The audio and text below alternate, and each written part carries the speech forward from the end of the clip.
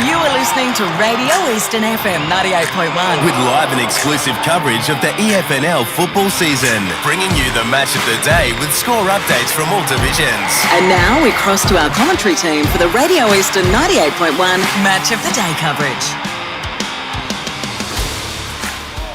Good afternoon, ladies and gentlemen. Round 2 of the Eastern Football Netball League continues this Saturday afternoon, coming to you live from Vermont Recreation Oval in another Anzac Day contest. It's Vermont taking on Doncaster East this afternoon. An intriguing contest. Both sides had wins in round 1, so it's set up beautifully for a very good contest this afternoon.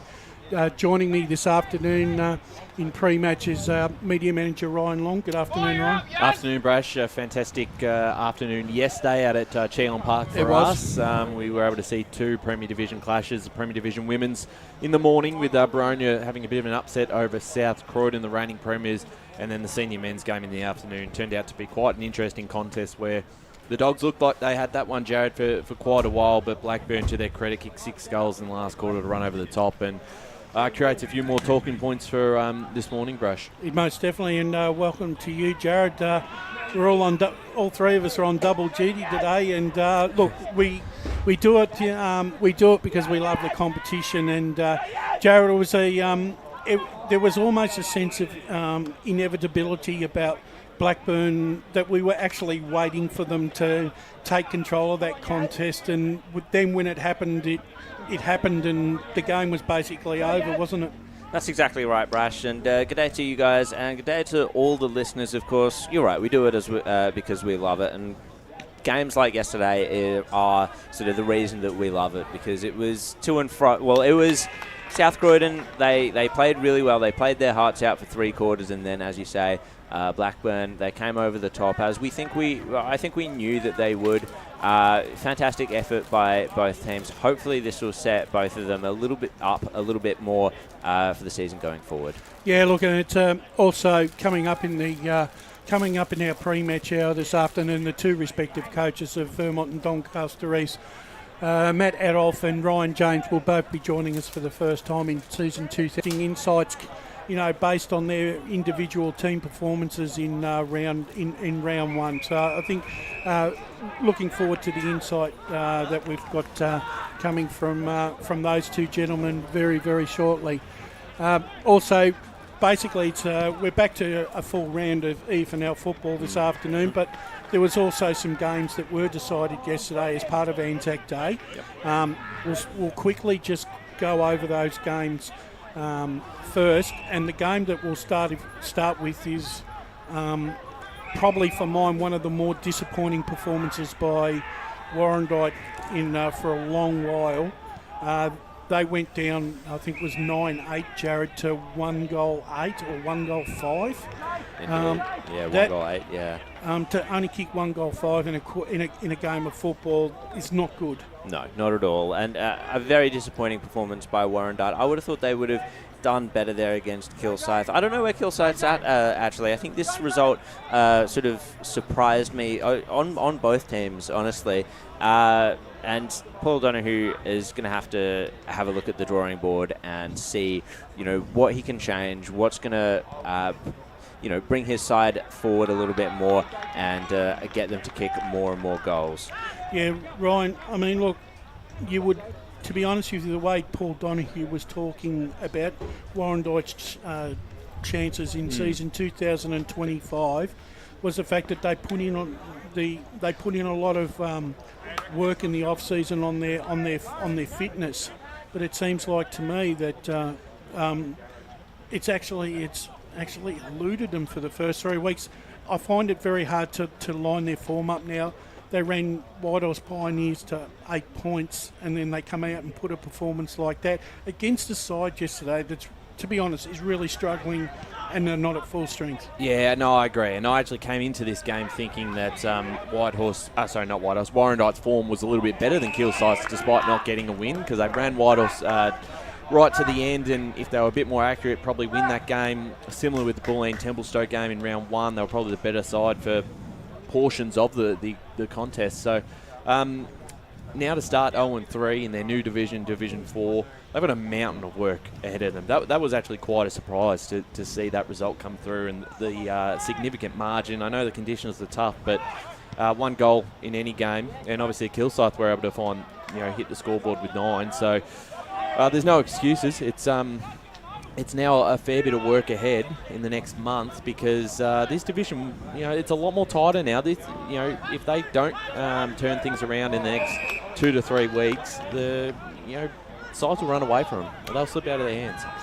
Also, well, it's just finally made it into the broadcast area this afternoon. Good afternoon to you, Matt Spider-Lee. How are you, Matt? Very good afternoon to you, Brash, and all of our listeners and viewers. Great to be here, and fantastic day once again out here at Vermont Recreation Reserve. Looking forward to the contest at hand this afternoon, and just interested in your comments there, you boys, in that discussion. I was going to ask you, do you have any thoughts on Warrandyte's inept start to the season? It's certainly concerning for them. Look, I mean, we probably thought they would have got at least one of the wins, but not to be kicking scores is the major concern for them. They're just not hitting the scoreboard enough, and that's their big problem at the moment. Probably getting enough of the ball in terms through their midfield, and their connection pieces are just not working for them at the moment. So they've got a lot of work to do to try and get their season moving, because they've got to try and salvage what has been a pretty disappointing start, that's for sure. So Paul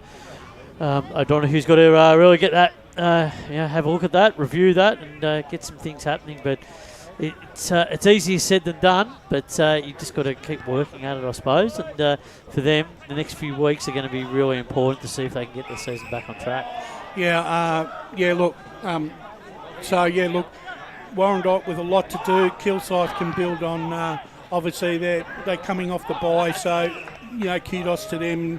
Hardly having a game of football, so they can move forward with some continuity now, with some, and be able to start stringing some games together. Let's move up and do Division 2, and Division 2 was the first edition for 2025 of the Park Cup, and in what can only be described as a dour affair, it was Ringwood 6-9-45, and in some quarters probably getting the upset here over Heathmont 4-8-32. Once again, both sides have been to Heathmont on a night game, and look, these scores are not a surprise, because these are the scores that happen in this particular type game. If that game was played this afternoon, it'd be interesting to see what the result of that game would potentially be. I mean, would we have a score line like that? I mean, the game just wouldn't be played it wouldn't be played in those conditions. But would it be? I would think it'd probably be close to a 10-goal to 12-goal game. Exactly, and that result probably could be different. I mean, it's amazing to think that the Ring would get the victory in that set of circumstances. But this goes to show you, Heathmont, they are they the team that we're dreaming that they're going to be. They're just not living up to that expectation at the moment. That was what I was going to ask you, Jared. Have we been seduced by Heathmont's recruiting, and based on previous years' performances with the squad that they had, that they should be performing better? I mean, the one caveat that I will give is that when you do have new recruits coming in, and also a lot of their players who were injured last year coming back into the side, it might take a bit of time to build cohesion and continuity, but you'd still expect a better result than this. Like, even with that caveat, I don't think it's necessarily acceptable on Heathmont's part to have only kicked 4 goals that game. Right. And that forward line demands more than 4 goals. I agree. I actually thought that was a really disappointing result from Heathmont, and we've talked them up a lot in the pre-season. Maybe we've done that too much and got too in love with the recruits, the guys that brought back to the club. Someone like Harry Isaacs, who, according to a couple of people down there, was really impressive last night. But again, potentially they leave it to the same few. I mean, in the best, Jordan Haynes is best on. He was really good last week. You know what you're going to get from Mullen Jimmy Hugh. And potentially a few of those other guys on the list have probably got to step it up over the next 3 to 4 weeks, because we saw what happened last year with the slow start to the season, and they were never able to recover despite building some form later on. So they can't afford to lose too many more games. The other story is Ringwood. They needed Absolutely. They needed a win, and that was a fantastic win for them because particularly after that first game against Mulgrave, they were under the pump a little bit, and just to be able to defeat their old rivals out at H.E. Parker, they would have been really, really pleased with and the thing is, I think they've conceded over 100 points, and I think in both their games, Ringwood. So defensively, they would have been right under the kibosh last night. So Would they advocate for more night games? It might suit them. Well, why not? Look, it's. But look, these games, you wouldn't be a betting man next time that when Heath might go to Ringwood for Edition 2 and later in the season that Heath might probably take the points in that game. They do like to split it 1-1. But that could just be the 8-point game that Ringwood need. That could really come in handy for them at some point during the year, where that could give them that little bit of a buffer in terms of what they're trying to do and get out of the season. Another Anzac Day clash yesterday was in Division 1, and Beaconsfield, who we expect to improve and be right up there this year. They travelled to South Belgrave, and once again, it seems to be at the moment that South Belgrave is Beaconsfield hoodoo side, because they've gone down to them again, not by a big margin, but it was 14-11-95 to Beaconsfield 11-7-73. I've got no scores or goal kickers or that here yet. So look, I do have the goal kickers for you there, Brash. So it was 3 to Taylor Garner, 2 to each of Ricardo Dario, Damien Garner and Blake Simonson, and then 1 each to Sean Bartels, Calvin Dario, Mitch Garner and Roger Mazzone and Braden Ryan. We'll get to the Beaconsfield goals, of course, soon, but right now joining us in the van is Vermont Senior Head Coach Matt Adolph. Hey, Matt, how are you? Good, going well. Matt, congratulations on getting the Vermont job first of all. Pre-season, your practice games leading into round 1, a really good solid contest against Mitcham. Look, they probably had the better of Vermont for best part of 3 quarters and 20 minutes, but Vermont being the side they are, were able to find a way to win that game. How did you assess that performance? Yeah, I mean, you can be super critical, but you don't want to be playing your best footy round 1 either. No. I think we had patches in every quarter where we had 10-minute spurts, and then that last quarter we probably played 15, 20 minutes of good footy. In the end, they played really well. All credits. I mean, you look at the result last night between East Ringwood and Mitcham. All credits got to go to them. They're well coached. They're well drilled. They've had the same coach for 4 or 5 years now, or longer. But their crew of players have been together for a long period of time. So we knew it was going to be a hard-fought contest. They didn't allow us to get the ball moving we wanted to, and at the end, it's probably just a little bit of polish towards the end and getting the footy to good areas that allowed us to get the 4 points in the end. I think I thought Baglava was on top in the ruck against Liam, but I think what actually happened when you put Tyson in the ruck, he started to jump into Baglava, and then I thought Vermont started to get that win those centre clearances 50-50, which gave blokes like Johns and Greenwood an opportunity to start swooping on the ball, and I think that that move was a very important move in the overall scheme of things. Yeah, I think Zach is very good second ruck for us, and even speaking to our midfielders, they love him being in there as well. Yeah. To be honest with you, Liam was second game back in 6 months, so we knew that he was going to be up against it, and we just needed to get him through. Unfortunately, we'll probably miss him for the next 10 weeks with a fractured kneecap, but Thiessen is a good second ruck. Today we've got young Strawny that will start centre bounce for us.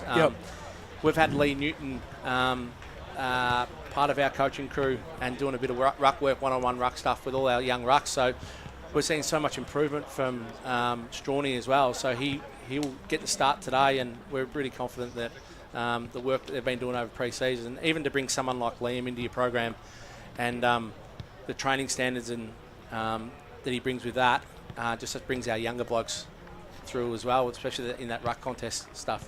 And Matt, for yourself, obviously slotting into the role, you've been at the club as an assistant. Has that sort of helped with the transition into the senior group, knowing that you've already got that relationship with the playing group as well? Yeah, definitely. I spoke to Parks 4 or 5 years ago about coming and being an assistant. I wasn't ready to come to local footy then. I still wanted to try my hand at the state level and coach league stuff. So then when me and Parks spoke 3 years ago, started 23 season, and I come from playing at Scoresby and played a few years at Nuttawading, and you always look from afar of what inside these four walls and what makes them so good. I think on average every 4 years they win a flag, so they've won 25, I think. So you're always a little bit jealous and trying to understand why they're so successful. And then you come in the four walls, and then the people around the place, the community feel, the investment they put into the players, the coaching crew, all that kind of stuff. Everything I've asked for, I've been able to get. I haven't been heard no yet. So, it's a great club to be part of. Even when I got firstly interviewed by the paper, they said, "Oh, do you know it's probably the most sought after local footy job in Victoria, let alone Australia?" And I said, "Oh, well, I never really thought of it in that regard." So, but I owe Parks a fair bit to that. He backed me in the playing group. I'm sure they went to the playing group to ask him if I was the right bloke. And in 23 we made a grand final. 24 we probably stumbled to the line a little bit in terms of we just didn't have enough depth in our playing group. So it's exciting in terms of what this group can do. But I think they didn't need big change, so that's why probably they went with me instead of someone from the outside, which is good. I'm forever grateful for it. You've mentioned in the past that there were a couple of holes in the list, and you've brought players in to balance that up. Can I just get a bit more detail in terms of that, and in terms of which players are we looking at today out in the field that are going to be filling those holes for the Eagles? Look, I mean, Sam Wiedemann's probably come in is the obvious one, but not just what he brings on the field, it's what he does off the field as well, like training standards, what he can bring to me as a coach and teach me as well. But also we've got young guys like Kane Emery. He played last week, part of the Northern Bull Ants program. He brings speed. Kane Oppie will play on the outside today. He brings speed. And who else have we got there? Noah Burke. Yeah, Noah Burke. Like, we've got 10 blokes that are in our senior program right now that can play under 19s footy, but they're choosing to play senior footy, which is exciting for our group. I think the average age is about 22 or 23. So if we can keep them all together and get those lower division. He's been a really important player for Vermont over the last couple of years, but obviously he went down with a knee injury in that grand final, and probably that was a bit of a turning point in terms of what happened on that afternoon. And he's got that physical presence, body over the ball, etc. And I think you missed that a lot of part of last year. What sort of, I suppose, brand are you sort of trying to instill into this playing group and philosophy to try and make the Eagles go forward and be that better team with a player of his calibre, having that physical presence? Yeah, well, I mean, Alex is an older professional, and we walk taller with him playing, no doubt. And what he brings to our footy club when he is out there training is something that a lot of the younger players, he's been in the AFL system, so a lot of the older players feed off him, asking questions, all that kind of stuff. But in terms of what we want to do, we want to be a team that's really hard to play against. We're system-based. Defence is really important to us. But once we win the footy back, we want to be exciting brand, get it to good areas. And just, to be honest with you, it's pretty simple. That we just need 22 blokes, week in, week out, doing their job. Not going outside that. We don't need to see half-backs inside our forward 50.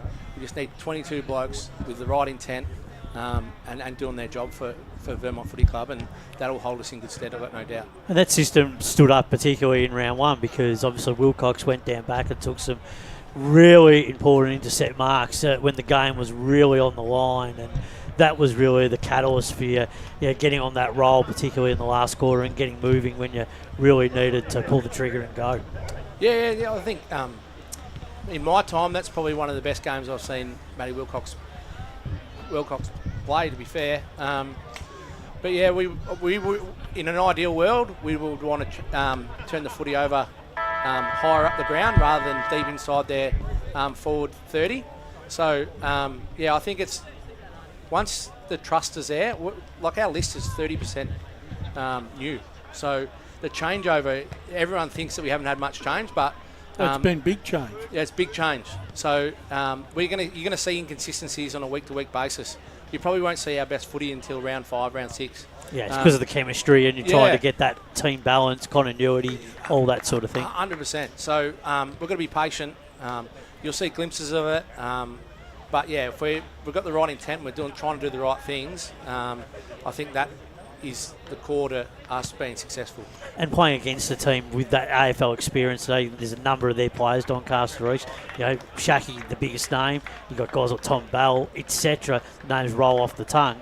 You're going to really have to put some work into a lot of those players today. Yeah, you do. But I think, like if you look at the side 1v1, I think that we can definitely match them in every area. Like James Ross goes to O'Brien, they're pretty similar in the way they play. Rossi's probably arguably the best defender going against arguably the best forward. So, and then we bring Tyson Himes in that matches up well against Bell. We've got Vass that will probably go to DeLuca inside there. We've got Greeny and Johnsy inside there too. So I think we match up pretty well against them. In my time, we haven't lost against them, which is pleasing. But then we beat them in a final, and we've beat them both times throughout the year, which is gives us a bit of confidence going into today as well. Well, Matt, look, and I actually also think after looking at both watching you live last week and Doncaster East on tape, I think both sides will have appreciated a really good solid hit out heading into this afternoon's contest. So I think so the pressure will be on for the 4 quarters, and you can see that neither side will want to be giving an inch either. No, that's it. I mean, in my pre-match I said, like, if our pressure's not there, then it's going to be a hard game for us. But I mean, in this competition, if you're 5 or 10% off, you're off. Does not matter who you're playing, then it's going to be a hard day for you. The last thing you want to do is be playing catch-up footy all day.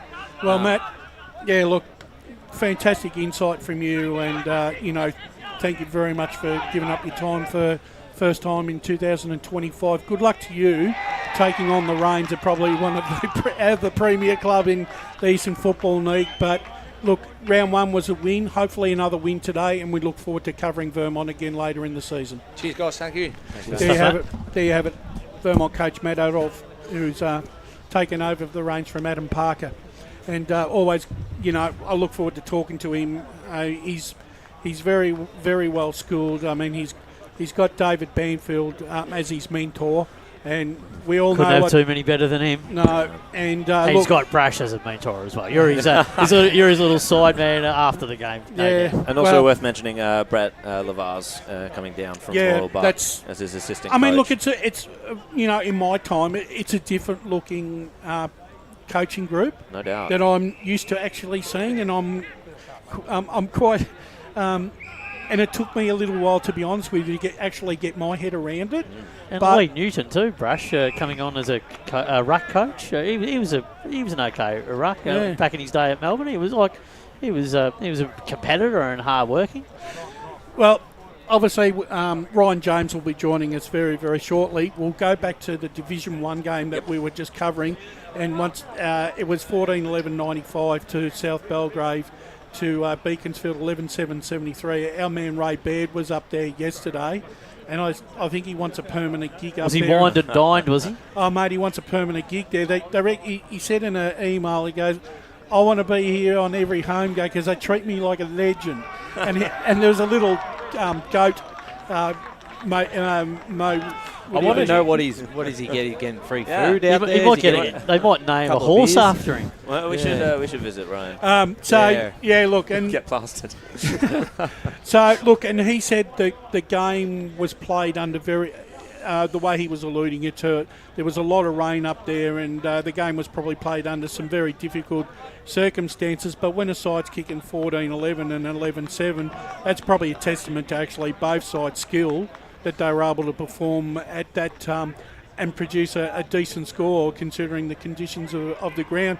South Belgrave have started off fantastic this year. 3-0 now, I believe they are. Yep.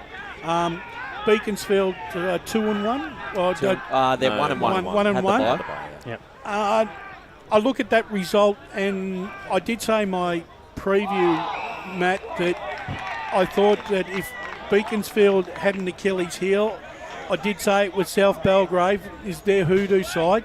If they're going to win, if they're going to take that step, they're going to find a way of beating them, don't you think? Oh, absolutely. Look, it's always a psychological mental battle when you have it over one particular team, and they're going to certainly have to work their way through that. I mean, they haven't beaten them yet, so Beaconsfield will have to. to. The final last year. Exactly. So what they'll but during a home and away when they need to. So they're going to have to address that at some point during the year, and they'll get their opportunity in the return game a bit later. But look, I think for Beaconsfield, as much as they'll be disappointed, they'll take something away from that game, knowing that there was some players playing in VFL games across the weekend.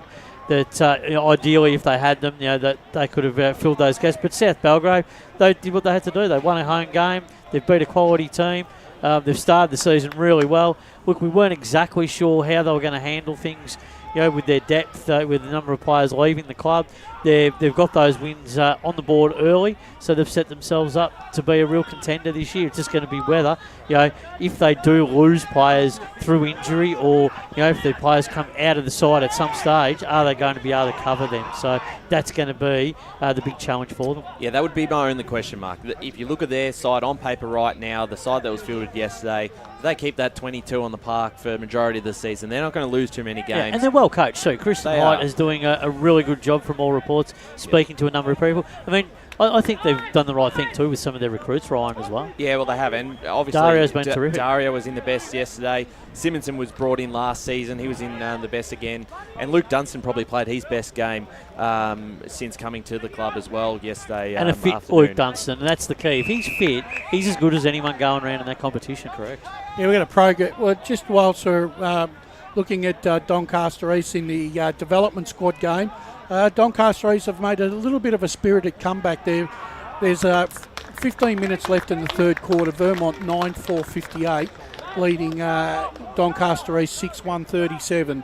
So at once, Doncaster East, they were behind by about 40 points early on in this game, but they've made a really good fist of it and are sort of back in the contest. Let's talk about. We had two games in Premier Division yesterday. One was at 3:45, I believe, yesterday afternoon. It was East Ringwood 10-10-70, defeating Mitcham 10-4-64. I didn't see the margin coming, but once again, from all reports, it looks like Mitcham have given East Ringwood one huge fright, Jared. Yeah, definitely. It was a 20-point margin at halftime, and I think that it got out to about 27 points at one period of the game. Yeah. So I think that speaks a lot to Mitcham's. I mean, I'm going to keep using this word for Mitcham throughout the year, I reckon, especially if they keep putting up performances like this. It's their tenacity, and they just don't die. I think it's fantastic for a club coming up to Premier Division. Of course, it's a loss. Of course, they would have wanted the 4 points.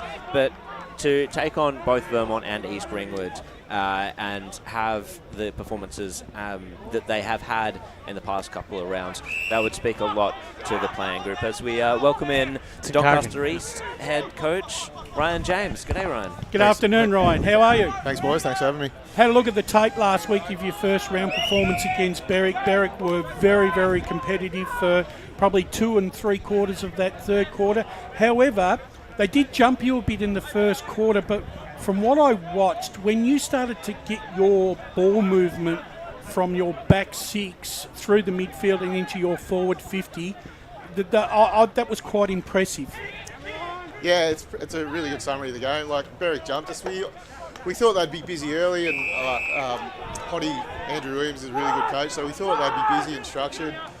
We worked into our game pretty maturely, and I felt like as soon as we got our ball movement going, I felt like last 5 minutes of the first quarter we got it going. After that, we controlled it. I was really happy with our ball movement. I think that's our highest score that we've kicked in a year and a half. I think the thing that probably impressed me the most was the fact that, look, Berwick in previous seasons have tended to drop off very early with their intensity in that. But like I said, they really gave it a really good go at it. And like you said, they probably run out of petrol tickets because they probably didn't have the class of play to carry them through the full 120 minutes. But that being said, that game actually in itself is a really, for your boys, is actually a really good pipe opener for a contest like today. Yeah, I agree. So the interesting thing with us is not many people know. Over the last 2 years, we've transitioned out a lot of older players and been like league legends, club legends like Whitey, Fez, Zach Clark and all those boys. But last week we had 12 under 20. So we're actually a really young group. And for them to be challenged, be 4 goals down, I thought our leaders really stood up. And, I agree. And they didn't really panic, and they just showed the boys and we've spoken about this year. We had a disastrous year last year, and we got what we deserved.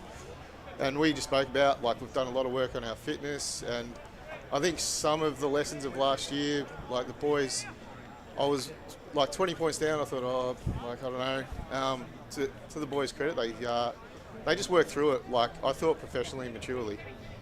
And one of those younger boys, Jay Rankin, who's come to the club this season, we've seen him a bit at Fair Park and what he can do at that level. Had his first senior game at the Lions last week. What did you see of him, and what can we expect from him today in his role at Doncaster East? He'll play a little bit forward. He'll go through the midfield at times. We've been really impressed with Jay. He's an exceptional talent. Some of the things he does at training, he kicked a goal the other night at training where it stopped the whole training. Which was like, oh, geez. Right, you should have seen him up at Sylvan last year. He takes his absolute screamer, so he can take a mean grab as well. Yeah, and it's just giving Jay the confidence. At the moment, the biggest thing I'm probably talking to him about is he reacts off Shaq and Tim a little bit, so he doesn't feel like he can go for it. So our biggest thing is getting him to go for it, because when he goes for it, he's a powerful unit. We get AFL clubs asking about him weekly. How's he going? How's he tracking? He's an exceptional talent. To a degree, he doesn't know what he doesn't know yet. But he's going to, today, I reckon he's hopefully $1.01 to take mark of the day and kick goal a day. And yeah, there'll probably be some moments that we want back, but yeah, we're so excited to have him and so grateful to have him at our club. And you've talked about those younger players, how many you've got under the age of 20. But adding on top of that, you've got some experienced players to really work them through. And then you look at the guys like Tim O'Brien, Shaki coming to the side this year. Not just their ability, we know what they can do on the field, but how have they been off the field as well and training during the week with that younger group and developing their game as well? Yeah, I can't, especially Tim. I can't fault any of our boys that have played at a high level. They're so giving to our young boys, and I think it's just good for our, even last week we kicked 17 goals and Tim and Shaq contributed, but they didn't have to kick a 6 or a 7. I think that's where we get the benefit as a club, where we are able to get players like Tim and Shaq are good mates. It's the coaching they do Tuesday to Thursday and even Saturday out on the ground. Whilst we're young, I've got trust that I've got other coaches out there. So, good to be speaking to you, Ryan. You might be getting sick of getting fielding questions about the former AFL players, but I am curious about sort of what kind of challenges do they face when they come down to a local level? Yes, we have this chat a lot. So even just talking to Shaq, the biggest thing is, in some ways, he thinks it's harder at this level because you might be out on a lead and the kick just misses by a tad. But I think the biggest thing for Shaq is I don't think you underestimate it, but the quality of the opponent. And obviously they get attention, but each club in Premier now has got top line of 10, 12 VFL, AFL players, coach league players, or just really good footballers. When you do an Oppo review in Premier, you've got to limit yourself. All right, this guy's really good, but we can't review everyone. I think it's just a credit to the league. It's just the level. We played a game against Roval last year, and they pantsed us. And Tim's big talk to the boys in the review is, this isn't that far off VFL anymore, especially with the salary cap and the VFL dropping, and like a lot of boys like Shaq and Tim and all that, they've got offers to go to VFL. Tim had a rookie list opportunity last year, but they just wanted to go back to local footy. So I think it's just standard of the comp is the biggest challenge. And they probably don't have the Bont kicking it down your throat. Whereas Shaki was getting laced out by Bont, in Marvel Stadium. Look, Ryan, great to have a chat. Look, I want to go back just a couple of moments when you just said you got what you deserved from last year, because I suppose when we analyse Doncaster East, you know that when you've got the experience of calibre of players that are on this list, there is scrutiny, because you go, well, hang on, it's a top-notch list. It's probably got it's either the top 2 or 3 teams in the competition in terms of list potential and its growth. So you accept that, but to only win 5 games last year and only beat Berwick and teams like Norwood, and then have those big losses against some of the Roval, Baldwin, etc. And then you said that at one point last year it was due to a lack of a pre-season. What were some of those areas that you actually addressed to try and make this season better for you going forward?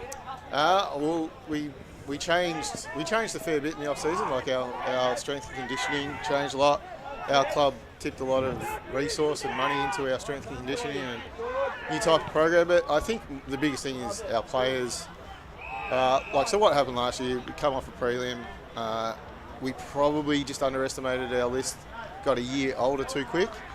And then some of our recruits come in and thought they were going into a prelim side, just plug in and play. And I think everyone probably... Can that be a coaching thing from you as well? Or can you sometimes get a bit more too over excited about what, and then sort of get carried away and go, hang on, maybe we should have just pulled it back and then reassessed and go, okay, we still got to get back there again? Do you sometimes not actually take that into consideration? Yeah, I think you always reflect as a coach, hindsight is a wonderful thing. Like, we just didn't nail much last year, but and then because of the lack of pre-season, then we got good players injured, and that was because of lack of pre-season, and we just chased our tail. But the thing that I'd say with this group was, whilst we had those 2 really big blowouts that were really disappointing, people probably forget, we played close to 50 senior players last year, and I don't think there's too many in Premier that do that.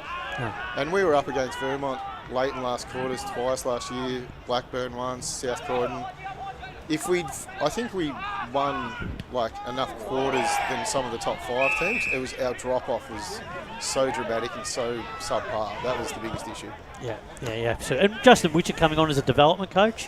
What's he been like so far since joining the club, and what sort of role has he been playing, even to mentor someone like you, because he's had a lot of footy experience around the traps? Yeah, Justin's been super. I think we're extremely lucky to get a senior coach in his own right come in and want to coach our development. His role is just he's probably able to have the harder conversations with some of our younger kids, and I've just got that trust that I can't be everywhere the whole time, and that was probably a fault of mine last year. I was trying to put fingers in holes everywhere, so just that's seen it. And even our development boys, we've got really young out here today, and they're just getting really good quality coaching. Ryan, a couple of quick ones from me, finishing up. Obviously, most of the season this year going to be dancing with the devil with 46 points every Saturday afternoon. And B, does Hugh Johnson get first dibs on Sam Wiedemann this week? You want to come to our match committee, Brash? The points are a bit of an issue. We've probably got 3 or 4. You're not the only club that's going to be doing that either. But I think every club needs to do that now. But what we're trying to do is, with these younger kids, is get to a situation like a Roval, who we look up to. We've got a lot of one-pointers. But the other thing that I would say with the points is, everyone says, Donny East get all these ex-AFL players. We're only able to do that if we've got a lot of one-pointers. That's right. So it's a bit of a balance. And on Hugh Johnson, you're 100% right, Rush. I've coached Huey at Port Melbourne as a backman. I probably got sucked into playing him forward last year. Hugh will get first crack. The good thing is we had 2 or 3 players. I probably had 2 or 3 players come to me this week wanting to play on Sam. So well, that's a good thing. Yeah, we'll see. Yeah, he's a very good player. Maybe not at half time if it gets out of control, but you've got to have faith in Hugh. Yeah. Hugh's played VFL footy. He's Sam's played AFL footy, but they've been swimming in the same pool. So that's right. We look forward to that. It'll be a really good contest, and if it doesn't work, it probably hasn't gone our way. Well, Ryan, thank you very much for coming on board for the first time in 2025. After a disappointing 5-13 season and a good win in round one, hopefully this side can turn the corner for you and have a good season and be there at the business end of the season. I appreciate it. Thanks for your time, boys. Thanks very much. Cheers, there we have coach for Doncaster East, Ryan James. Always good with his time. And, once again, like we had with Anthony Fagan and Brendan Allen yesterday, I'm always impressed now with Spider with the information that we're getting out of, especially the Premier Division coaches. I think it was really interesting for me what I just learned out of Ryan, and only just speaking to him for the first time directly. I get the sense that on reflection and after the disappointing results of last season, that he's taken that very hard, and that he now is wanting to address that and bounce back after what was, they had a lot of expectation last year. They had a lot of disappointing results, but he's wore a fair brunt of that, and now he's putting the resources and the things in place to try and go a bit better in 2025. Well, gents, that's the coaches done and dusted. We're going to take our first break. It's the big Anzac Day clash here at Vermont Recreation Reserve this afternoon. It's Division 2 in Premier Division. It's Vermont versus South Croydon, and we're coming to you live on Radio Eastern 98.1 and all around the world on Facebook and YouTube. For a momentous occasion, coffee with the ex. She needs jeans she can move in because she's definitely moved on. Jeans that get a second look, but don't give any second chances. Jeans that say, why yes, I have spent the last 8 months in a post-breakup juice cleansing, kickboxing, personal training frenzy. And it looks as though she's just found the perfect pair. Yeah, that's great. Bravo, Lucy. For all of life's little moments, there's Eastland. Eastland. Live real. Sprained your ankle bursting through the banner? For bumps, breaks or bleeds, be seen sooner, close to home, at Knox Private 24/7 Emergency Department. You'll generally experience shorter wait times. Knox Private 24/7 Emergency, 262 Mountain Highway, Wanturna. Do you feel good about your bank? Because there is a bank you can feel good about. They share their profits to fund big community projects, small community clubs, and vital emergency services. They've given $250 million to help Australian communities thrive. They have all the products and tech you expect from a big bank, with service you don't. It's Bendigo Bank. Feel good about who you bank with. Try Bendigo. Search bendigobank.com.au or search Bendigo Bank near me. Tobin Brothers Funerals wear their heart on their sleeve. Their clear and easy-to-use website and Memory Maker app make it easy for families to make an informed decision. Here's James McLeod, Managing Director of Tobin Brothers Funerals. There's no mystery about our pricing. It is clearly displayed on our website and our app. We have staff standing by 24 hours a day, every day of the year to assist you in your absolute time of need. Visit tobinbrothers.com.au. Tobin Brothers Funerals, celebrating lives.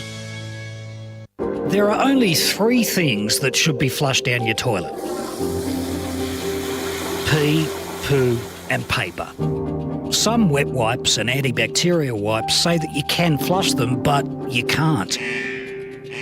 They clog up the toilet and pipes, causing expensive blockages. Save yourself a truckload of trouble. Put your wet wipes in the bin. To learn more, head to the Yarra Valley Water website, yvw.com.au/wet-wipes.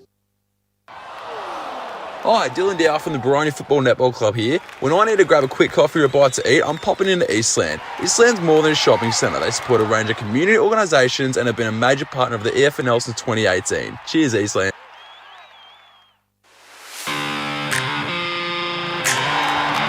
You are listening to Radio Eastern FM 98.1. With live and exclusive coverage of the EFNL football season, bringing you the match of the day with score updates from all divisions. And now we cross to our commentary team for the Radio Eastern 98.1 Match of the Day coverage.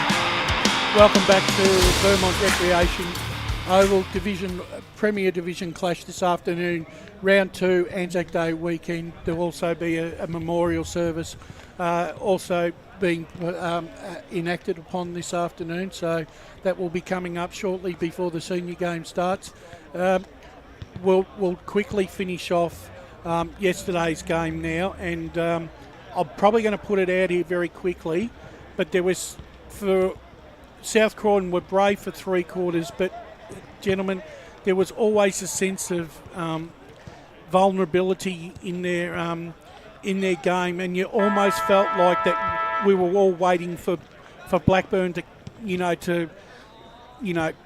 come over the top, and they produced a big last quarter yesterday, and they got the Chocolates 12-10-82 to South Croydon 9-10-64. Ryan, what did you glean out of that quickly? Well, I actually thought South Croydon for probably 80 minutes of the game were the better side, and particularly with the conditions, I think they mastered them for most of the game. They played it to perfection. They had some guys around the ball who were really clean, like Dano King, and they made most of their opportunities, particularly in that second quarter against the Breeze. Were able to do that. You look at Blackburn and the way they finished the game. Potentially, if this was a dry conditions game, they may win that game by 5 or 6 goals. But the guys in the last quarter from Blackburn, the ones that needed to stand up, did. Patrick Lawler was just phenomenal. I thought he was best on ground by a mile, with particularly his second half performance. The last quarter was exceptional. Yeah, absolutely. Well, their number of clearances, guys they were just simply brilliant. Then McAdorian, when he went to the middle of the ground, just gave him that little bit more grunt work as well, and then finished off with a couple of just superb goals. Oh, yeah, absolutely. Final thoughts from you on that game, Jared? Yeah, it was a promising performance by South Croydon after the round 1 loss against East Ringwood. I think they were able to take the space away from Blackburn for most of the day. They were able to take away the corridor as well. The pressure that they put on didn't even die in the final quarter either, which I think was really impressive. Blackburn just figured them out and got their game going in that last quarter, and essentially blew them off the park. Well, but they got aggressive, Jared. They got aggressive. Yeah. They attacked. They really took risk, and that was the thing. They didn't take that risk early in the game. They were very conservative, Blackburn. They were trying to, in the conditions that were presented to them, they tried to play dry weather footy in the wet, and they just didn't adapt, and that was the reason they were behind in the game. But once they adapted, later in the game, when the game was actually on the line, that was when they got their mojo. That's when they started to get the run and the carry that was necessary, and that enabled them to score, because they enabled them to defend as well, because they were really struggling to defend those balls that were coming in. Indeed. We've got probably about 8 or 9 minutes left to go through the games. The games that are set down for this decision this afternoon will keep in Premier Division. Ball, after, I won't say a disappointing loss, they were just outplayed on the day. They kept coming in the last quarter. They take on Roval, and this is a very interesting game.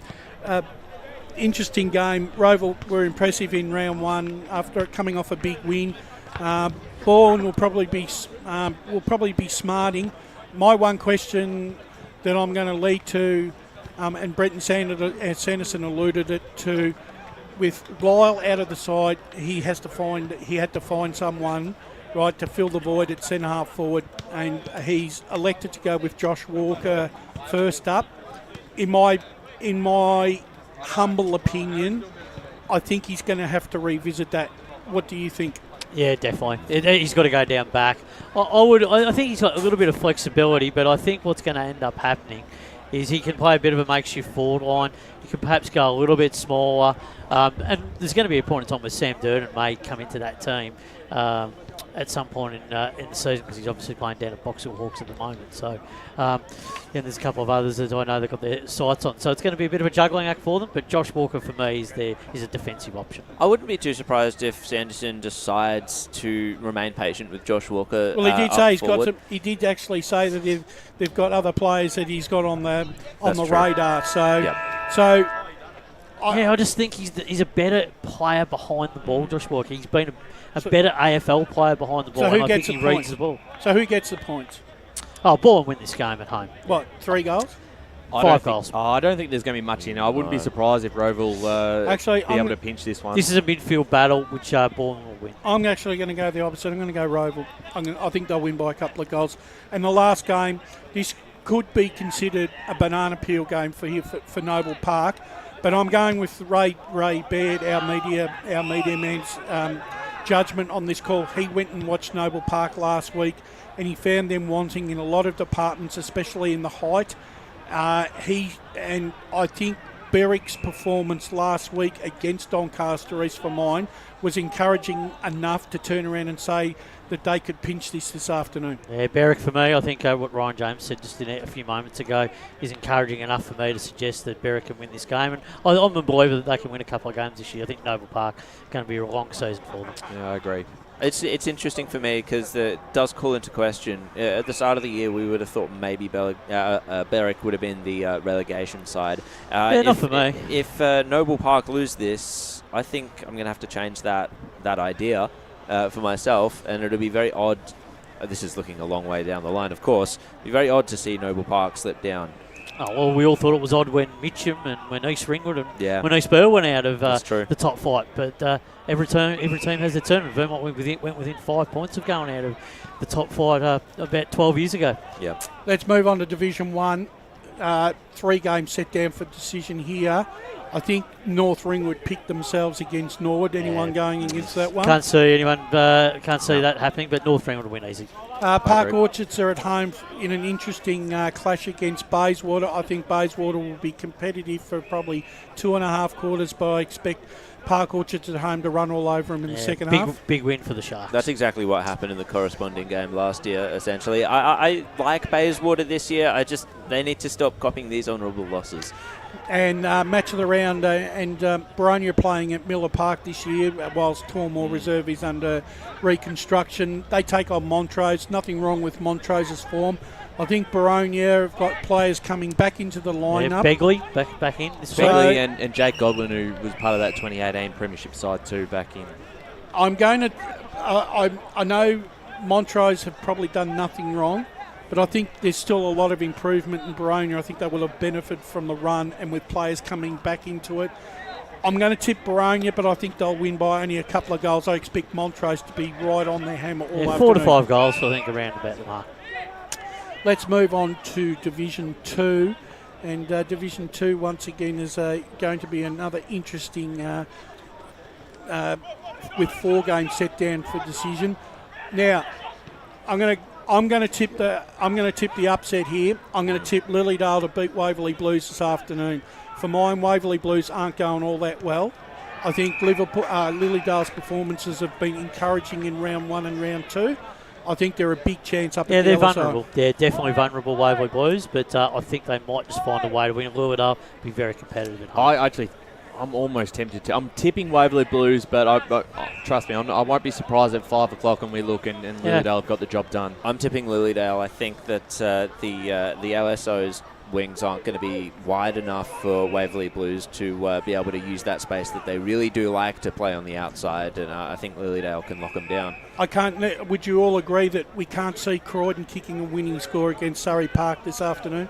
No, I don't think that's going to happen. I think Surrey Park, a big win coming. Croydon just unable to score. And unfortunately, it's going to be a long, hard yard afternoon for them. An interesting clash set down for decision down at Walker Reserve this afternoon. One Turner South, whose form's been encouraging in the first couple of rounds, they take on a red-hot Templestowe. Templestowe in really good form. They've got probably their best side on the park at the moment. I think it'll be a really good contest, but I can see Templestowe once again when they flex their muscle. I think they'll just have enough in the tank to outlast One Turner South.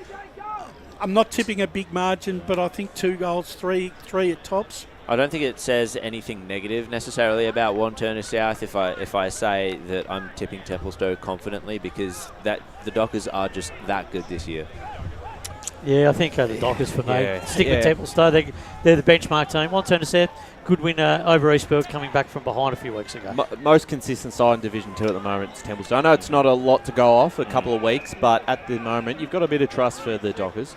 Look, on paper this game suggests that Mulgrave win convincingly about East Burwood, but I actually don't know about that, because these games in the past, East Burwood have been in a lot of these in this contest against Mulgrave on a lot of occasions and just haven't been able to finish the game off. It's at East Burwood. No, it's not. It's at Central Reserve. Central Reserve. Obviously, East Burwood's under the ground's getting redone. So look at neutral ground. Anything could happen. East Burwood, their first 2 games, they've been 9 points and 1 point loss. They've been competitive.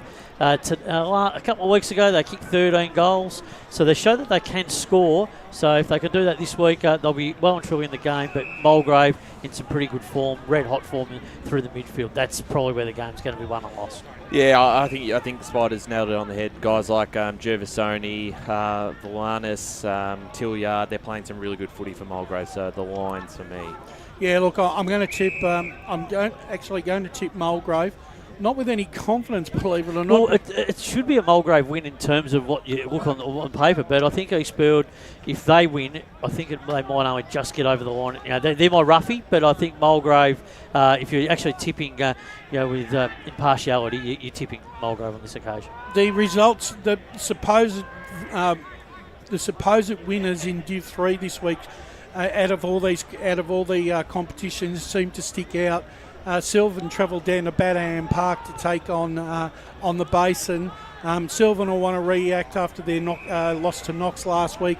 I know Basin will be on a high after winning their first game, but I think Sylvan, they've got a lot more to lose, and they can't afford to lose this game against the Basin. It's been a while since I've been to Badham. It is quite a small ground, is it not? I think that will. I think that will suit Sylvan. And the scary thing for me is that Matty Lowe hasn't fired yet this year. I think he could get a hold of the Basin's defence. Yeah, bit of a concern for them, but I think Sylvan will win. But I think the Basin will be more competitive than what people are thinking. Danger game for the Cats. Yeah, it's definitely a danger game. Yeah. Our second game here is Coldstream, and I'm going to be quite blunt here. They're in awful form at the moment, and they just happen to be taking on Doncaster down at Donvale this afternoon. This is a big with a hope and a prayer for Coldstream. I can't see them getting over the line. Well, this it's week. away from home, and their away record recently has just not been good enough. And to lose that game a couple of weeks ago at home to the Basin, that was just an unacceptable loss. And they've got a bit of work to do, that's for sure. The 50-50 game for mine in Div 3 this week is Oakley District versus Scoresby. I think Scoresby have been flattered by the results in their opening couple of rounds, even though they've flattered? been Really? Yeah. No, I Scoresby. I think they're going to be an accomplished team. I think this is a win that they'll be able to get. I think they'll win quite easily. Actually, I think they will win today, but I mean they haven't beaten much. Well, you can only beat who you play. Yeah. And they did score heavily against those teams as well. Teams which have been around Div 3 for quite a while. Yeah. Well, I think the next few weeks we're going to see a bit more of an assessment and measurement on them. Brash, I'm tipping Scoresby, but Oakley got to get moving. 0-2. This will be 0-3 if they don't get up here at home. Just got to get an early. Got to find a way to win. Yeah, that's right. Fair Park. Unfortunately, they're in a bit of trouble at the moment. They take on Upper Gully, who aren't in that good a form either. For me, it's a flip of the coin, and my coin has turned up Upper Ferntree Gully. I think it's a harder one for me. I think Fair Park, they in years past, they do pull off the win. Even if they have been in bad form, it's hard to trust them, but they have had those wins out of the box every so often. It's at home for Fair Park, and Upper Ferntree Gully, they're not... I don't know where they're at the moment. They're an enigmatic team to tip. They went down by 11 goals to Ferntree Gully in that rivalry game. Well, they're a mid to low team, but I think they'll have too much class for Fair Park. I can't see it. And finally, Ferntree Gully are at home to Knox. So, whilst the Gully's form has been okay, I think Knox get the job done here. Yeah, you'd think so. The Falcons are going okay at the moment, and they're going to be one of the teams to watch. But they're a real contender, and Ferntree Gully, they'd have to play out of their skins, I think. Another big game for Jane Stevenson if they're going to win that game, but it's going to be more of a collective effort. But I think Knox, they've just got scorers from everywhere there. I think they're going to be able to really put some goals through this afternoon. Too strong across the ground for me, Knox. Sorry, guys. And finally, two games in Div 4. I think the winners are well disclosed here. I think Churnside Park get the biscuits over Forest Hill, and I think the White Horse at home will overcome Croydon North Hemlock. Yeah, I think that White Horse Croydon North game will be a lot more competitive than people think. They've been good, the Kangaroos, and White Horse, we know what their capability is as well. Well, gents, that's pretty much done and dusted for another Saturday afternoon at the local football. Thank you to you, Ryan Long, Jared Beanland, and Matty Lee. And, no worries, Rush. And we look forward to assembling the call team as we come back after the break. All the action coming up here at Vermont Recreation Reserve. It's the Premier Division round 2 clash between Vermont Doncaster East. It's live on Radio Eastern 98.1 and coming to you live on Facebook and YouTube all around the world. As Sarah opened her best friend Jackie's wedding invitation, she was overcome with a wave of emotion. While her 2 young boys wrestled on the floor, tears of happiness rolled down Sarah's cheeks as she saw the words she'd been longing to see. Please note, this wedding will be a child-free event. Well, Sarah, looks like we're off to Eastland for a new frock and some heels. And let's book in that babysitter. For all of life's little moments, there's Eastland. Eastland. Live real. At Yarra Valley Water, we know reducing your shower time, or show time, to 4 minutes can save you an average of $200 a year on water and energy bills. Shower shorter. Save water. Authorised by the Victorian Government, 1 Treasury Place, Melbourne. Sprained your ankle, bursting through the banner? Broke a finger, high-fiving the ruckman? Or did you run into the goal post again? For bumps, breaks or bleeds, be seen sooner, close to home at Knox Private 24/7 Emergency Department. The preferred provider of emergency care to the Eastern Football Netball League, you'll generally experience shorter wait times. You don't need private health, but there is an out-of-pocket fee. Be seen sooner, close to home at Knox Private 24/7 Emergency Department, 262 Mountain Highway, Wantirna.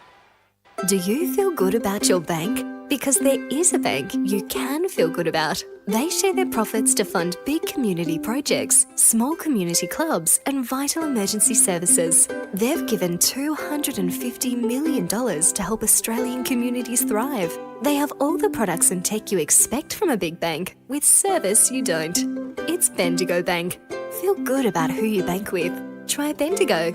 Search bendigobank.com.au or search Bendigo Bank near me. The first time I met the team at Tobin Brothers Funerals, I felt like I'd known them for years. They're so caring, honest and passionate. James McLeod, Managing Director of Tobin Brothers Funerals, sums it up best when he says, Every day our people get out of bed to assist client families in their absolute time of need. Our people love what they do, and you will not find a more highly trained group of people than those at Tobin Brothers. Visit tobinbrothers.com.au. Tobin Brothers Funerals, celebrating lives. Hi, I'm Ben Desson from Montrose Football Netball Club, and when I need a new kit for a night out, I head over to Eastland. But Eastland is more than a shopping centre. They support a range of community organisations and have been major partners of the Eastern Football Netball League since 2018. Thanks, Eastland. You are listening to Radio Eastern FM 98.1. With live and exclusive coverage of the EFNL football season, bringing you the match of the day with score updates from all divisions. And now we cross to our commentary team for the Radio Eastern 98.1 Match of the Day coverage.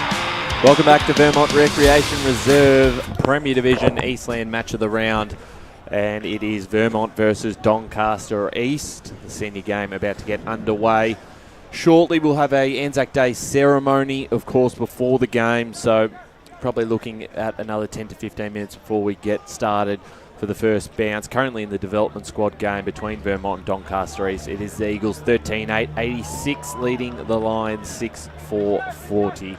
I'm Ryan Long, joined in the box by an experienced panel across the board. We've got Jared Beanland on the boundary today with Kate Green.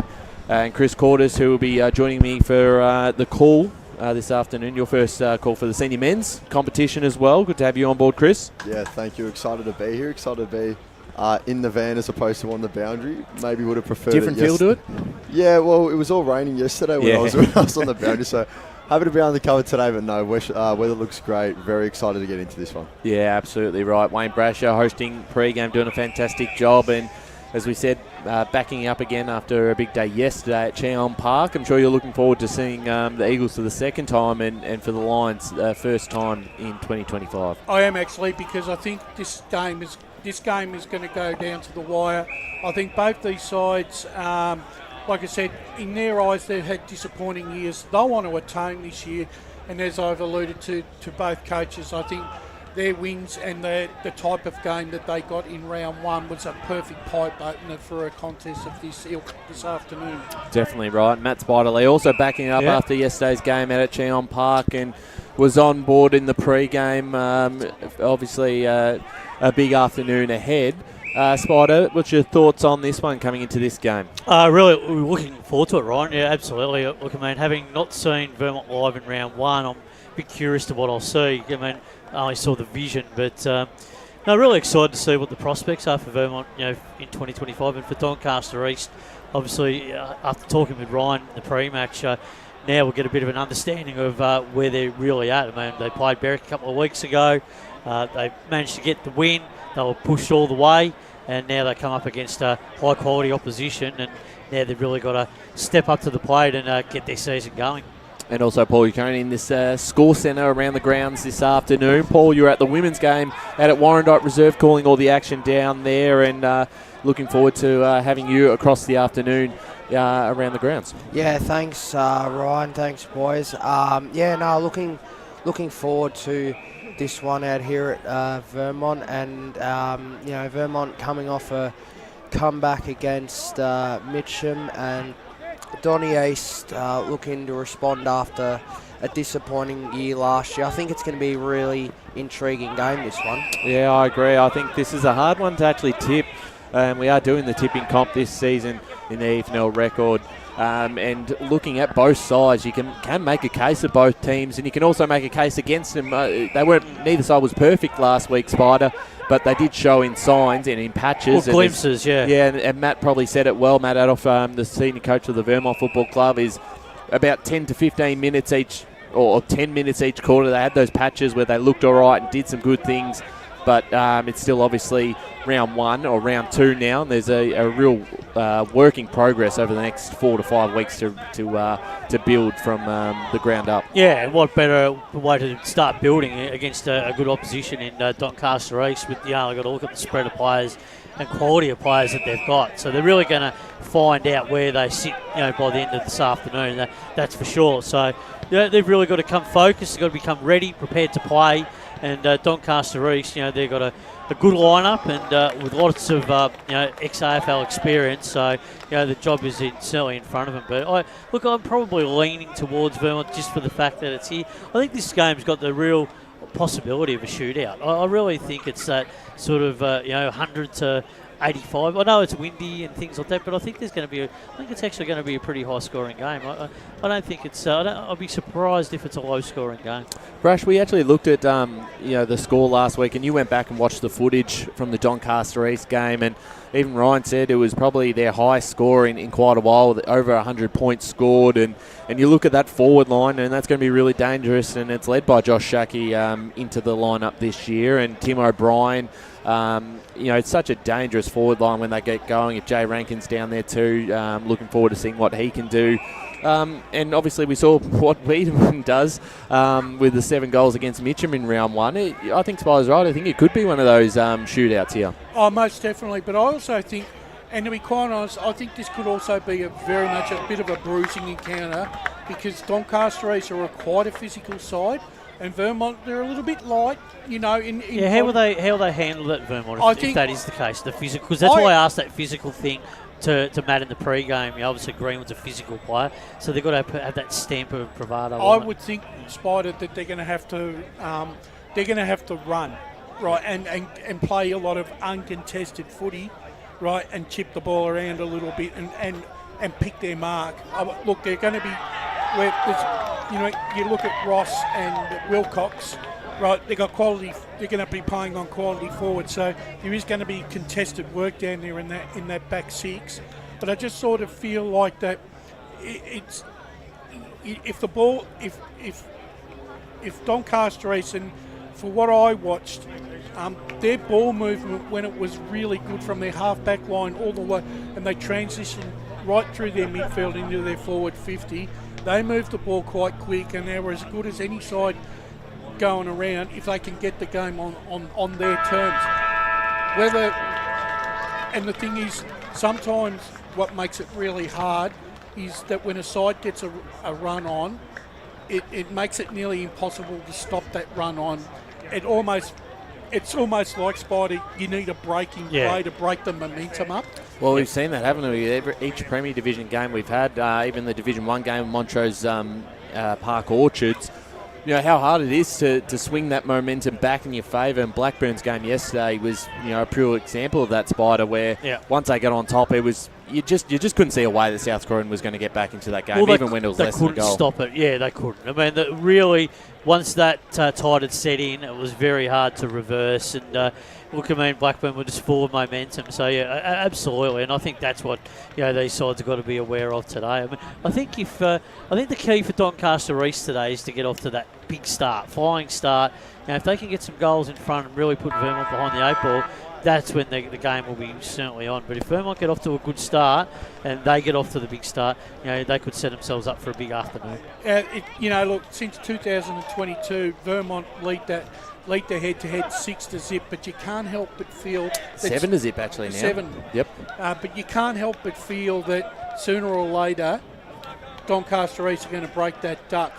Yeah. And I sort of... And I look at it, if Doncaster East are going to break their duck, I reckon this is going to be their best opportunity early on in the season to get it done. Yeah, and the 4-1 setup's going to be ultimately crucial for Doncaster East 2 today because there's not a lot of space to lead. So a guy like Shaki, if he gets hit lace out straight up the middle of the ground and he's having shots within 30 to 40 metres, he could have a real big day. And the ground won't be any issue to Doncaster East because I think both Serbi's Reserve and Vermont, they're not too dissimilar. They're not too dissimilar, and I think both sides.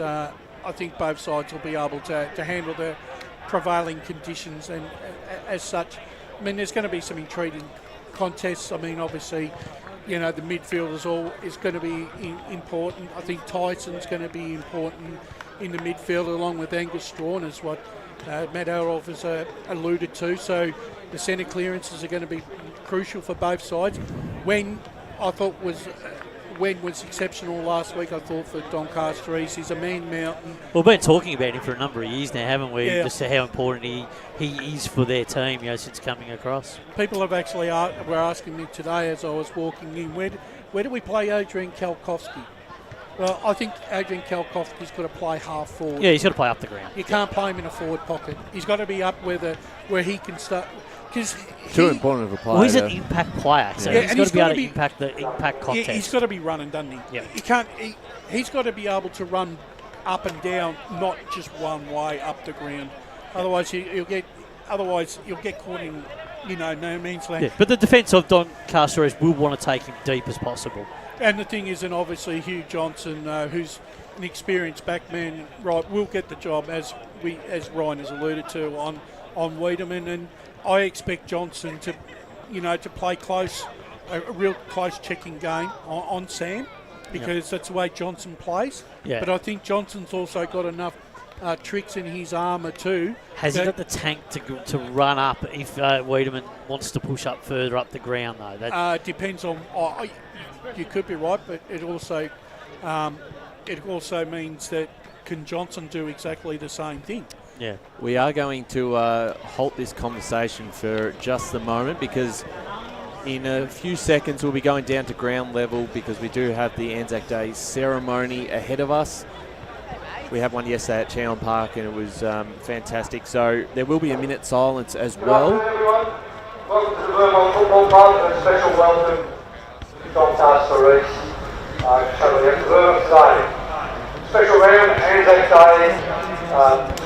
Everyone for attending. Before we begin today's game, take a moment to remember men who served and to serve in Australia's armed forces. Anzac Day marks the landing at Gallipoli on April 25, 1915. And Australia and New Zealand soldiers fought for the first time. Today we remember all those who have served, those who are still serving, and others who gave their lives in the service of our country. As we gather here, we reflect on the values of courage, mateship and service, values that continue to inspire us today. We now ask that you please stand in silence, remove any headwear for the oath of remembrance recited by Cadet Under Officer Hayden Zaney from the 31 Army Cadet Unit Ringwood, followed by the last toast and a minute's silence.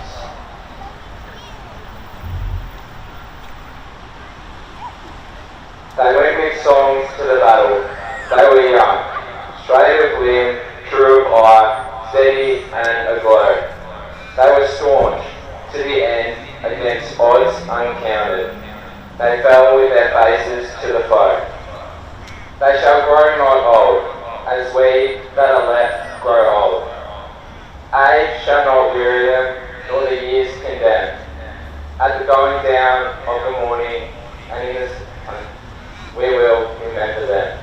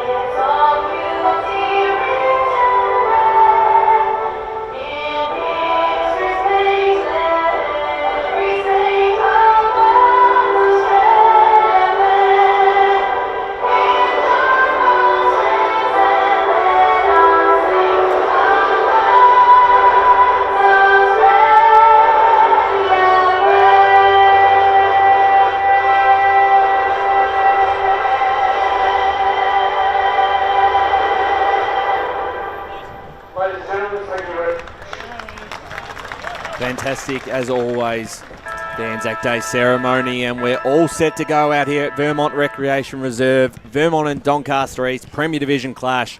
It is round 2 in the 2025 season for Premier Division, and we'll be underway just shortly. We'll go around the box and get the final tips before we go down to our boundary riders who are about to make their way out onto the ground out here at Vermont. Chris, we'll start with you.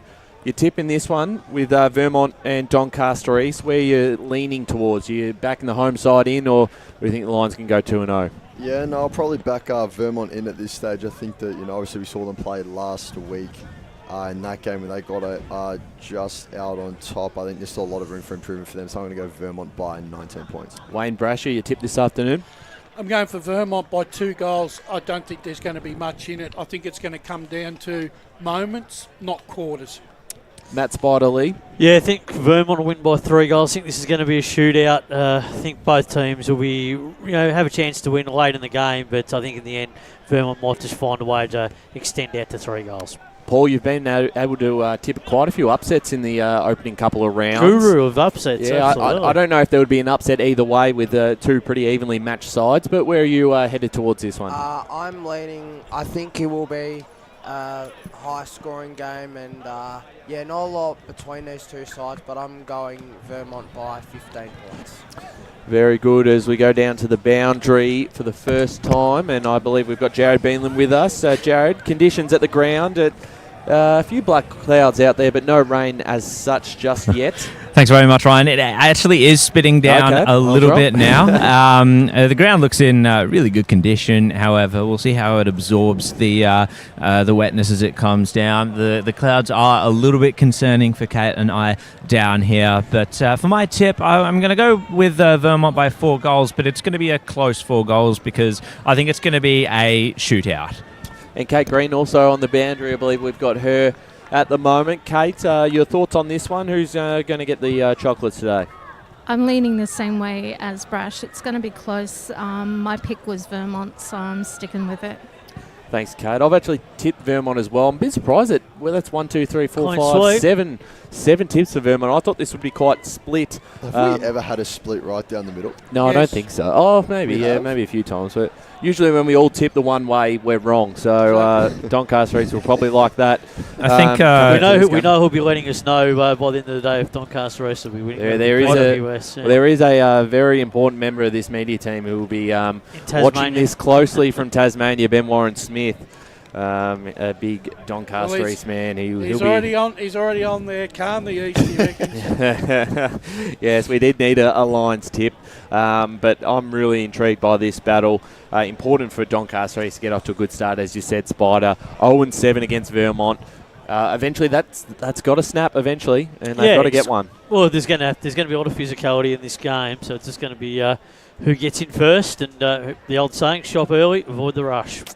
So we're almost ready to go out here at Vermont Recreation Reserve, and I believe we've got already some scores around the grounds. No, potentially not. But Chris, I'll let you bring us in for this first game. Your first game senior calling too, so I'm sure you're looking forward to it.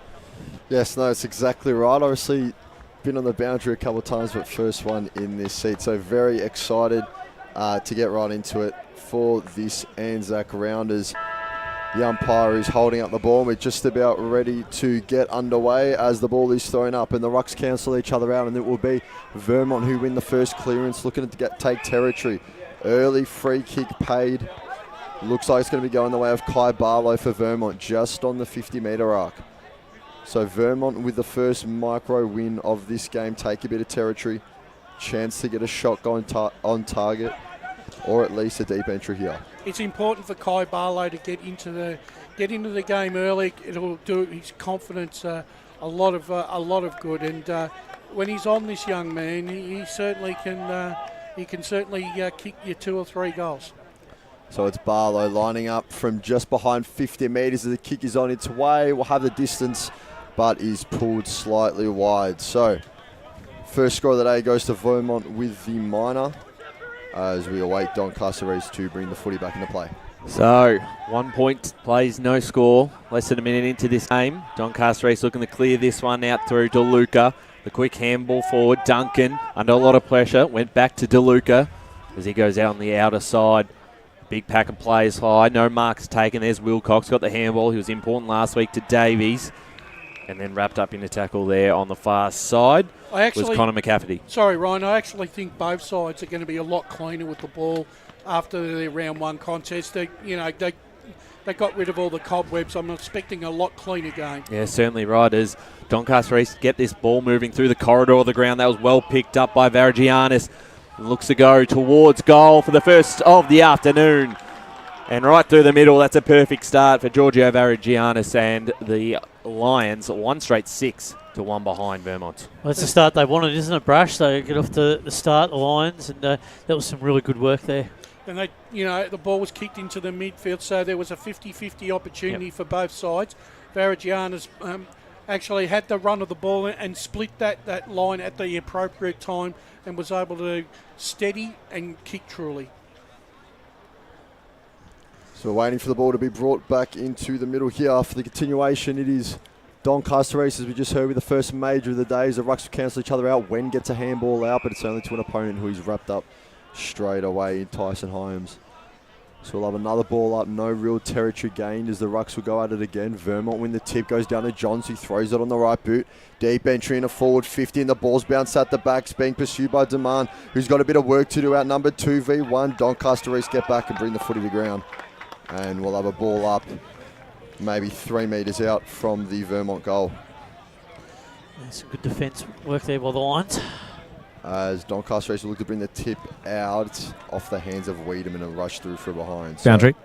Going down to boundary side with Joe Beelan. Just a few matchups for you in the Doncaster East forward line. We've got James Ross has gone to O'Brien. They are playing deeper out of the square by the looks of it. McCafferty has gone to Shalakis and Matt Wilcox has gone to Josh Shackey.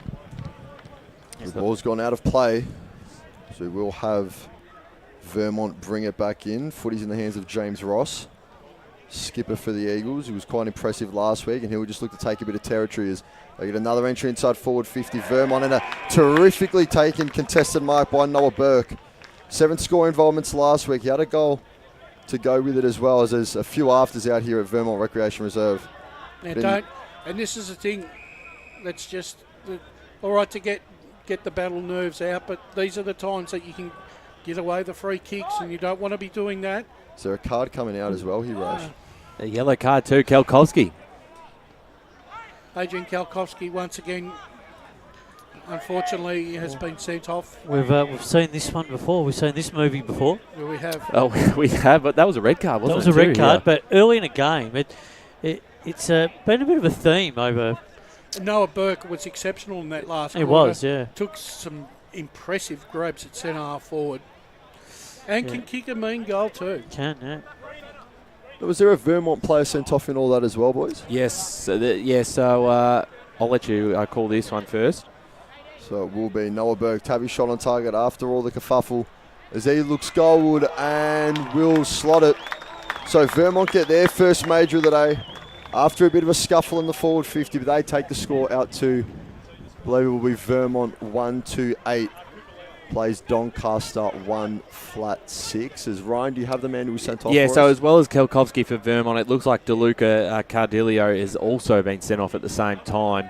So one for each side as we go down to around the grounds in Paul. Yeah, got an early premier score. Berwick have got the opening 2 goals against Noble Park. They lead 2 straights to 1 behind. Thanks, Paul.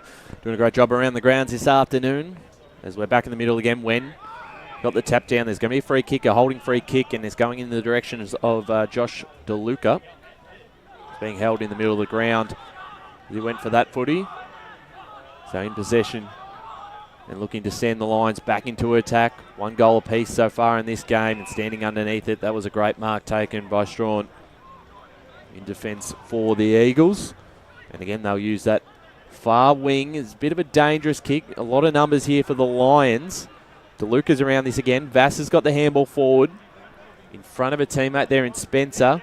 Went back to Johns. Back to Johns again. Got it off to Calder. And there's going to be a free kick back here in the direction of the Eagles. 1-8 plays 1 straight 6 minutes into this first term. The Eastland match of the round. Inside 50 it goes. Standing underneath it. Great mark taken in defence for the Lions, and under a bit of pressure in the last couple of minutes. They've been able to steady. That's a bad kick, though, out of defence. Right into the hands of Kane Oppie, who plays on straight away, almost finding Wiedemann. Ball hits the deck. Here's Tom Bell, got a kick to it. Was trying to get it off to Johnson.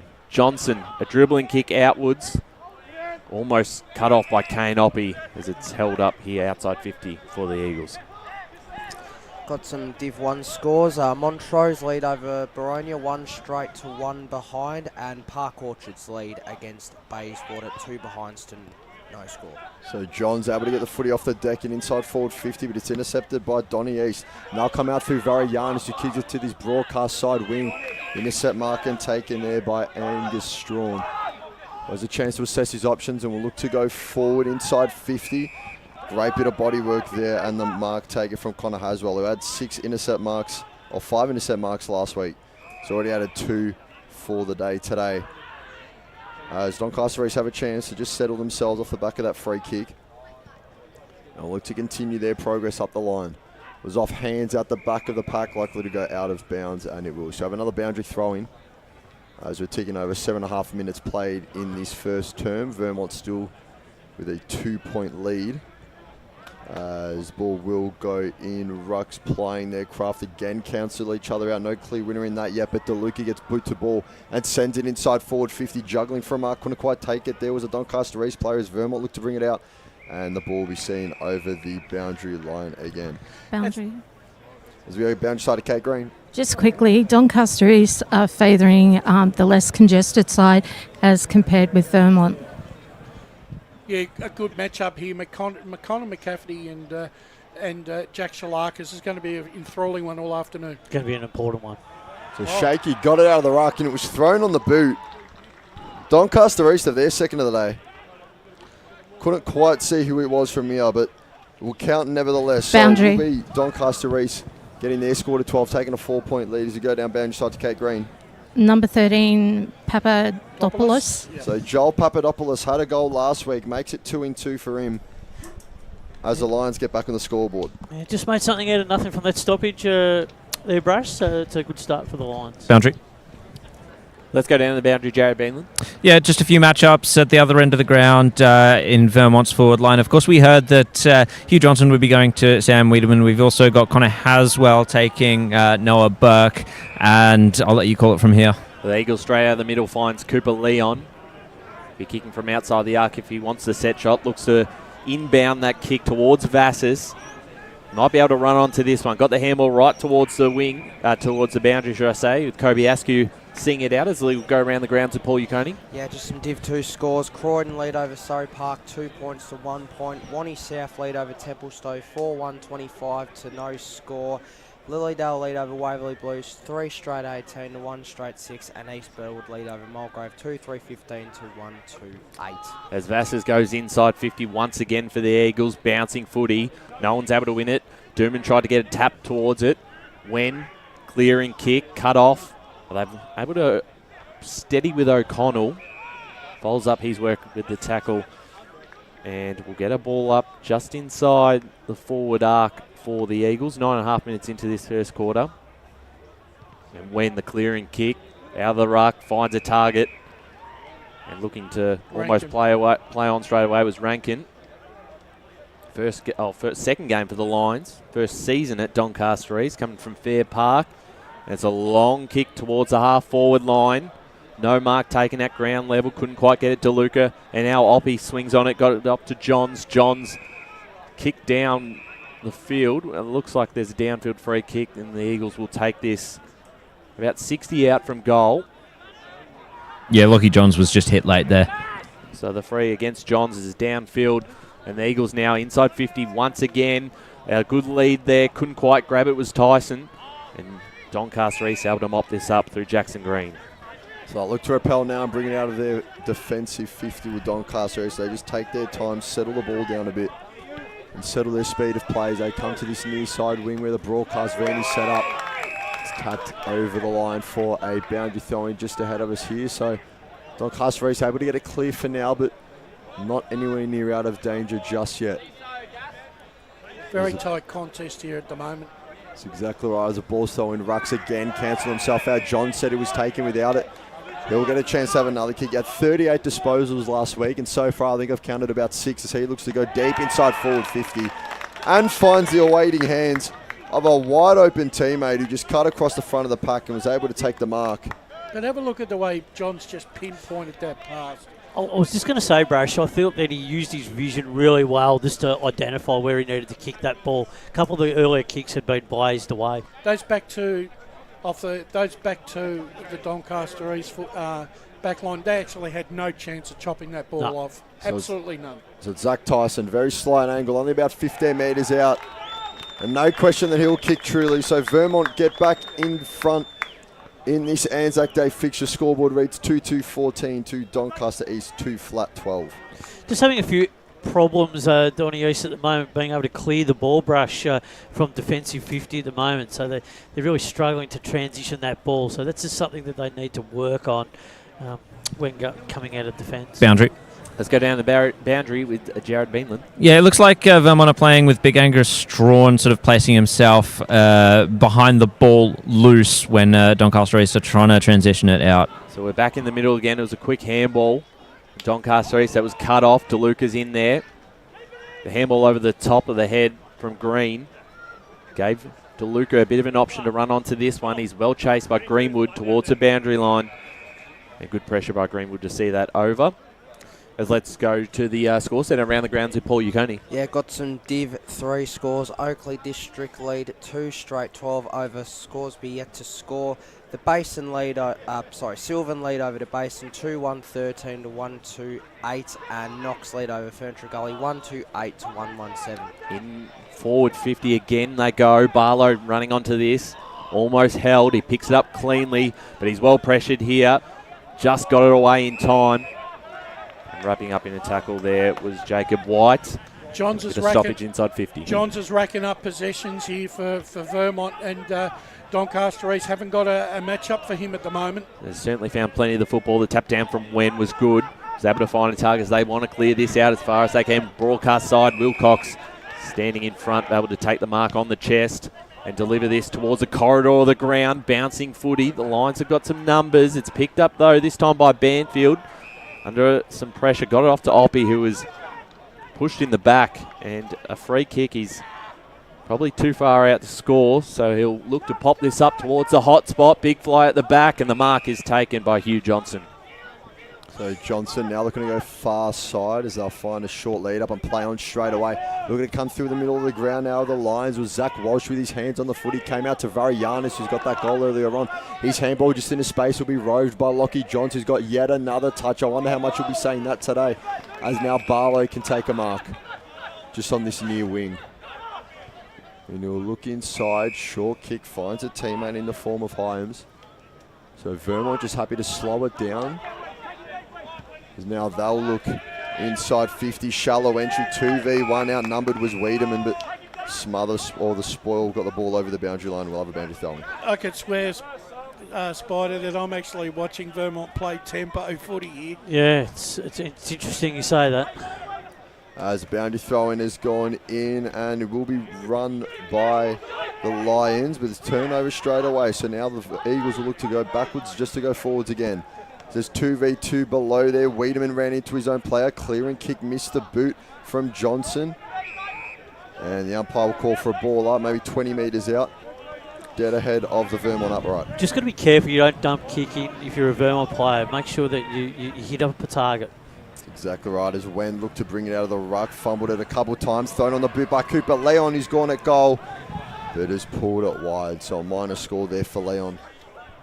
As the Eagles, happy to go slow at times, but like we just heard, need to be careful not to just send Hail Marys in the forward 50. But that being said, though, the back six of Doncaster East are right under the pump early on here. Yeah, there's a bit of chaos ball coming in. 2-3 plays 2 straight. That's a poor kick out. It falls right into the hands of Lucas Vaxis. And that's twice they've done that now. They've kicked the ball straight to a Vermont player. And that was Talon Duman, who's kicking usually. Well, he's normally pinpoint with his, yeah. And Vassis is in range. It's short kick forward and no marking. That's poor checking. Tyson Hands will have a set shot on goal for the Eagles. It's just lack of discipline. If you're a defender, you know that you've got to be back shoulder. And you just see all the Vermont boys get around Lucas Vassis there for the just the awareness to see. He could have easily taken that shot, Ryan. Yep.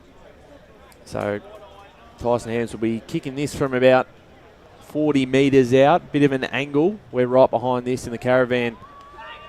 As he comes in, kick off the right boot. It's a high, long one. Might just fall short. Manages to get over the line for a minor score.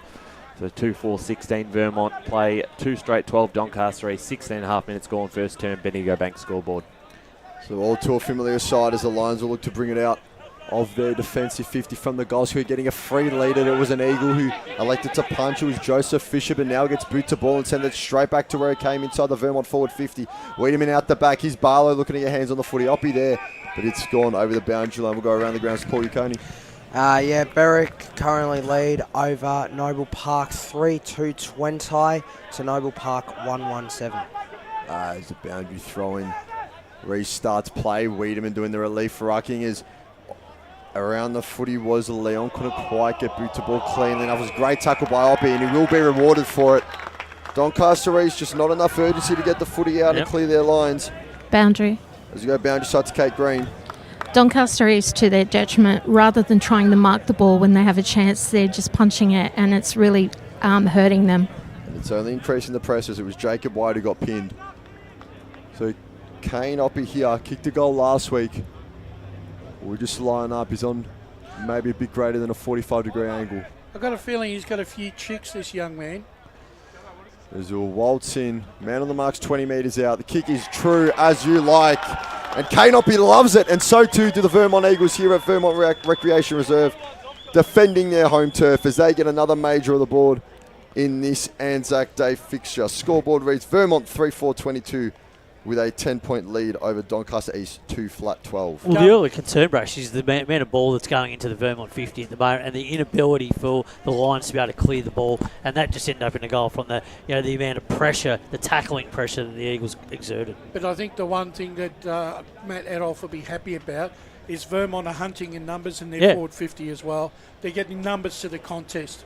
Around the grounds, Paul Uconi. In the North Ringwood derby, it is currently 2 points apiece between North Ringwood and Norwood, and Wani South are 40 points up already on Templestowe, 6-4-40 to Templestowe yet to score. Jesus. Is back in the middle here. It's the Lions looking to get a clearance forward. They haven't had much of the ball in the last 5 minutes, being owned by the Eagles. The handball over the top from White. They managed to link up again. Inside 50 they go. And the kick is cut off that time by Tyson Calder. Got a hand to it, didn't take the mark. Almost earned himself a free kick. Lions still able to link up through Josh Shackey. Got the handball across, and inside they go to Tim O'Brien, who's able to lead into that one in the pocket. Bit of an angle this kick, but Tim O'Brien will have a chance for the Lions third, and then bring the margin back to 4 points. Yeah, well, Shackey just a little bit of experience there, just being able to dart around and then and find his teammate. But Tim O'Brien, very experienced and accomplished player, Brush. Yeah, I think that was Rankin that actually Rankin that kicked that ball in there. Yep. So having the shot set shot, Tim O'Brien has put it through. Yep. Despite my wobbles with the call, no wobbles there for the kick, and that is the Lions third, 3 straight 18 to 3-4-22. Vermont. We played almost 20 minutes into this first quarter on the Bendigo Bank scoreboard. But some good signs there from Rankin to be able to to get his hands on the ball early, and then also a couple of their big prime moving forwards to get involved in that passage of play. That's what they need. I think you're right, Spider. This probably could turn out to be a shootout, because I think not that both defences are not playing well, but I think it's just the forward 50s are putting a lot more pressure. Yeah. So we'll go around the grounds. Paul Uconi. Got a score from Divi 3. Donvale lead over Coldstream 4-4-28 to 1-1-7. So it was off the hands of Greenwood out of the middle. Here he is again looking to get boot to ball. Does so just in time before he was tackled. But it's going to be intercepted there by Lachlan O'Connell, who will kick it straight to the waiting arms of Lockie Johns, who looks to go early. Kick was intercepted. A lot of give and go. A lot of turnover here at Vermont Recreation Reserve. As there's a few plays down around the footy, maybe one copped, one high. The umpire will call for the ball. So despite all the territory dominance from Vermont, the lead only stands at 4 points as we've gone into time on in this first term, as Vassis is up and okay after copping a bit of a shot, as the rucks will go out and cancel each other out. Greenwood around the footy again, taken perhaps without it. Umpire says nothing doing, so we'll keep playing here. Punched out by the Lions, looking to get it forward by any means necessary, and the umpire will call for a boundary throw-in. I think the umpires are doing the right thing here. They're letting the play go on. They're not playing tiggy touch with free kicks, and they're letting the game flow at its own merit. As boundary throwing restarts play, Rux did well. Greenwood again has a lot of the footy recently. Vassis couldn't get a handball off. Umpire says play on. DeLuca doesn't agree, but that doesn't matter as the ball will go over the boundary line. And we'll have another boundary thrown. As I think in the background, that's Pat Cotter from Blackburn there, having a watch, scouting out the rest of the Premier Division talent. As we're down there watching Blackburn yesterday in their victory, as the play will continue here. And it's Greenwood again, maybe his fourth touch in as many minutes as he gets it to another major ball winner in Johns, who throws it on the boot. Underneath the footy was a pack of players. One so is Vassison. Gets ushered over the line for a boundary throwing. Boundary. Let's go down to boundary. Jared Beanland. Just in the past 5 minutes, it's really become a game of the clearance work. Both teams' pressure has been excellent. The handballs have been disrupted pretty consistently. Whoever can get that free sort of like steal a march on a clearance or a handball into space is going to start moving the ball forward. It might get a little bit more difficult to do that, however, as the rain is, well, it's just eased off as I speak, but it has been pretty consistent. So we'll see how that has an impact in this contest so far. The tap down this time won by Strawn, but it's all the lines here. Here's Tom Bell streaming through the middle of the ground towards the half forward line, juggling mark, and it's Rankin again, who started this game pretty well. Jay Rankin probably in range from here. Has a shot looking towards the pocket for a teammate there. It's Josh Shackey that he was looking for. Here's Bell, went the don't argue. Handball over the top there, finds Shalakis. Had a big game last week, wrapped up in a tackle, and we'll get a ball up inside 50 for the Lions. Just couldn't quite get the separation there, Shaki. Rankin had the right idea. He wanted to get the ball moving, but Shaki just couldn't get off the leash. So here's Wilcox up against Shaki. Vassis is there. It's won by DeLuca. The kick is towards the other side of the ground, out of bounds on the full. So no score here. The Lions trailing 3 straight 18 to 3-4-22 Vermont. 23 and a half minutes gone first term. It's Harrison Banfield to bring the ball back into place. Who'll look for the short lead up of Lachlan Johns. Yeah, an absolute leader, an absolute general on the field. He's getting a lot of the footy again today as he looks wide to the one-on-one contest looking for Holmes. You can see why he's won seven best and fairest at Vermont, Lockie Johns. You know, like I said, I reckon he's had 15 touches in this quarter. No, that's exactly right. His week one starts 38 disposals, 12 clearances. Probably on track to meet that, if not beat it at this stage, unless Doncaster East can get someone on him. So they look to bring the ball out of the stoppage now, get it inside forward 50. There's a lead-up target who will take the mark. So the Lions with a chance to take the lead, despite giving up a lot of territory early in this first term. As the man on the mark is Wilcox. That was well scouted there by DeLuca. That's real classy. He read the pack well and hit that ball at speed and managed to and get a good run. And he's kicked the ball to position for Shaki to take the mark and have a shot on goal. Well, that's his ability, isn't it? So the kick will have to come from about 40 metres out. It's on its way, and it is as good as you like. Doncaster East hit the lead again. Scoreboard reads Vermont 3-4-22. Doncaster East 4-24, taking their chances. So I believe that's Josh Shackey, who just got his third goal of the season as we go down to Kate Green on the boundary. Just quickly, Doncaster East has changed from doing multiple handballs to each other to actually just kicking it and getting it out of the pack. A great observation, Cody. It was a real good transition piece of play by the Lions there to get the ball forward, and it resulted in a goal for Shaki because they've started to get on top in the last 5 minutes. Back in the middle again, it was won by DeLuca, but the handball didn't hit his target, and it gives Vermont a bit of a chance now through Kane Oppie. Bit of speed on him. Butler almost got in the way. Here's Johns, jets away. The kick is a bit off the right boot. It's picked up by Tom Bell, still under a bit of pressure. Got it off to Dooman in time, and now he looks to find Duncan, but misses him bouncing footy. I think Tom Bell lost a shoe in all of that. I think there was. I did see a shoe fly off someone. 25 and a half minutes gone first term. This is where you just got to really clamp down here if you're Doncaster East defender. So went in the ruck again. Has been pretty good so far. Got the tap down. Running into a bit of trouble there. DeLuca Cadillo back on the field after a yellow card early on in this game. As the free kick is won here by Kobe Askew, who's got a chance to send Vermont back into attack with 26 minutes gone first term, trailing by 2 points. Long towards the hot spot. Big fly over the top. Doncaster East can rush this through, or instead look to play it on through Varagianis, who just looks to go long out of defence, and it's a good option. It's a good choice because he's able to hit the target in DeLuca Cadillo. I reckon there's about 2.5 minutes to go here. They're just going to play a bit of tempo here, Doncaster East. And it looks deny like the ball. exactly what they're going to do, and instead throw the kick off the left boot right out of bounds in front of the scoreboard as we go down to the boundary. Jared Beanland. Of course, DeLuca Cardillo coming back on out of the sin bin means that Adrian Kalkowski's time in the sin bin is also up. So Johns just pumps it forward, looking for a target inside the forward 50. Wen got hands to the footy, couldn't quite completely miss that mark. And body's dropping on the footy. Umpire says I'll have it 30 metres out, directly in front of the Eagles upright. So Vermont looking to get one more score on the board before this quarter time siren comes, as Barlow was around the footy. It came out through Oppie, thrown back on the right book, looking for a lead up. And the lead up is there. Mark taken by the Eagles. They'll have a chance to do just what we said before and get another score on the board. Noah looking Burke to take again. the lead here. It was Noah Burke again. He's already got one for today. Kicked only one last week, so he should take his tally to 3 goals if he's able to kick truly here from about 20 metres out. Little to no angle. He's got presence, this young man. He does, yeah. He does, and we saw him fly in the pack just before as Burke walks in, gets it on the right boot, and kicks truly. Could do the celebration nearly as soon as the footy touched his shoe. So Burke gets his second of the day.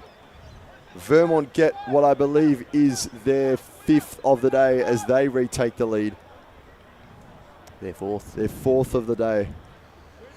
And be able to create a goal at stoppage too, Vermont there, Brush. It's they've been able to do it when they go in 50.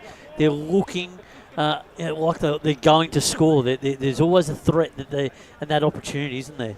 There is, and they've done one thing well, Doncaster East. Sam Wiedemann has really had no impact on this he's game. really been. True, and here's DeLuca again, socket off the ground going forward. He's been good this quarter.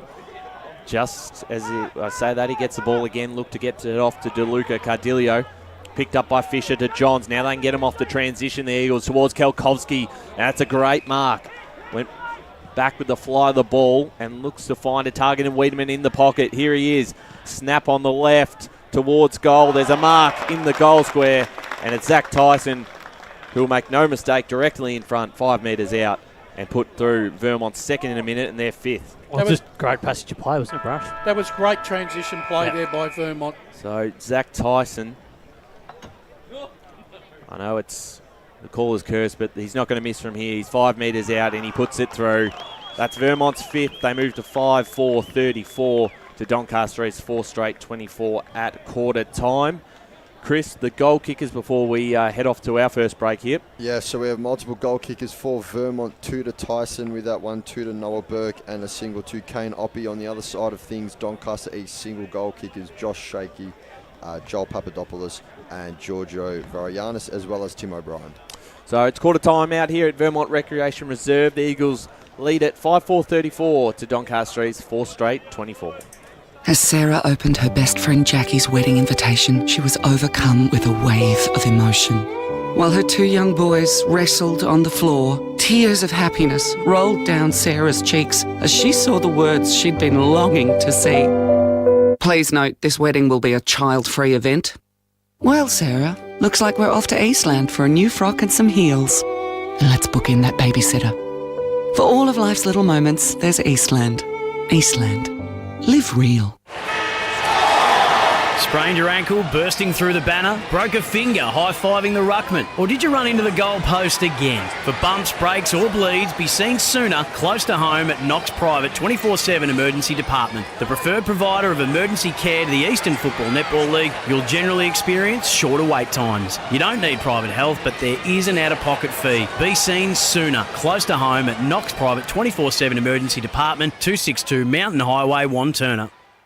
Do you feel good about your bank? Because there is a bank you can feel good about. They share their profits to fund big community projects, small community clubs, and vital emergency services. They've given $250 million to help Australian communities thrive. They have all the products and tech you expect from a big bank, with service you don't. It's Bendigo Bank. Feel good about who you bank with. Try Bendigo. Search bendigobank.com.au or search Bendigo Bank near me. Tobin Brothers Funerals wear their heart on their sleeve. Their clear and easy to use website and Memory Maker app make it easy for families to make an informed decision. Here's James McLeod, Managing Director of Tobin Brothers Funerals. We pride ourselves on being the most transparent funeral company. All pricing on goods and services are available on our website.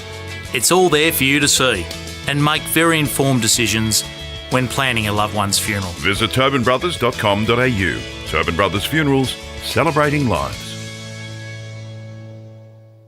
At Yarra Valley Water, we know reducing your shower time, or show time, to 4 minutes can save you an average of $200 a year on water and energy bills. Shower shorter. Save water. Authorised by the Victorian Government, 1 Treasury Place, Melbourne. Sprained your ankle bursting through the banner? For bumps, breaks or bleeds, be seen sooner, close to home, at Knox Private 24/7 Emergency Department. You'll generally experience shorter wait times. Knox Private 24/7 Emergency, 262 Mountain Highway, Wanturna. You are listening to Radio Eastern FM 98.1. With live and exclusive coverage of the EFNL football season, bringing you the match of the day with score updates from all divisions. And now we cross to our commentary team for the Radio Eastern 98.1 Match of the Day coverage. Welcome back to Vermont Recreation Reserve. Quarter time in this Premier Division Round 2 clash on Anzac Day weekend. The Eagles lead 5-4, 34-4 straight, 24 Doncaster East. Matt Spiderlee and Wayne Brasher, who are in the special comments chairs today. We'll start with you, Brash. Your thoughts on that first term? Potentially Vermont could be a little bit further up because they did certainly have a lot more forward 50 entries. But in saying that, Doncaster East, when they went forward, they were accurate. They were, and look, they took all their chances, Doncaster East. I don't think they left anything on the plate there. Vermont, I thought they were a lot more aggressive at the contest. My main worry for Doncaster East, they've got to find a match-up for Johns because I think he might nearly rack up 40 possessions before. Getting too much licence, and too much freedom through the inside of the ground. You can't have a play of his ilk, right, having 40 possessions. Yeah, and Greenwood's physical presence around the ball too, just getting a lot of it. So they're just doing what they want at clearance. I think Burke and Tyson are creating some real headaches down in Vermont's forward 50. Sam Wiedemann's been well held, and that's one big plus for Doncaster East. They've looked good when they've actually run the ball through the midfield. I think Rankin's shown some promise, and his delivery into their forward 50s has been to advantage to his forward 50. They probably just haven't had enough chances in their forward 50. Yeah, no, that's right. To actually hit the scoreboard, Paul. Yeah, a lot of interesting scores around the grounds. In Premier, Berwick currently lead over Noble Park 3-3-21 to 2-1-13. In Division 1, Park Orchards lead over Bayswater 5-8-38 to Bayswater 2-1-13. Boronia lead over Montrose. Boronia 5-1-31 to Montrose 3-18. Inaccurate kicking in the game between North Ringwood and Ringwood. North Ringwood lead 1-8-14 to Norwood 3 behinds. In Division 2, Croydon have a lead over Surrey Park 1-3-9 to 3 behinds. Wani South lead over Templestowe 6-4-40 to Templestowe 1-1-7. Let's go down to the boundary because Joe Bentley has Ryan James. Thanks, guys. I've got Ryan James here. What was the message at quarter time? A lot of it was about ball movement. Yeah, I just thought our ball movement, we were pretty safe. Like Vermont set up with numbers behind the ball and we played into their hands, felt the pressure of the game a little bit too much. Yeah, and just on the way the forward line's setting up, are you happy with that? And do you think, are you expecting different matchups? No different matchups, but I think you listen to the huddle. We're not happy with how we're setting up. We're probably setting up a little bit like millionaires. We need to be expecting a bit more dirty ball, and if we get good ball, play off that. Yeah, you said you were expecting perfect. Yeah. Or your players were playing like that. And against a good team like Vermont, you're not going to get perfect, so deal with untidy, and if you get perfect, it's a win. Awesome. Cheers. Thanks there to Jared Benlin with Ryan James. So just a couple more scores around the grounds, Paul, before we get started second term. Continuing on those Division 2 scores, Lilydale lead over Waverley Blues 4-3-27 to 1-6, and East Burwood lead 2-6-18 to Mulgrave 2-4-16. Boundary. Second quarter is underway. We're going to go boundary side of Kate Green. Just quickly with Vermont's coach, Matt Adolfi. He praised the guys for a good start. He's advising the guys to connect to the open sides. Just make sure they do their efforts and get reward for it. And his instruction to them for this quarter was to make the ground bigger and change directions. And just highlighted Oppie the fact that he comes in Tuesdays and Thursdays, kicks lots, practices his goals, and it does pay off at the end. So there is the inside scoop from our boundary riders, Jared Beanland and Kate Green, doing a fantastic job as always, as it's Oppie there, the man we just mentioned, seeing the ball over the boundary line. So we'll have another boundary throw-in. True centre wing, we've got a 10-point margin here. Vermont is still in the lead as the rucks will go out. It's Strawn against Venn, comes off almost the elbow of Strawn as the Eagles pump it forward, looking for an entry inside forward 50. The kick will get there, but only intercepted by the Lions' defence. So a chance for Doncaster East to propel now as they look down the corridor, straight through the hands of Scarta Maglia. Now to Vassis, who goes backwards to go forwards in the form of Fisher, who looks forwards and finds a teammate. There's Noah Burke, 2 on the day, getting a bit further up the field as he looks for the lead of Wiedemann, who was good body work there from the Lions defenders as they'll look to bring it out. Wiedemann still in pursuit. Ball just booted up the corridor and leaning up almost uncontested was Jay Rankin. Come down from Fair Park over the off-season. He looks to pump a handball forward. When lay a hit, looking to bring it out of the Eagles, and they'll do so through Kobe Askew, who looks to the far side wing. Here's Lachlan Johns looking for a lead up 1v1 down there. Terrific job by the defence. Roved by Vermont, and the shot is on goal. And it's an excellent bit of crumbing work from Adrian Kalkowski there. That's Kalkowski at his really best. Well, that was just his bread and butter, wasn't it? That's his bread and butter. So dangerous at ground level. And once again, Lockie John's just at the forefront of that passage of play, getting the ball in. 6-4-40 now, Vermont. 4 straight 24 Doncaster East. Paul, you currently around the grounds? Yeah, got some more scores from Division 3. Donvale lead 4-4-28 to Coldstream 1-1-7. Scoresby lead 5-2-32 to Oakley District 3 straight 18. The Basin lead 7-3-45 to Sylvan 3-2-20, and Ferntree Gully lead 5-1-31 and Knox 4-2-26. So out of the middle they go, the Lions. A free kick's going to be paid here to Jay Rankin. Got one around the neck, and the clearance from Papadopoulos was able to give him that opportunity. It was a good clearance. Now Jay Rankin will have the set shot on goal. They've kicked accurate today, 4 straight, and this would be their 5th if he can put this through. He'll be kicking just inside the arc or on the arc. But he's their only forward that's been giving Vermont a little bit of heat also in this game. So Rankin from outside the arc, the kick on its way, it is going to the left and it sneaks in just for a minor score. So Doncaster East first blemish on the scorecard, 4-1-25, trailing Vermont 6-4-40, 3 minutes into this second term on the now just got to lock scoreboard. the ball in. So it'll be Tyson Calder looking to bring the footy out of the goal square to resume play. It's currently the Eagles standing tall by 15 as they pump it outside the defensive 50 and get the mark from Joseph Fisher, who's been in and around the footy well so far this game, as he looks to just take territory up the far side wing, drop into the hands of an Eagles player who did well to keep the body work going and sends it forward once more. Getting a lead at it was Kalkowski into the hands of Oppie, came out, now Askew, Kobe Askew tackled from behind, and he will get the free kick for a push in the back. So Vermont doing well when the footy comes to ground. That was an unfortunate thing because sometimes when the player's going down, sometimes forward motion drags you with it. I think he was probably just a tad unlucky at Doncaster East, but the thing is, it's the old adage, you've got to be first in for the ball. If you are, you're going to get the benefit of the doubt. Get it paid. It's a great point as Kobe Askew. VFL is to play for Frankston. We'll have to kick this from probably beyond 50 metres. He certainly backs himself to have the distance. Starters gets it on the right boot. The kick will travel well, but it will be rushed over the line by the pack in the goal square. So a minor score there for Vermont as the lead is pushed back out to 16 points. 6-5-41 plays 4-1-25. So taking the kicking again, it's Talon Dooman. Just assessing his options as he'll kick towards us on the broadcast side, out clearing their defensive half of the ground.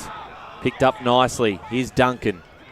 Looks to go inbound. I'm not sure what happened then. Went off the side of the boot. Picked up this time by Kane Oppie. Got the handball off. Received it again, Oppie. And went towards Wiedemann, who takes the mark in the pocket. And I am not sure what happened with Mitch Duncan's kick. But it was just a blatant skill error. Just came off the side of the boot. A bouncing ball. And Oppie did very nicely. Got the handball off to Askew and received it again before giving it to Wiedemann, who goes around the corner. And the kick, if it just gets across the defender's touch, it's a goal.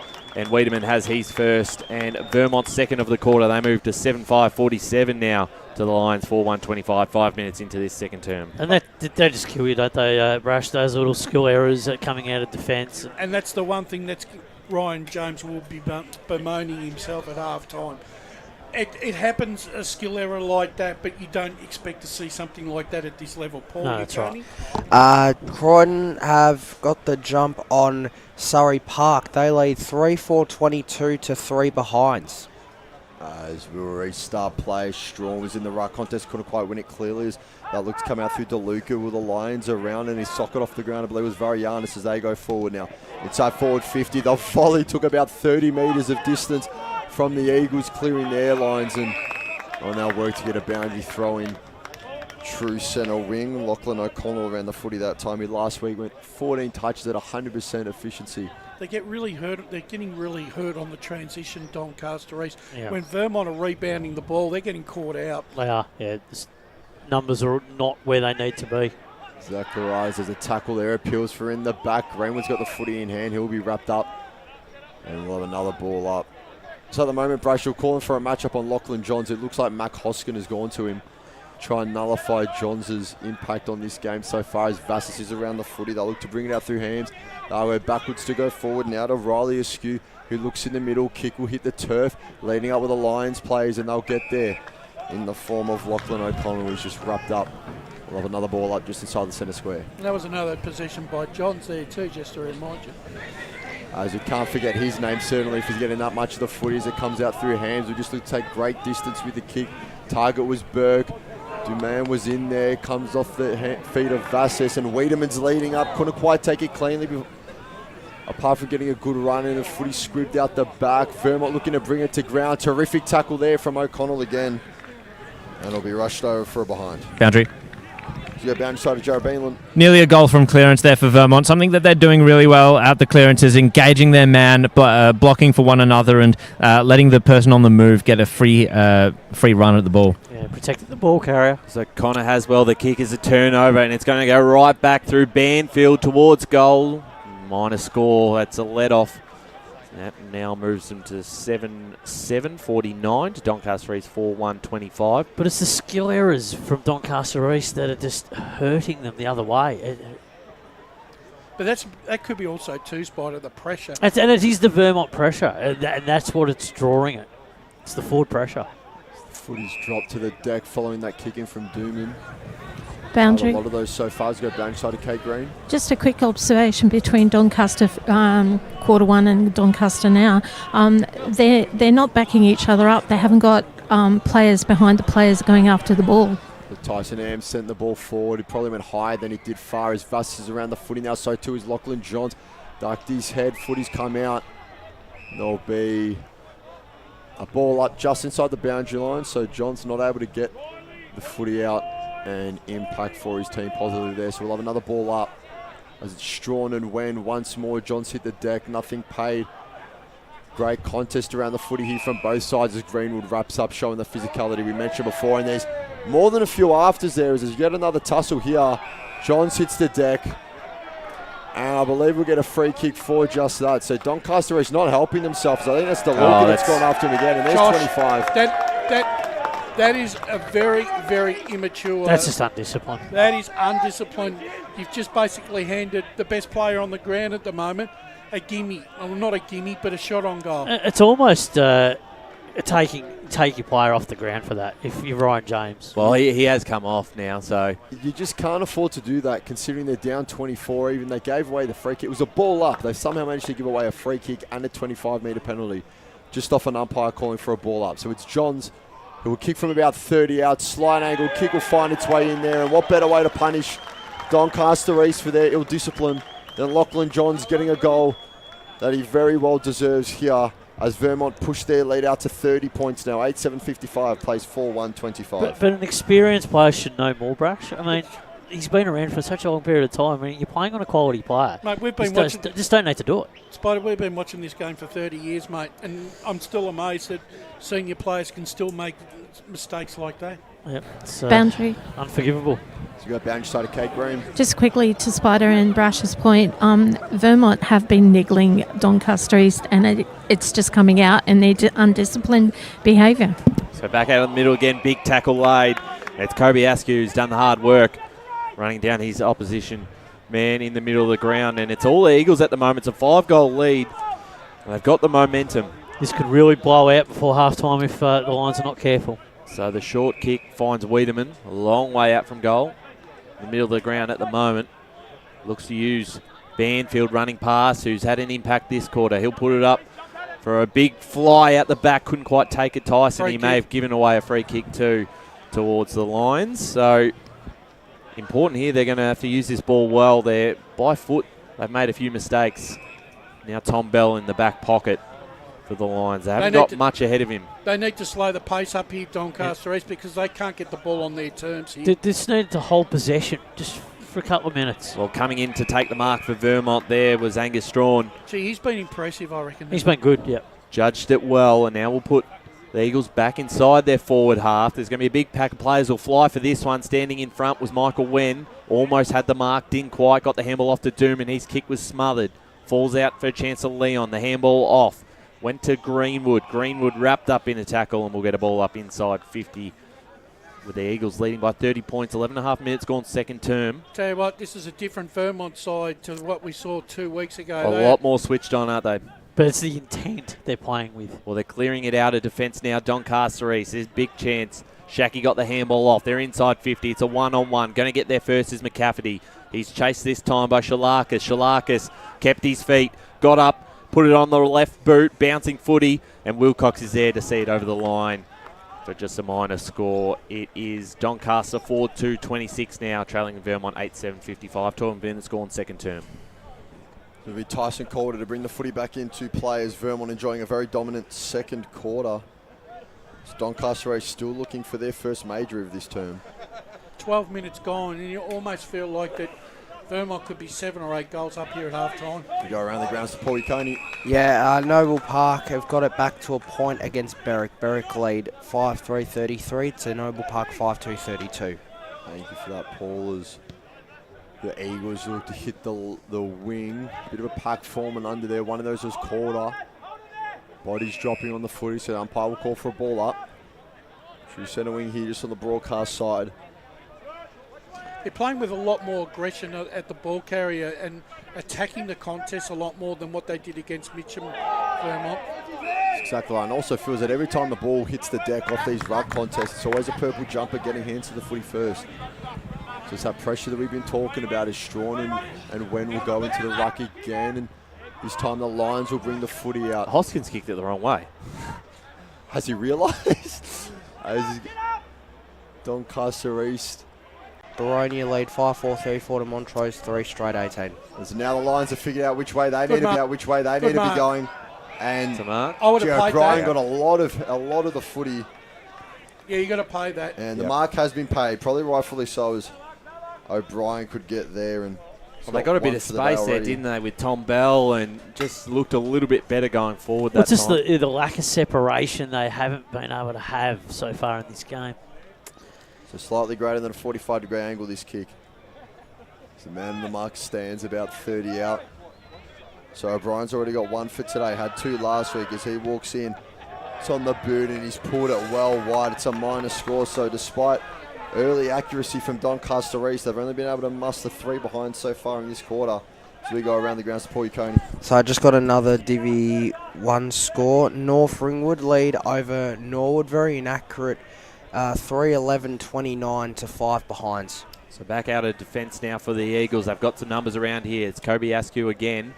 He's able to kick this towards a interesting pack of players. Calder went for it. Lions have got some numbers around the footy. Hoskin is 1. Put his head over the ball. Socket off the ground for the Eagles. Gaining a bit of territory, but again, it's Green for the Lions. Got it off And they looked to link up. They were trying to get that to White, but punched away this time by Spencer. Spencer tried to keep it in, but the boundary line beat him, so we'll get a boundary throw on far side. 8-7-55 Vermont, 4-3-27 Doncaster East. Gelsamini really panicked there and really didn't open his eyes. He had other options, and he went to an option that saw a Vermont player nearly running onto that ball. So a 28-point margin feels a little bit bigger at the moment, just with how on top of the contest Vermont are at the moment. Important for Doncaster East to get one back in the next 5 minutes as Fisher wraps up his opponent in a tackle and, in fact, has given away a free kick too. So the Lions, bit of a get-out-of-jail free card here just to get going. A short kick finds Hoskin. Hoskin Boundary. slowing things down as we go down to the boundary quickly. Kate Green. Calder's just come off and is with the trainer. They're going to be checking his lower back. Inside 50 here. It looks like a free kick's been awarded to the Lions, and that will be going in Tim O'Brien's direction. He copped one in the face, and he had the last set shot a moment ago and missed to the left. He's on the far side this time, kicking from a little bit further out, probably 40 metres. Bit of an angle. Must-need goal for the Lions. He's already got one on the board. O'Brien looking for his second of the afternoon, and the Lions' fifth. Kick on its way. And has missed. 4-4-28 Doncaster East. Vermont 8-7-55. We've played 17 minutes in this second quarter. They just need a spark from someone. They just need something to go their way, the Lions, to get themselves back into this game. So it's the Eagles by 27 as they find a short kick coming out of their goal square. So they got the ball on their terms for the last 5 minutes, Doncaster East. They can ill afford Vermont to go into their forward 50 and kick a goal now. And that's the trend that can happen. That's exactly right. They just haven't been able to make their opposition pay at the moment. Doncaster East's Alex Greenwood's got the footy. He's been very impressive in this opening half. So he finds another man who's got plenty of the footy in Joseph Fisher. And now Hams has it on the wing. His kick might just bend back in. And this great mark taken there from 24, Joshua Spencer. Brash wants to push it in the back. Probably has some substance to that appeal, but the umpire would disagree for now. I think he was very lucky to get that. I've seen him paid against. Seen him paid for a lot less. That's exactly right. As it is Joshua Spencer was lined up here. If he kicks this is going to really hurt Doncaster East here. So a couple steps inside the boundary line. Man on the marks, maybe 45 metres out. He gets on the left, which is favoured for this kind of kick, and just pulls it too far to the near side for a minor score. So boundary. We've got boundary side to Jared Beanland. Just in that very moment, the wind did pick up. It was a breeze from right to left of your radio dial, and I think Spencer might have just tried to compensate for that and overcompensated. The clearing kick out of defence. Potentially, I thought that might have been a free kick to Shaki, but not to be. So it'll be a boundary thrown in front of the Doncaster East bench. I'll tell you what, Matty Gregg wouldn't have missed that shot. No, he's pinpoint accuracy, wasn't he? The boundary throw in now. Tyson got the tap down. Askew won it out. Got it off to Johns on the outside. The kick inside 50. Punching it over the line is Johnson. Naturally manages to stay in. So Doncaster East still got a bit of work to do. Dangerous handball back inboard. And Kelkowski might have just earned himself a free kick here. And he has. So Kelkowski's going to be in range to have a set shot. And again, Vermont have another chance to really make Doncaster East pay for these mistakes. Just in that moment, sorry, Brush, if you don't mind. Talk about skill issues. It's decision-making as well from Doncaster East at the moment. They had two men out wide, elected to go back inside with a handball and just turn the ball over. You're right. And I also think, too, they're tackling in their back 50. Doncaster East is really hurting them, too. Kelkowski already has one. This one, again, it's to the right. So they've probably given them a few let-offs here. Vermont 8-9-57 to 4-4-28 Doncaster East. And they're lucky they're still hanging in the game. To be within 30 points, I think the Vermont might be a little bit disappointed not to be a bit further up. So let-offs from either side here in the second term as no one's really able to affect the scoreboard properly as Dooman gets the boot to the ball. Wilcox does well to get it out of bounds for a throw, and his Vermont will set up now, as will the Lions. That was a nothing kick by Dooman. It was almost like a hospital kick. He hasn't quite looked himself today. He was very influential in their round one clash. As the boundary throwing restarts play, rucks through their work. Hoskin was in there doing some relief rucking as Johns has been deemed to get a handball out. Boundary. It's gone over the boundary line again, and we'll go to Joe Beelan, who's right in front of it. Just in that last marking contest, or perhaps one before, Michael Wen copped a knock to the back of the head, and he's just come off. So that explains why it was Hoskin in the ruck before, and he's Hoskin in the ruck once more. He's not doing an awful job, but it will be his opponent entice and bring the ball out. Now they'll look to go forward through Leon, and Doncaster East players circling the ball. Tom Bell gets boot to ball, just hoofs it up the line and lets Jay Rankin run in it. Former Fair Park man got hands to the footy, but they'll look to come out now. Here's Yorgo Varianis as he looks forward. It might go out the back, and it will to Tim O'Brien, who's had a couple chances in this second term, but saw Doncaster East come up the line. Rankin brought it to ground, and they're able to get O'Brien another shot at goal. You can put that goal and that piece of play down to Rankin, because he perfectly crashed the pack there and just split it open for Varigianis to run through and then hit O'Brien just on the just out manoeuvring James Ross. The kick's gone straight through from O'Brien, about as routine as you like. Boundary. One of the simpler ones he'll get today in this season as we go boundary side to Kate Green. Coach's instructions to Vermont to go wide and change direction has really killed Donny East this quarter. Well, they have made the ground big with, in terms of shape with their width and their run, so it's really hurt them. Important goal from Tim O'Brien. He's second of the afternoon. Back to 23 points, and we're back in the middle here. 21 coming up to 22 minutes gone in this second term. They need another one, Ryan. Can they provide it? Well, let's see what they can do out of the middle. DeLuca's there. And instead it's picked up by Askew again. He's going to be able to get the handball back, and he'll go inside 50 now. And out the back is Kelkovsky. Dribbling kick forward. Might work out okay. They've got numbers over the top. Wiedemann's there, but a big tackle laid by Hugh Johnson. That's a goal-saving tackle. Wiedemann was all by himself, and he looked to play on straight away through the corridor, looking for Hoskin. Went out the back. Vermont with some numbers here. McCafferty's one of them. He'll get it first, and he's going nowhere, though. And we're going to get a ball up back in the middle. But Hugh Johnson, some good defensive acts there, because Vermont looked like they had purple jumpers absolutely everywhere. And they look to go forward again, punched in their direction. But it's picked off this time by Jackson Green for the Lions. And finds DeLuca Cardillo. He's been good since he's come back onto the field. And finds O'Brien again, who's starting to get dangerous. He takes the mark. This quarter.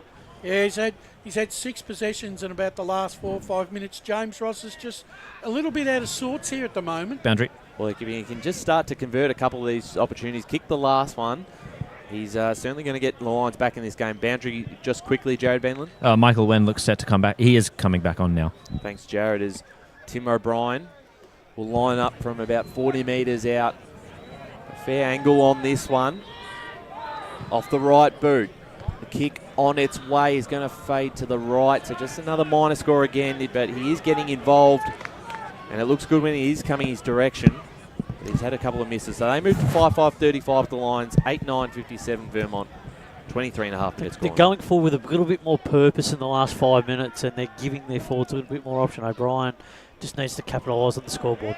So Will Kicks brings the kick, and it will go straight out of bounds. So 3 minutes left, I reckon, in this quarter. It will be Varianis bringing it back into play. 3 minutes left as a call from Brash. As the rain looks to be coming down just a bit more, as Doncaster East go inside forward 50 again. It's a terrific intercept mark from Wilcox to make up for his mistake kicking out. And he'll find Johns, who's dropped a bit deeper. He cops a shot late as Barlow takes a mark. They can just slow the play down here, Vermont. And they'll find Alex Greenwood from Doom. Very It's got to late, be very 25. late. It's Now, just, why would you do that? Honestly, why would you do that? these are just such foolish errors from Doncaster. If you're going to be beat on the day by your opponent. Well, it's just playing undisciplined, Chris. It's just that right near half time, you got a chance to get back into the game. It's just giving away. In moments here, it's just they're beating themselves, it seems like, with all of these disciplinary issues. I can understand a young guy who's fresh and a bit raw, but 3 experienced players from Doncaster East have done this in the quarter. And it just seemed like just letting frustration get the better of him. I don't know what was going through Dooman's head there, but play will continue. It's just unnecessary, isn't it? He just didn't. Let's call it a brain fade. That's what it But is. for ex-AFL players to be doing that, it's not a great example for your other teammates. So ball up has hit the deck. They'll look to bring it out the lines all through Jackson Green, who hoofs it forward. Rankin trying to make a contest of it again. Can't quite bring it to ground. Couldn't quite take it with Shalakas. And now it's off the boot of DeLuca. Kick will actually go backwards And Mark wasn't paid to Strawn, maybe touched off the boot as Doncaster East will look to go early. Bounce didn't favour DeLuca Cardillo at all. As now Harrison Banfield brings it out looking for the wing. Smothered over the line well from Dooman as Burke was in pursuit. That being said, I know Doncaster East have been improved the last 5 minutes, but Vermont still seem to have the answers. They do, but they're a little bit more composed, Brash. That's exactly right. As they'll bring the ball out now. Doncaster East out of the ruck, just boot it forward. Wilcox couldn't quite read it. Rankins there has to beat Fisher. Fisher did terrifically to bring the ball to the deck with a tackle. Now plenty of plays around. One of them is O'Brien, and umpire will call for a ball up. I know he almost could have got pinged there for holding the ball, but I have really liked Rankin's effort this quarter. He's been good for them. He's actually been good the whole day so far. Yeah. And it's by coming forward and affecting the first pack, he's also giving Tim O'Brien a bit more space to operate, and that's why we've seen him have a lot more set shots in this second quarter. He'll have another ball up, maybe 25 metres out as Rankin's around there. Got the footy this time, didn't quite get a fist to it. So it's an illegal disposal. Put it this way, I'd rather Rankin have a go and try and create something and cough up a free kick rather than not do anything at all. No, 100%. 100% agree with the Airbrush. So McCafferty will take the free kick in the back pocket. Former captain of the Eagles. Just goes down the line in the direction of Kelkovsky. Got a fist to it. Picked up this time by Varigianis. And they'll go through DeLuca. Inside 50 the lines again. Looking for Rankin and O'Brien in the pocket. McCafferty sees it over the line just before the half-time siren. And at half-time, it is Vermont leading 8-9-57 to Doncaster East 5-5-35. So a 22-point margin, which could have been a little bit bigger. And probably should be. Absolutely, as we go to the goal kickers, Chris, for both sides. All right, so for Vermont, we have one for Wiedemann, one for Lachlan Johns, one for Kalkowski, two for Zach Tyson, two for Noah Burke, and one for Kane Oppie. And for Doncaster East, one to Shaky, one to Joel Papadopoulos, two for Tim O'Brien, and the one for Giorgio Varigianis. Thanks there, Chris. It is half-time out here at Vermont Recreation Reserve. The Eagles lead 8-9-57 to the Lions 5-5-35. As Sarah opened her best friend Jackie's wedding invitation, she was overcome with a wave of emotion. While her two young boys wrestled on the floor, tears of happiness rolled down Sarah's cheeks as she saw the words she'd been longing to see. Please note, this wedding will be a child-free event. Sprained your ankle, bursting through the banner? Broke a finger, high-fiving the ruckman? Or did you run into the goal post again? For bumps, breaks or bleeds, be seen sooner, close to home at Knox Private 24/7 Emergency Department. The preferred provider of emergency care to the Eastern Football Netball League, you'll generally experience shorter wait times. You don't need private health, but there is an out-of-pocket fee. Be seen sooner, close to home at Knox Private 24/7 Emergency Department, 262 Mountain Highway, Wantirna. Do you feel good about your bank? Because there is a bank you can feel good about. They share their profits to fund big community projects, small community clubs, and vital emergency services. They've given $250 million to help Australian communities thrive. They have all the products and tech you expect from a big bank, with service you don't. It's Bendigo Bank. Feel good about who you bank with. Try Bendigo. Search bendigobank.com.au or search Bendigo Bank near me. Tobin Brothers Funerals wear their heart on their sleeve. Their clear and easy to use website and Memory Maker app make it easy for families to make an informed decision. Here's James McLeod, Managing Director of Tobin Brothers Funerals. We pride ourselves on being the most transparent funeral company. All pricing on goods and services are available on our website. It's all there for you to see and make very informed decisions when planning a loved one's funeral. Visit tobinbrothers.com.au. Tobin Brothers Funerals, celebrating lives. Do you want to study at the #1 sports science school worldwide? Study sport at Deakin and benefit from the most advanced sports facilities available, from running tracks to biomechanics labs, and decked out gyms to a climate chamber. Deakin have what you need to graduate ahead of the pack. Discover endless opportunities in sports science by visiting deakin.edu.au/sport. Deakin, proud sponsors of the EFNL.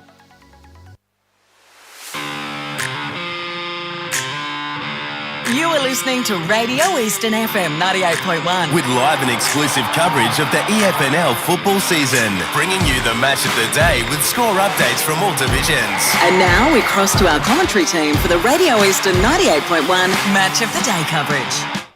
Welcome back to Vermont Recreation Reserve. Half-time here in this Premier Division clash. It's Eagles 8-9-57 leading the Lions 5-5-35. A really strong second term setting up that 22-point lead. I'm Ryan Long, joined by Jared Beanland, who's been on the boundary. And although we say that it's 22 points, probably should be a little bit more. Yeah, I have to agree with you there. Vermont, they've consistently been first of the contest. They've consistently been putting pressure on. The clearance work's been excellent. I think they're a lot more cohesive at clearance than Donny East has been. I think I've expected to see Michael Wen give his midfielder's first use of the ball a little bit more than he has. Whenever Doncaster East moving the ball forward, they're rushing it. Vermont's pressure has been excellent, and I've also been really impressed with Vermont's smaller defenders, especially McCafferty, Joey Fisher as well.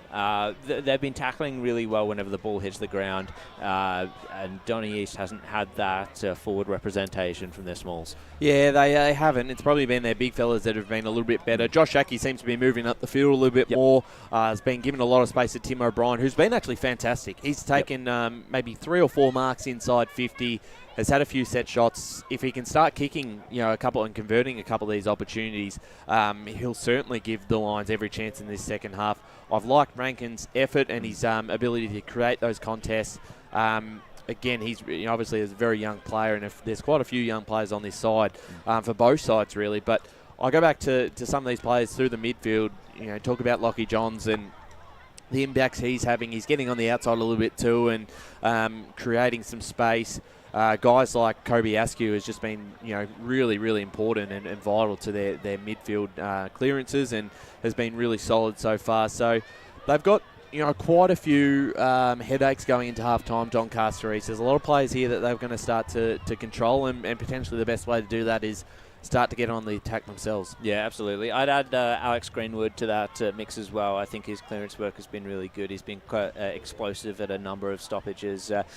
You mentioned Lockie Johns. We're seeing a bit of a different sort of style of play from him. He's always had the outside game, but I think he's been going for that a little bit more. The inside mids for Vermont have been different names, and it's good to see some of the younger players, especially Kobe Askew, get their hands on the ball first a little bit more. Yeah, certainly right. It's going to be interesting to see in this second half how that all plays out. Also, just a little bit of ill discipline as well, and it's from their experienced players, their senior players, guys who've played at the top level.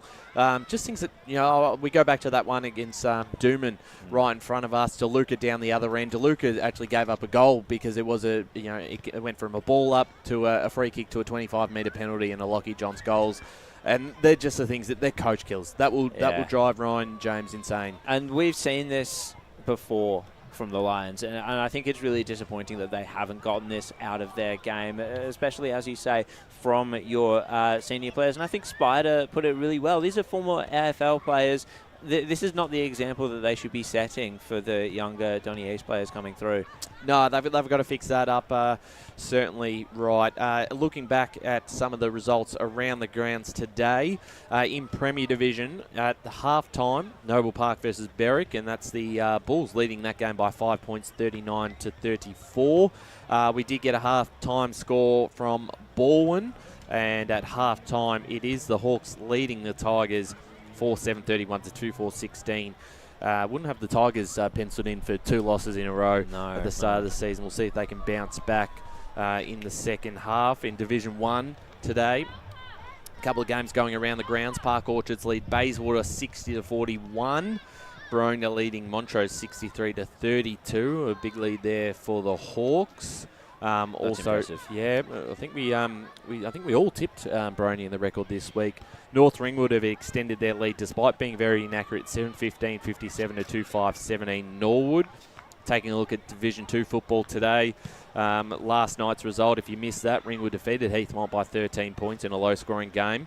and a couple of low-scoring games as well around the grounds. Croydon, Surrey Park, 31-9, but the Blues are leading, and they are certainly looking for their first win of the season after a disappointing start after last year's grand final performance. Yeah, I get the feeling that Surrey Park might not have come against such a stiff defensive, because Croydon's strength has always been their defence. Maybe that's something unfamiliar for Surrey Park. Yeah, and coming off a couple of wins too. Obviously they haven't lost for a while, so potential upset there for the Blues. Wanturna South, a bit of an upset brewing. They kicked the first 5 goals, or 6 goals apparently, according to Play HQ.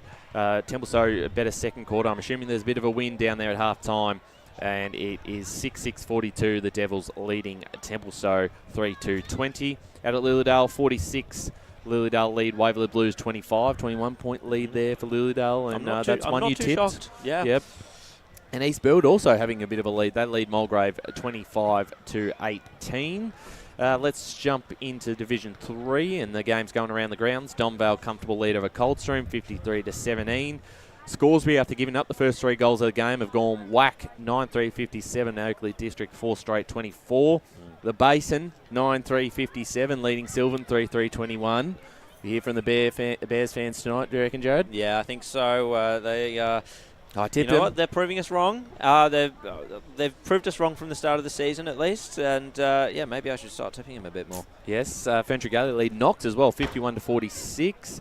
And Fair Park up at Ferntree Gully. That is a twilight game at a 5:30 p.m. start. If you want to head over there tonight. And Division 4, before we go to an ad break, after yesterday's win for Kilsyth by 50 points over Warrandyte, we have got Whitehorse leading Croydon North Emlock 76-38. So high scoring first half for the Pioneers. And for Forest Hill, Churnside Park, really impressive from Forest Hill. Here we go, just 56-45, Churnside Park leading, but not one that we expected for them to be so close. Before we go to an ad break with Lee Green back in the box, just your tip on this second half. Can you see a lines? Not necessarily.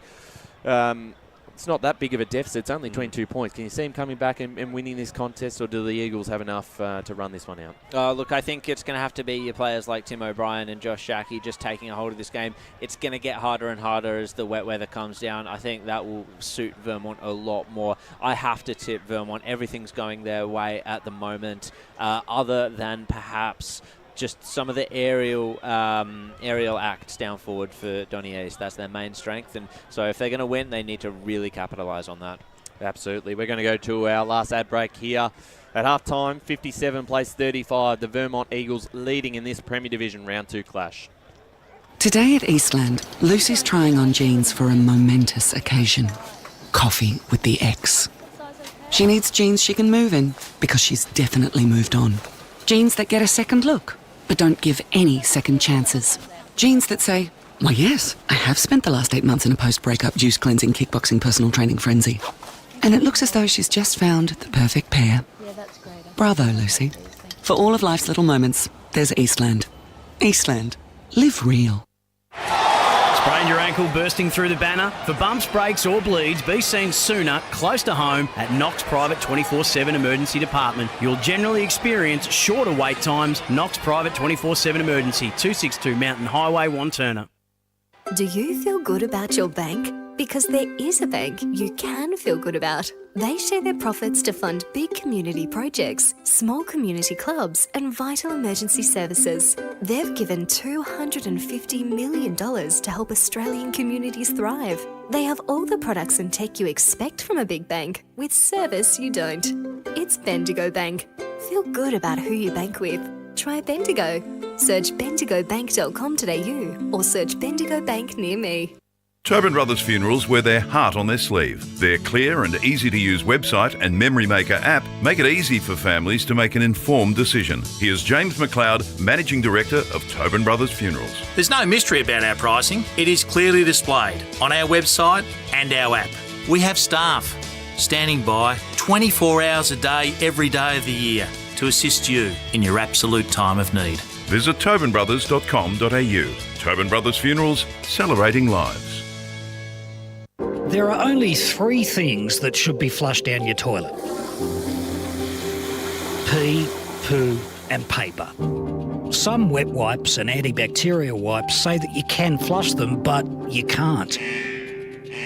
They clog up the toilet and pipes, causing expensive blockages. Save yourself a truckload of trouble. Put your wet wipes in the bin. To learn more, head to the Yarra Valley Water website, yvw.com.au/wet-wipes.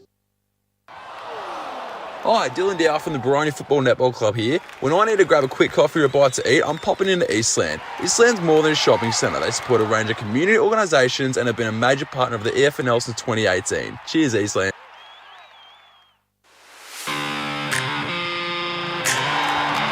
You are listening to Radio Eastern FM 98.1. With live and exclusive coverage of the EFNL football season, bringing you the match of the day with score updates from all divisions. And now we cross to our commentary team for the Radio Eastern 98.1 Match of the Day coverage.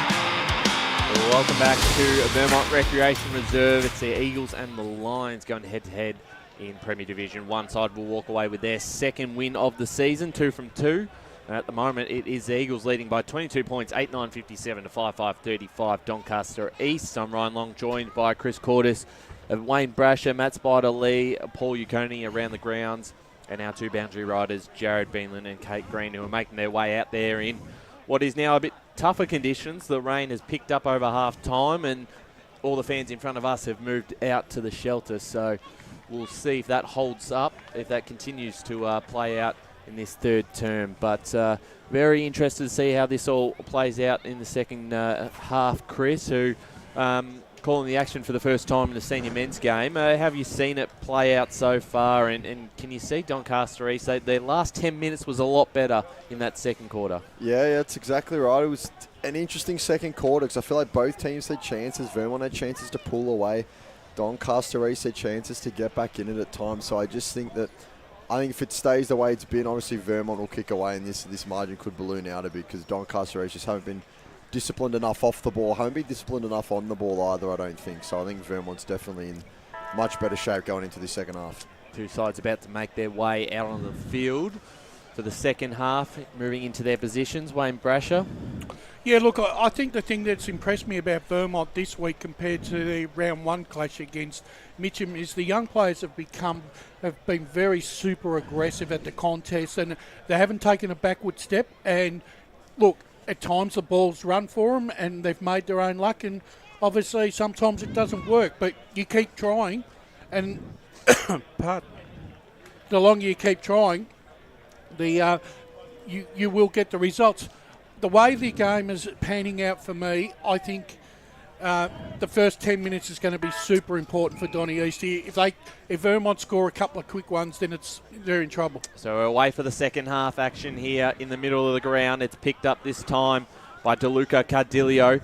Inside 50 for the Lions. Rankin's there. He's got Fisher to compete with. And did that come off someone's foot out of bounds on the full, as Fisher claims? The umpire says no. So we'll get a boundary throw in, but the quick clearance here for the Lions is a handy one. Looking to get the first of this third term and bring the margin back to 16 points and potentially start to swing this momentum back in their favour. Shaki against Wilcox. Picked up by DeLuca. Got the handball straight away to Papadopoulos. Just got his hands off in time. It's picked up by Wilcox though. He goes to McCafferty. The boundary line beats him.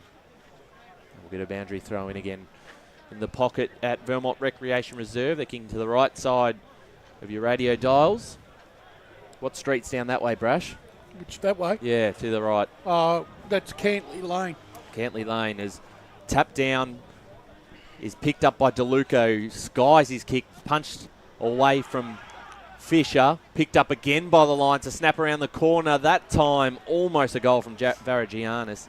And it's just a minor score, so that margin now moves to 21 points, 5-6-36 the Lions, 8-9-57 Vermont. So first score of the term is behind as Calder is assessing his options and where to put this ball to bring it back in as Oppie's leading up, and he'll look that way but go further out wide to the wing as leading up was Wen, followed by Strawn. Footy's dropped out, Burke's around it. Ball just popped out somehow to Hoskin as he goes forward. There's a puck forming under it. Fisher collided heavily with a teammate who's They're both down in their haunches now, but play will resume as Vermont repel. Burke flew for it, couldn't quite get it. Dooman in pursuit. He's got one man to beat, goes to ground to get it, bobbles out. Then there might be Hoskin who got the handball over the top. DeLuca throws on the left boot. He's been better out of clearance. Fisher's still down in the defensive 50 if the footy gets there, but Vermont won't let it happen as Johns now has a bit of time and space. Not the player you want to afford that to at all. Wiedemann leading up. Him too takes a good mark, creeping up the field. Directing traffic in front of him as he looks for a deep entry inside forward 50. It was a 2v1 for the Eagles. And it was Gelsomini who did a terrific job of getting that ball out as we go boundary side to Kate Green. Just quickly, Fisher is coming off under trainers and it looks to be his left ankle. So a bit of a lower leg injury there for Fisher. Has been very good throughout today. We hope he's okay as the Rucks will go at it. Throw fell very short. Greenwood won't be happy that was called back. Absolute gimme. Could have walked right down Main Street and put it through, but no, the umpires will call for it again. Obviously, a bit wet conditions out there. Footy might be a bit heavier. Back on that mark from Wiedemann. That's a great grab in these. It was unbelievable. He made it look so easy. We nearly didn't realise how tough it was as Wen taps it out to DeLuca who gets on the left. Those two combining a bit better now as Bell maybe got Johns high. Bodies dropping around the footy. Hoskin, another handball over the head. Maybe he's been watching a bit of Nick Dacos in the AFL as now Bell's here. Does the don't argue. Puts it down the wing. It's in behind. Not quite. Wilcox gets to it. Shrugs off of a man. Pressure's at an all-time high here as the kick just goes high up in the air and it's out of bounds in the full as he got the belly of the ball. Actually, Bell's been really good for Doncaster East this afternoon. He's attacked the contest and he's trying to make things happen. Yeah, he's trying to improve their method in terms of their ball use. Great call, fellas. One of the guys for the Lions who've just been chipping away and helping his team out in this match as Vermont have numbers who will come to Hams who looks to bring it out, throws it on the right book, takes territory on the kick. Wiedemann's under there, gets a bit of body contact early, but it was a well spoiled there by Hugh Johnson. Now pushed as he kicked was Leon. Ball's going to hit the deck. Oppie's in pursuit. High bounce. Dooman can take it. Oppie was almost bumped into the tackle, so the young man's done well there, but be wrapped up. We'll have a ball up just inside the forward 50 yards. We go around the ground to Paul Uconi. Yeah, got some Divi 4 scores. Churnside Park lead over Forest Hill 8-8 56 to 6-9 45, and out at the D, White Horse lead over Croydon North Emlock 11-10 76 to 6-2 38. So now got boundary side of Jared Beelan. Yeah, one man who I've noticed is up the ante a little bit for the Lions in the contest is Matt Hoskin. He's gone ferociously at the past couple of balls that he's been present at. So when with the tap down, it might just go straight where it came from over the line again. So we'll do it all over and have the boundary throw in. Coming up to the 5-minute mark of this third quarter. 8-9 57, Vermont leading Doncaster East 5-6 36. Thanks for joining us on Radio Eastern 98.1 FM and our Facebook and YouTube streams as we're back into play again. No one able to get a quick clearance. Bit of a scrap here is trying to break through the lines there was Marinos, and has been pinged holding the ball. Free kick here going towards the Eagles. Boundary. Let's go down the boundary, Kate Green. Fisher's been taken to the rooms for further assessment. Thanks, Kate, as the Eagles go down the line in front of Wiedemann. A lot of numbers here for the Lions. One of them was DeLuca, went the handball to O'Connell. Didn't grab it on first possession, but did well enough to control it. Got it DeLuca. Cardillo on the left boot forward. It goes to the line towards the half-forward line. Punched away from Wilcox. Wilcox, and we'll get a ball up inside 50 here, but well moved by the Lions. Won't able to be clean here in these wet conditions. Paul Uconi around the grounds. Yes, Berwick are back in front against Noble Park. They lead 6-5 41 to 6-4 40. Out of the ruck there was Rankin. He was looking for O'Brien, but it bounced over the line, so we'll get a boundary throw in deep into attack for the Lions here. Another chance for a forward stoppage here. If they can get the first of this quarter, it's only going to be 15 points. Yeah, they've just got to grind this out. If they can get this margin back to with about 2 goals at 3/4 time, they're a real good chance. So the ball back into play. No one really got a clear hit to it, so we'll get a ball up. Just got to improve their method when they go forward. So no real territory gained after that ball up, so we'll have a repeat. Looks like it will be Wilcox and Rankin in the ruck. It will be Rankin, had good body work, but they cancel each other out as they'll look to bring it out. Fighting through contact was a Doncaster East player, as now Vermont will look to bring it out. Can't quite do so. Wet, heavy footy sticking to the ground, and we'll have yet another ball up. So bit of a stop-start beginning to this third term. So we'll have yet another ball up in that forward pocket for the Lions as to bring it out, bumping off bodies everywhere. As we're now starting to see the conditions play a bit more of a part in this fixture, as first half was still fairly clean, but now it's getting a lot scrappier as Rankin will take it out of the ruck. Well smothered by Johns as he kicked, but Rankin returned serve with the pressure as Johns kicked it and went straight out of bounds on the full. Boundary. We go boundary side to Kate Green. Just a quick question for Brash. How effective are Vermont in the rain as weather conditions deteriorate?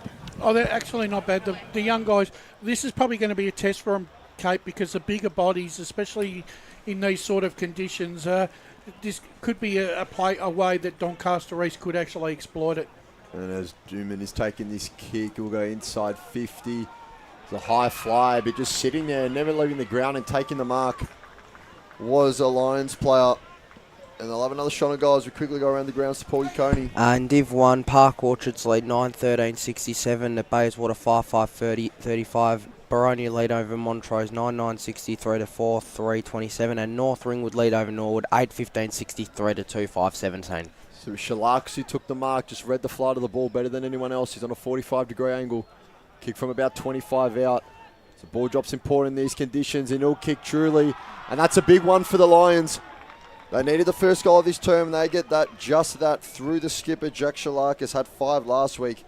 Gets his first on the board today.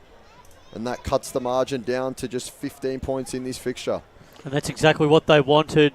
The Lions' first goal of the term, first goal of the half, and that gives them some momentum. They really need that. Just got to use the ball a little bit better, a little bit more purpose, because they struggled to move the ball throughout that first half. But it looks like so far in this second half, they're starting to improve that ball usage. Well, they've owned basically the opening 9 minutes. Yeah, they've opened and then full territory has been their game. This bit of reward for effort as we're back in the middle again, and they might be able to get the clearance forward. Walsh got the handball, but it was cut off by Johns, who sends the Eagles back into attack now. Just flinging it back towards the middle of the ground. The mark is taken by Angus Strawn, standing underneath that one. Take very the good diving Strawn. mark he has. Has been kick to kick, and he might almost be able to just hit up Greenwood. Wen was flying for it. Greenwood outside the forward 50 arc will look to find a target in the pocket. It's Wiedemann and Kelkovsky in that area. And instead the ball goes over the top and bounces out of bounds. So we'll get a boundary throw in deep inside Vermont's attacking half of the ground. They lead this contest by 15 points. 9.5 minutes into this third term. The ball brought back into play. Wen versus Wiedemann. And the Lions are going to win out a clearing kick. It's going to come straight back as the mark is taken again by that man, Angus Strawn, standing underneath it once more. As Spider said, he's been impressive across the afternoon so far, and he'll send it towards the hot spot. Underneath this one, it's Haswell, got the handball away just in time. White for the Lions, picked off by Lockie. Johns in the pocket, and Johns for the Tobin Brothers. Goal of the day contender misses to the left. And it now moves the Eagles to 8-10-58.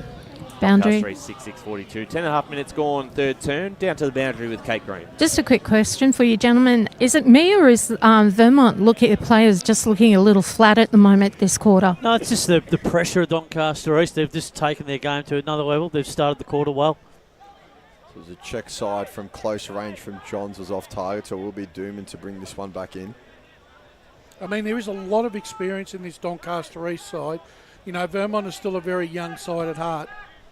That's exactly right, as Dooman will look long down to the broadcast side wing.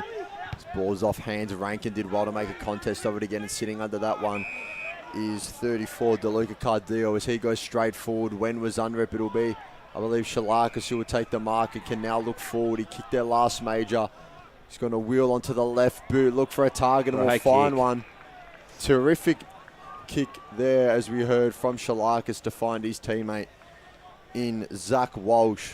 They got caught napping there, Vermont. They pushed too far wide and left it too much open space in that in the corridor. But that's the ball movement we've been talking about. We've been waiting for Doncaster East to apply all afternoon, and it's really taken a couple of quarters to get it going. So it was the Lions who were able to string together some wins in the contest, and the kick from 50 is going to just drop short Again, you can see a wet ball not travelling as far as there wasn't much of an angle there, but it'll be a minor score for Doncaster East as we'll wait for Vermont to bring the ball back into play. So Tyson Calder to bring the ball in for the Eagles.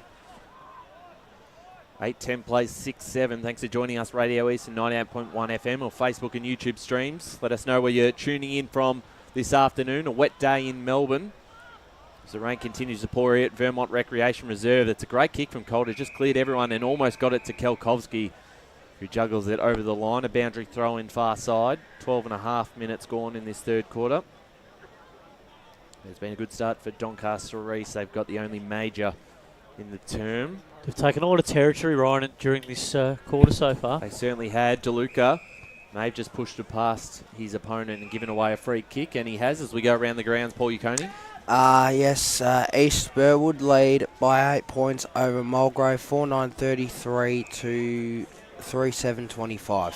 Zaskew finds Calder, and then he finds it Tyson, centre wing for the Eagles, right in front of the scoreboard as he kicks them into attack towards the direction of Kelkovsky out the back. They've got all the numbers. They're going to run into a goal through Josh Spencer, and out the back he was.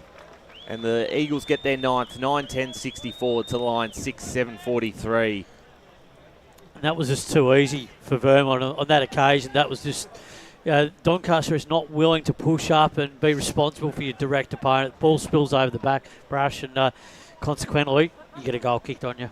Yeah, and that's the thing. You can't have three Vermont players goal side either. Yeah. Probably, they probably needed that goal just to steady it down again. And against the flow of play too, considering that they had some momentum, the Lions. Ball will go up again as Wen will win the tap, and tapping it again was DeLuca, but it will only go as far as the Vermont player is now. It's Kobe askew around the footy, dropped to his knees. Now it's going to be brought out through Tom Bell. He gets a hand off to Shalakas, fumbled the ball, so we'll go back to Bell, who's now inside 50. They're just working their way forward as he looked for a centering ball. Couldn't quite get it there. It's off the hands, and now fumbling it was Haranos, as Wilcox will just look to clear his lines and get the ball forward. Looking for Tyson, calls for deliberate, but like we said a lot yesterday, there's no such thing in this comp. It'll be a long time before we see one of those called in these divisions as we go around the grounds. Paul Uconi. Yeah, got some more Div 2 scores. Croydon lead by over Surrey Park 6-11-47 to Surrey Park 2-5-17. Wani South lead over Templestowe 9-9-63 to 3-4-22. And Lilydale lead over Waverley Blues 7-4-46 to 4-1-25. So the Eagles just finding some short options. It was Johns that will get the ball back after his kick found its target. Can Lilydale pull off that banana peel game, Spider? Yeah, possibly. It's looking likely at the moment. A couple of upsets. As Johns goes forward, shallow entry was off the hands of Leon. And now they'll look to bring it out. Will the Lions is Hugh Johnson. Looks up the far side wing. Ball hit the turf, and it's anyone's game now as Wilcox is around it. And he's able to win that contest. So we'll have a boundary throw in. Shalakas has started to come into the game, Brash, this quarter. He's had his hands on the footy. He's had 2 or 3 touches. They probably need a lot more off him, though. So we'll have a boundary throw in. Just on the far side wing there, favouring the Rucks as the ball drops just where they are as Wen got their hands to it. Held without it, says Doncaster reach, nothing doing, says the umpires, as Vermont have numbers now, and it's socket off the ground. It's a 1v1 contest. It's Burke, but couldn't quite get through. It was terrific work there from Gelsamini as he'll get the footy back now. And now around the footy is Varianis, who was wrapped up. Hospital handbas there to Shalakas. Wasn't Shalakas, or was Gelsamini, as now it's Oppie on the left boot around the corner, and he kicks truly. And there's Kane Oppie with his second of the day. We identified him throughout the broadcast as someone who might have a few special moments in him. And he's able there to get in some space from the turnover as Vermont got it. Get onto his favoured left foot from about 30 metres out, dead in front, kick it around the corner, and it sails through the big stick. So Vermont 10-10-70, opening up another healthy lead against Doncaster 6-7-43. That was really good play by Vermont there. They worked their butt off to maintain that ball in the inside 50. Those young blokes, they worked it out really well. They didn't give up on the chase. Yeah, the pressure was excellent, and Oppie rewarded with a goal there. Boundary. Well, after the first 10 minutes, that was owned by Doncaster East in the territory battle. They weren't able to capitalise enough, and Vermont have kicked the last 2 to extend that lead now to 27 points. Important clearance here for the Lions if they can get it. The handball was cut off. tap forward that time by Dooman, who's pushed in towards the middle of the ground. We'll go down to the boundary because we have Jared Beanland. Yeah, the wet weather might have taken away a little bit of Vermont's slicker ball movement, but something it won't take away is the forward pressure. It seems to be really winning out once they get it down there. Well, Hosker now in the middle this time, using his body well. That time was DeLuca Cardillo, but it looks like he may have done something to the shoulder straight away, feeling that. Pass it off to Bell. Bell in the direction of Shackey. Shackey first grab, 2 grabs, got it. That's brilliant, isn't it? Yep. And did it's well. Just AFL experience, one to the other, and Shackey gets that one. Boundary. His opposition in Matt Wilcox. We'll go back to the boundary because we have Kate Green. Okay, number 34 for Donny East, DeLuca Cardello. Looks like he's dislocated his shoulder out and just popped out. Yeah, certainly felt it straight away as he passed it off, but they managed to get a set shot on goal here through Josh Shackey. And Shackey delivers it. A much-needed goal for the Lions. They move to 7-7-49 to the Eagles, 10-10-70. Coming up to the 18th minute mark of this third quarter on the Bendigo Bank scoreboard. He's such a delightful kick, Josh Shackey. When he was playing in the AFL, very reliable player when he had the ball in his hand. And once again, that was just a beautiful kick in the conditions. Boundary. Let's go boundary side now. Joey Fisher's come back on the ground, so very good news for Vermont. Very important player who it didn't look great for him before. And he's got his ankle strapped, so it seems like that was the issue, but not bad enough to see him finish the game. I'll be interested to see if DeLuca Cardillo comes back on, because I actually reckon he had some real grunt. He was adding some grunt there. Yeah, he was having a bit of an impact, yeah. Boundary. Some Div 3 scores. Donvale lead over Coldstream 8-5-53 to 2-5-17. We'll go to the boundary line just in a second as Doncaster East look to go forward and get another on the ball as Shalakis with a handball over the back, and it's Vermont players all around it. One of them is Tyson, who gets a handball straight back to the Lion opponent though. And he's DeLuca looking for a lead up, and it was juggled, but couldn't quite take it. Vassis getting his body in front of the footy. Now lays the tackle. And we'll have a ball. We'll go boundary side with Kate Green. Just quickly, DeLuca Cardello is now in the rooms with the trainers for further assessment. So he's in the rooms. We hope he's okay. Shaki was in there. Vassis socketed off the ground. But there's DeLuca with another rebound, 50 as he's been doing recently. And it might have the distance, but no, there's a free kick called, I believe, for holding. And it'll be a kick straight in front for Doncaster East. I believe it's going to Tim O'Brien. He's causing real headaches for young James Ross, the skipper. Yes, once again, he's come over his shoulder there trying to affect the spoil. Yeah, indiscriminate. And it's certainly picked out there. It's as bad as textbook as a shot on goal as you can get from Tim O'Brien. Dead in front. And there is another for the man wearing number 21 for Doncaster East. 1 in each quarter so far today. He's got 3. 3 last week as well. Takes his season's tally to 6. And they've been going goal for goal here, trading blows, but now Doncaster East able to get some successive majors up on the board as we go around the ground to support Coney. I'll just finish off those Div 3 scores. The Scoresby lead over Oakley District 10-4-64 to 7 straight 42. The Basin lead 11-5-71 over Sylvan 8-5-53, and Knox lead 9-6-60 over Ferntree Gully 8-5-53. Giving themselves a chance here, Brush. Close games. There's some close games this afternoon. This one getting a little bit closer now. 2 goals in a row for the Lions. 8-7-55 plays 10-10-70. Important clearance here for both sides as we tick into time on in this second term. In this third quarter, should I say. And the fact is that Tim O'Brien could easily have 5 or 6 goals with a couple of the ones that he missed in the second term. So yeah, absolutely right. He's been really dangerous today, and we're going to get a free kick here for Vermont. It's going to Angus Strawn in the middle of the ground, who's had a pretty handy afternoon so far. Looked to pass it off to Banfield, decided not to. Goes in the direction of Wilcox on the far side. Can they get this margin back to under 2 goals before 3/4 time, Donny East, and give themselves some momentum going into the last change? That will be telling. They're able to turn this over now. DeLuca decides to go long in the direction of Shackey over the top of everyone's head. Picked off this time by Wilcox, who switches it towards the far side. Did well enough to get it to Banfield just in time. Well pressured by Bell.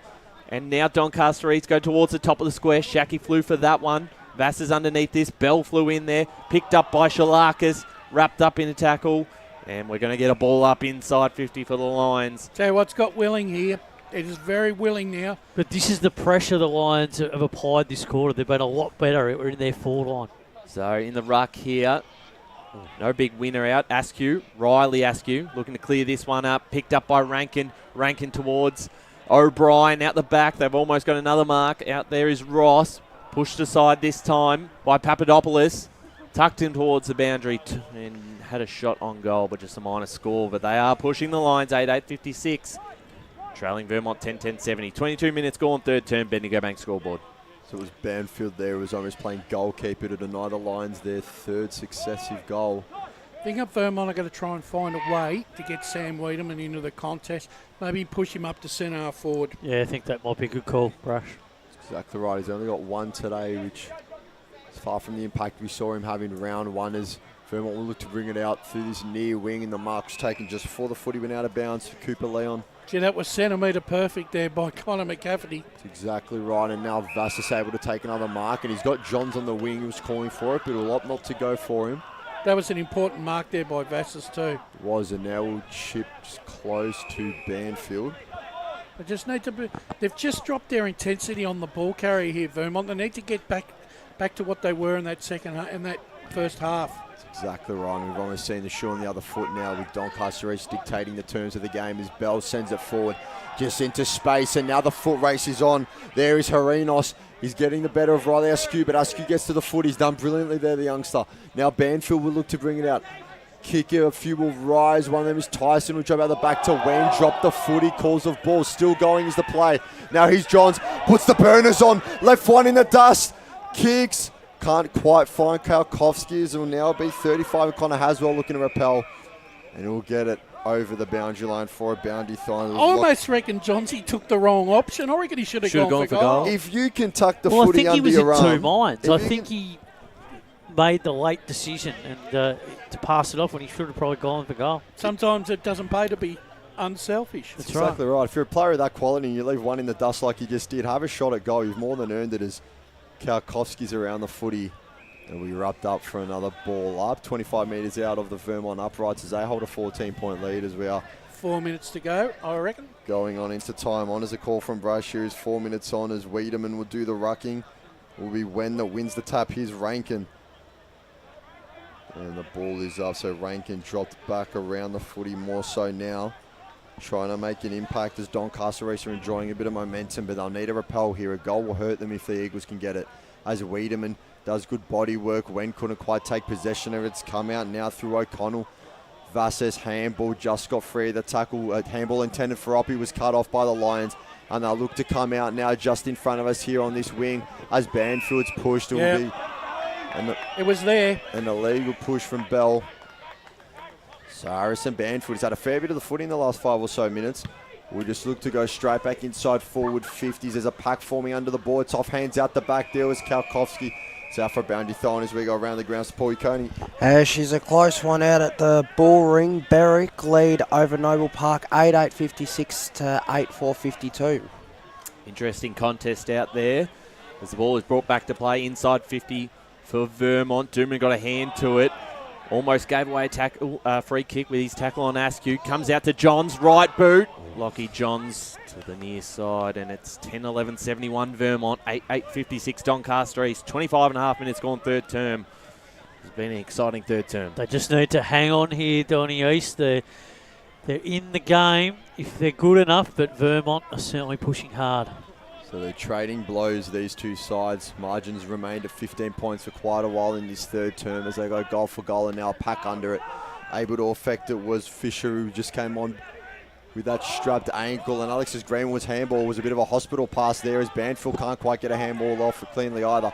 DeLuca gets it to Rankin, comes out, a bit of a hospital handball there as well as Kobe Askew was able to get the tackle and bring the footy to a deadlock, and the umpire will call for a ball up, so to stop it inside forward 50 as we go quickly around the grounds. Paul Coney. And Div 1, Park Orchards lead over Bayswater 15-105 to 5-6-36. Baronia lead 13-9-87 to Montrose 4-3-27, and North Ringwood lead 14-7-101 to Norwood 2-7-19. So when we'll win the tap again, and the ball's in between boundary. A lot of legs at the moment. It's wrapped up for a ball up as we go boundary side to Jared Beanland. Yeah, the rain's just started to come down a bit heavier than before now. It looks like it's really setting in, and the lights have come on too.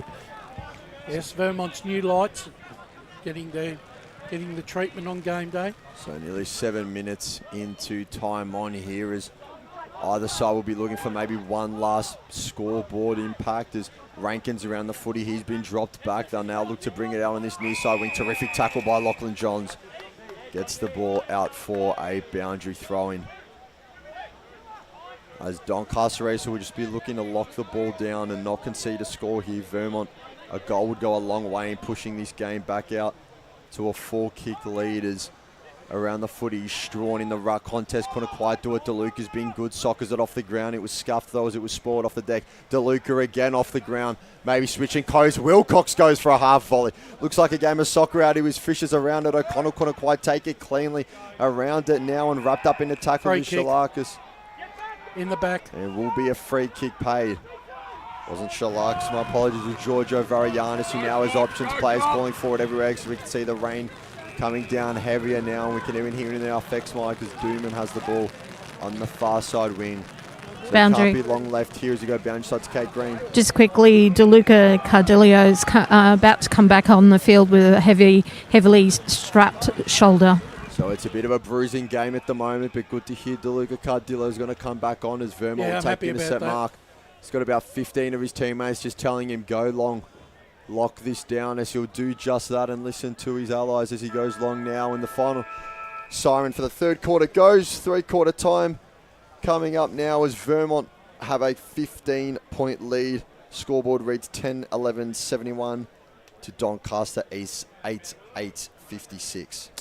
So, yes, a 15-point lead to the Eagles as we go into the 3-quarter time break. We're going to hear from Matt Adolf at 3-quarter time and also go around the grounds and check about those scores happening in the East today. It is 3-quarter time and the Eagles lead 10-11-71 to Doncaster East 8-8-56. As Sarah opened her best friend Jackie's wedding invitation, she was overcome with a wave of emotion. While her 2 young boys wrestled on the floor, tears of happiness rolled down Sarah's cheeks as she saw the words she'd been longing to see. Please note, this wedding will be a child-free event. Well, Sarah, looks like we're off to Eastland for a new frock and some heels. And let's book in that babysitter. For all of life's little moments, there's Eastland. Eastland. Live real. At Yarra Valley Water, we know reducing your shower time, or show time, to 4 minutes can save you an average of $200 a year on water and energy bills. Shower shorter. Save water. Authorised by the Victorian Government, 1 Treasury Place, Melbourne. Sprained your ankle, bursting through the banner? Broke a finger, high-fiving the ruckman? Or did you run into the goal post again? For bumps, breaks or bleeds, be seen sooner, close to home at Knox Private 24/7 Emergency Department. The preferred provider of emergency care to the Eastern Football Netball League, you'll generally experience shorter wait times. You don't need private health, but there is an out-of-pocket fee. Be seen sooner, close to home at Knox Private 24/7 Emergency Department, 262 Mountain Highway, Wanturna. Do you feel good about your bank? Because there is a bank you can feel good about. They share their profits to fund big community projects, small community clubs, and vital emergency services. They've given $250 million to help Australian communities thrive. They have all the products and tech you expect from a big bank, with service you don't. It's Bendigo Bank. Feel good about who you bank with. Try Bendigo. Search bendigobank.com.au or search Bendigo Bank near me. The first time I met the team at Tobin Brothers Funerals, I felt like I'd known them for years. They're so caring, honest and passionate. James McLeod, Managing Director of Tobin Brothers Funerals, sums it up best when he says, Every day our people get out of bed to assist client families in their absolute time of need. Our people love what they do, and you will not find a more highly trained group of people than those at Tobin Brothers. Visit tobinbrothers.com.au. Tobin Brothers Funerals, celebrating lives. Hi, I'm Ben Desson from Montrose Football Netball Club, and when I need a new kit for a night out, I head over to Eastland. But Eastland is more than a shopping centre. They support a range of community organisations and have been major partners of the Eastern Football Netball League since 2018. Thanks, Eastland. You are listening to Radio Eastern FM 98.1. With live and exclusive coverage of the EFNL football season, bringing you the match of the day with score updates from all divisions. And now we cross to our commentary team for the Radio Eastern 98.1 Match of the Day coverage. Welcome back to Vermont Recreation Reserve. Three-quarter time here with Vermont leading 10-11-71 to the Lions 8-8-56. A 15-point lead as we get ready for the final term out here, and the rain is starting to pour down. And before we get to it, and we're going to hear from Matt Adolf, the senior coach of the Vermont Football Club. Paul Uconi, just some scores around the grounds, the key ones that are happening here in the East. Yes, in Premier, Berwick lead 8-8-56 to Noble Park 8-4-52.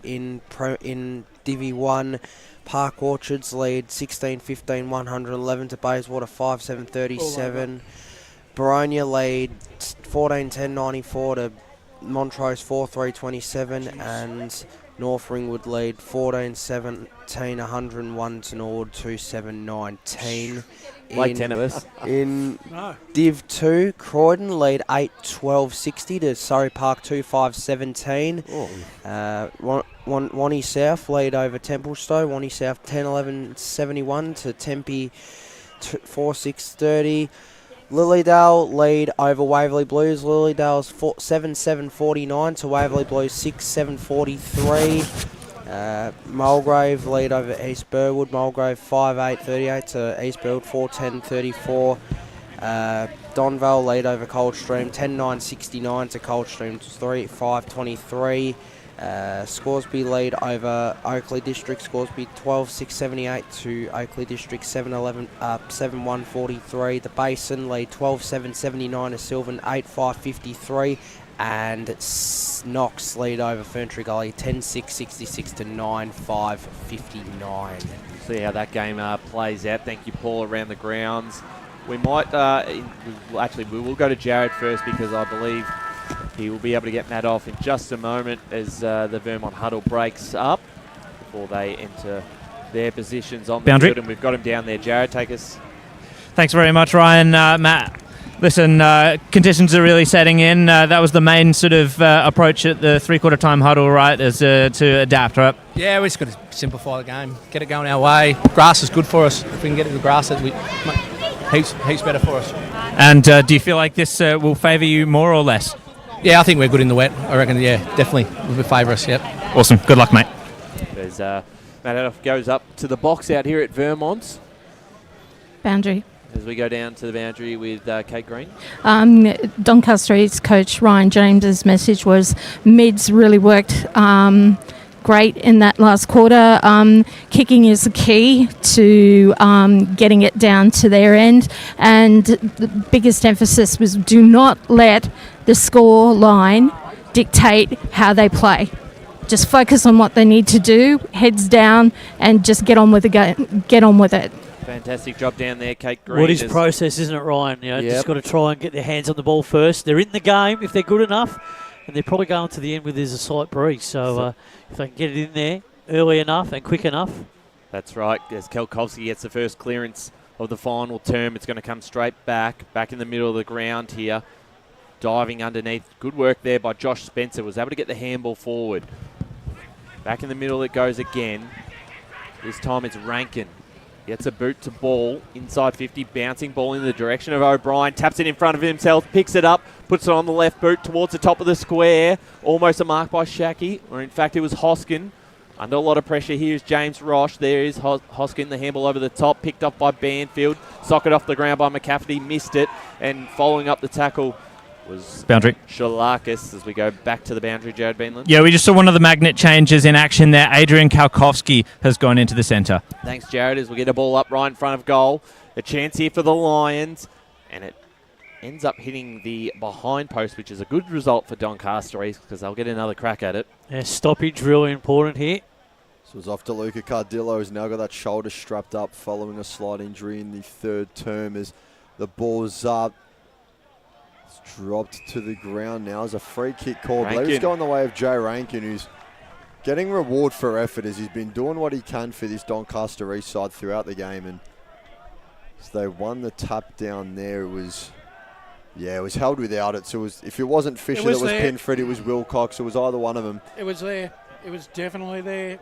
As he's on just greater than a 45-degree angle here. Not a far kick. Man on the mark's only about 15 metres out. But he will kick truly. So he's done well. And Doncaster East get the first of the term again. So that is a massive goal, cutting this margin down to 9 points. It's got a bit of yesterday's game about this, Brush, to be honest. It does. They've got the momentum. They've really worked their way back into this contest, and it's all got to do through clearance and their ability to get the ball forward with the territory game. So they're giving their forwards like O'Brien a look and Rankin, and they're capitalising at the moment. And Shalakis is being very busy throughout the midfield as well. I think Bell and DeLuca have really upped the ante. And they've upped the ante as well. Yeah, and the other thing I was going to ask you about is Kalkowski going into the middle for Vermont. That's I wonder what the thinking behind that is. He's back out there again. It's Greenwood now in the midfield as he get his kick forward cut off over the top. The handball from Haswell finds a teammate who goes down the line. Bouncing footy picked off by Wilcox in front position. We'll get a ball up on the far side. Back down to the boundary, Jared. Yeah, I don't know if it's just rotations, but Kalkowski's come off after, what would it have been, 2 minutes of play? So when getting the clearance, to cut you off there, Jared, as Greenwood sliding in, picking it up and looking to get it to Vassis. The Lions kick was smothered and looking to get this one now. DeLuca Cardillo has been impressive across the afternoon. Jackson Green wrapped up in a tackle by Banfield. 3 minutes into this fourth quarter. It's a 9-point lead to the Eagles. Back to Paul Uconi's score centre, should I say? Yes, Noble Park have kicked the first 2 goals of the last quarter, and they lead over Berwick 10-5, 65 to 8-8, 56. So Bell's kick got the belly of the ball. Will go straight up. It was off the hands of Shaky. Couldn't quite take despite a good lead at it. Tyson Calder with the footy now, smothered by Rankin, or Sport, I should say. O'Brien rides a tackle, gets it onto the right boot. Sprays it just wide. So Doncaster East have had all the dominance pressure-wise in this second half. And it is starting to come off for them as they're able to lock the ball in. Only an 8-point margin now as 10-11-71 plays 9-9-63. The young Vermont side are now right under the pump. They're going to have... They need to... This is a real test for them now. They've got to respond. Certainly do. It's there for them to win if they want it, as Wiedemann, I believe, will take the mark on the wing just in front of us. Fair grab that by Sam Wiedemann. Yeah, he's had a couple of good ones today. Hasn't had quite the impact as he did last week. Come up the ground a bit. Always going to be difficult to do when he kicks 7. As he goes down the line, picked off by Green. Starting to make his statement in this last quarter. Finds Dooman, the juggling mark on the second attempt. So Taylor Dooman, a kick forward. Cut off by Wilcox, got a fist to it. O'Brien's there again, able to make a contest to it. Got it to Bell, who's another player who's picked up his game as the contest has continued on. 8-point lead to the Eagles. Doncaster East have never beaten Vermont in a senior match. 0 from 7. And they've been able to bring this margin back to 8 points to give themselves a chance to end that streak. Shacky in the ruck. Stolen by Lockie Johns, a bouncing footy over the line. And you hear the Doncaster East fans who have gone a little bit vocal in the last 5 minutes of this first quarter. I think BWS starting to get up and about. I think BWS might be getting a little bit excited too. Well, certainly if he's watching from Tasmania this afternoon. Watch his lines out here is Greenwood. Dribbling kick forward towards the boundary line. Looking to keep this one in is White. Did well, but it was a dangerous kicking towards the middle of the ground. And going forward this time is Josh Spencer for the Eagles. Towards the Wiedemann direction. Punch forward. They've got all the numbers over the top. Tice can run into an open goal for the Eagles. And they linked up through Burke.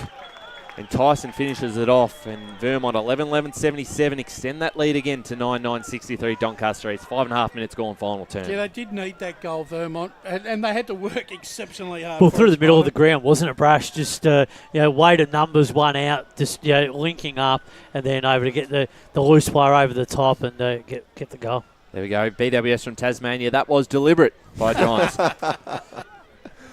So it's a big goal for Vermont, one they really needed. From a Doncaster East perspective, that one hurts as they were starting to get a good run going, but they have a chance to make Brash? Up for it now. No. As it will be coming out through the hands of Zach Walsh. The footage dropped to the ground. Greenwood's got it. Be wrapped up by DeLuca. Only because they don't pay it in the Eastern Football Netball League. That's why. As we go around the grounds with Paul Yaconi. Waverley Blues hit the front against Lilydale, but Lilydale are back in front of Waverley Blues. They lead by a point, 8-8-56 to 8-7-55. As the Lions win the clearance and DeLuca just chips one short to his skipper Shalakis, who's had a big third term with a goal to go with it. He'll be looking for his second here, and this will be a big kick because a major here would cut the lead back down to 8. So Doncaster East need to be taking their chances here as he'll kick from maybe 40 metres out. 45-degree angle. Here's Shalakis on the left. Kick is on its way. And he's pulled it wide for behind. So just a minor score, 13 points the margin as Vermont will bring us back into play. Must lock the ball in here. Donny East trying to create another score. 11-11-77 plays 9-10-64. 13-point lead to the Eagles as bringing in the ball. Tyson Calder will go towards us, broadcast side. Long kick out of defence. Off the hands of Wiedemann. Out the back is Johnson for the Lions. Picked it up, but wrapped up straight away and just gave Burke a bit of a push after that. Didn't like the treatment he got and still going at him. Having a few words said down there as when pushes are past Strawn. Kelkovsky ends up with the footy.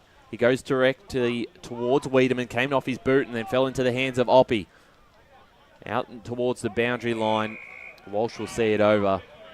Right in front of our boundary riders and the two interchange boxes. 11-11-77 plays 9-10-64. I think rotations are going to be really important this last quarter for both sides.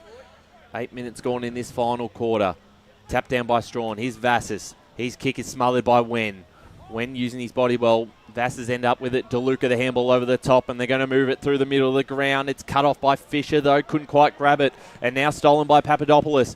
Towards the top of the square, O'Brien versus Ross, and Ross sees it over the line. So boundary throw in deep in that Doncaster East forward line. So the boundary throw-in is not a bad result for the Lions as they get another chance to get a big score on the borders. There's starting to be little spot fires throughout this term as we're waiting for the ball to be brought back in or will be done so as Wilcox goes at it in the ruck against Shaky. Picking up the footy was Papadopoulos who's taking the ground. Wrapped up in the McCafferty tackle. And we will have another ball up just inside the boundary line here. Some 15 metres out from Doncaster East upright. So we're going to grab it out of the ruck with Shaky. Picking it up was Fisher for the Eagles. Cause of ball, but he clearly got the ball out and we'll have yet another ball up, so no real movement at all. As the umpire calls for it once more. It will be Wilcox and Shaky in the ruck again. Shaky wins this one, gets a fist to it, just punches straight up. Wilcox tacked it. Shaky got the boot to ball and goes and punches his own kick. It's absolute bedlam here in the forward 50 as it's brought out by McCafferty's left foot and another punch. Scrappy here as DeLuca Cardillo's around the ball. Maybe a high fend off. Umpire says nothing doing. Shot is goalwood. And we'll go out of bounds on the full. So a bit of chaos there in the defensive 50 of Vermont. But no score on the board. So Wilcox will bring this back in. Again, a chance for Doncaster East to lock the footy in and get a score on the board as we are now 10 minutes into this final term as Wilcox looks down the broadcast side wing. It will be smothered over the line for another boundary throwing. So 13-point lead to the Lions. Even a score there would have been a little bit handy just to make it an even 12-point margin. But they are doing a lot of the attacking at the moment. That last goal certainly hurt them. But they're still in this contest. Wen with the tap down.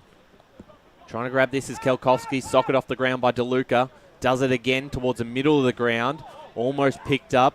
And that was DeLuca Cardillo, who's had plenty of the football. And now a chance for the Lions. They go towards goal. It's a minor score. Scard Magilia. I know I've said that wrong, but 9-11-65 the Lions to Vermont 11-11-77. They are getting plenty of looks at the Lions, so it's giving them some confidence here. When they do go forward, they're looking threatening. So Scardamaglia's attempt makes it a two-kick flat game. As Wilcox can take a mark just on the edge of his defensive 50, and we just look to pump it down the line here. The Eagles desperate for a bit of territory as Wiedemann will fly. So too are a few Lions. Scardamaglia's around the footy again, holding on to the jersey of Spencer, but now let's go as they're getting it forward. Lions with a chance to repel. It was I believe O'Connell, who couldn't pick up the footy cleanly enough. And there's Johnson, who just soccers it off the ground. It goes past the Vermont player. At the back is Shalakas, who handballs it over the top. Looking for it back if Shaky can get it to him. He does just that. He's Shalakas on the left. Looking for a centering ball. It's been cut back to Bell. And the kick's found its way through. Bit of desperation footy there from the Lions. They did brilliantly to work it down the wing and then in the middle.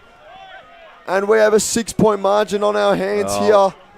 Huge in Anzac round. Well, yeah, exactly right. Shalakas, just some brilliant play there, presence of mind, just to keep the ball moving forward, results in a goal as well. And Bell's been fantastic this afternoon. Even when against the run of play in that first half, he was still there, belting in on that wing, kept running up and down the lines. He's being rewarded in the second half. Correct, those key experienced players. Bell, Shacky was good there.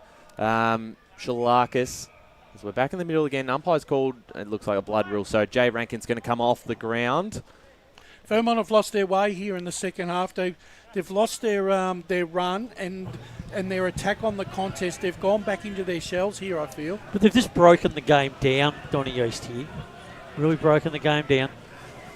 11-11-77 plays 10-11-71, a goal the difference. Boundary. We'll go to the boundary in just a moment as we get back underway in the middle of the ground. Wen with the tap down. Kelkolski picks this off for the clearance. Dribbling kick forward. Green and O'Brien.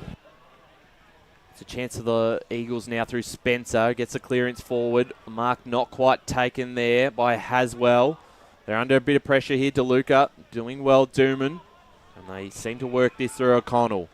O'Connell now deep in defence. Look to use the corridor. It's a dangerous kick. Kelkovski's underneath this one. Short kick forward. Bouncing ball. Just eluded Leon. Bouncing forward there. O'Connell got the handball. They choose not to concede a point, and they'll keep working this through. O'Connell again. They'll look towards the far side. There's a free kick being awarded this time. Going to Kane Oppie for the Eagles. They'll go back into attack again. Under a lot of pressure at the moment. Doncaster East. Don't want to concede another one. And inside 50, the mark is taken by Angus Strawn. He's been big this afternoon, this young man. He's taken some clutch marks and he's also really done well in the ruck. And 25-metre penalty. I'm not sure who that was against. Might have just been in that zone there where the umpire didn't want the player. And that's going to be almost a certain goal for Angus Strawn. And that will stretch the margin back out to 2 goals. And every time Doncaster East have looked like they might push to hit the lead, Vermont have had an answer. Important goal. 12-11-83 Vermont, 10-11-71 Doncaster East, 14.5 minutes played, final term. Now we'll go down to the boundary with Kate Green. Number 12 for Donny East. Rankin's back on the field after being attended for the blood rule. Thank you, Kate. It's just not a penalty that Doncaster East could afford to give up there. Even a kick from 30 metres out in these conditions. Well, it's unforgivable, really. We've said they had some disciplinary issues throughout this game, but that one's really going to hurt them considering how close they've been getting to Vermont. They just haven't been able to pull back into the lead, though, as Bell wraps up his opponent in a tackle. We'll have another ball up centre of the ground. Still time if they're good enough.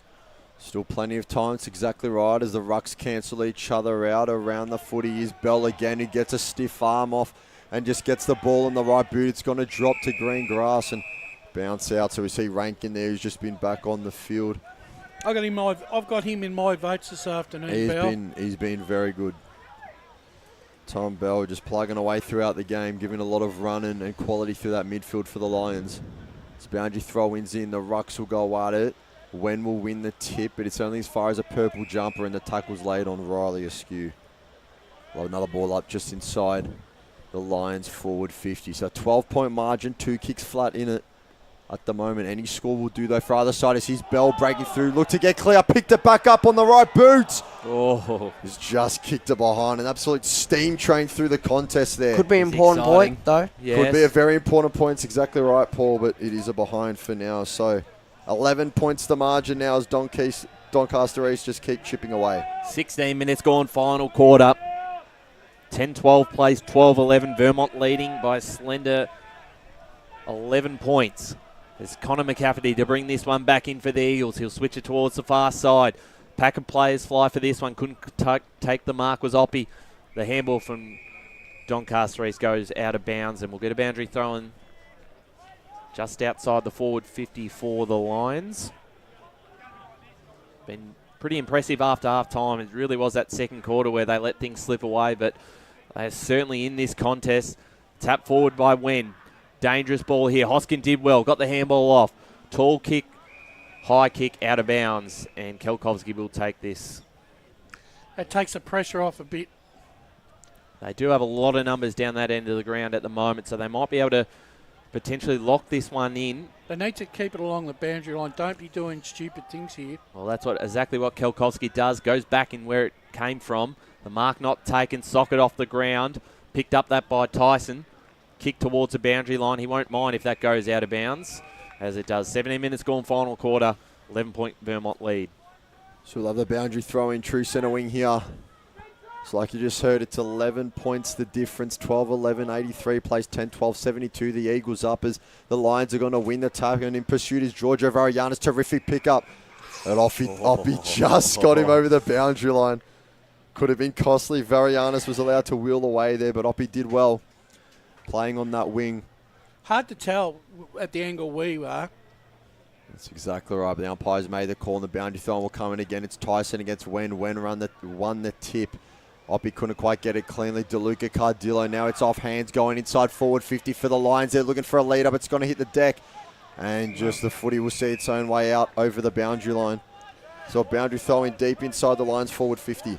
Another good win there for Doncaster East. They gain territory, but also now win a stoppage. They've been much better around the stoppage and winning the clearances much more as this game has progressed. As the Rucks will go at it again. Wilcox was in there. It's off the hands of Bell. Wilcox again. No clear winner of the footy. Banfield spun terrifically. Got on the right boot. Wiedemann will fly at this one. Got two hands to it. Couldn't quite take it.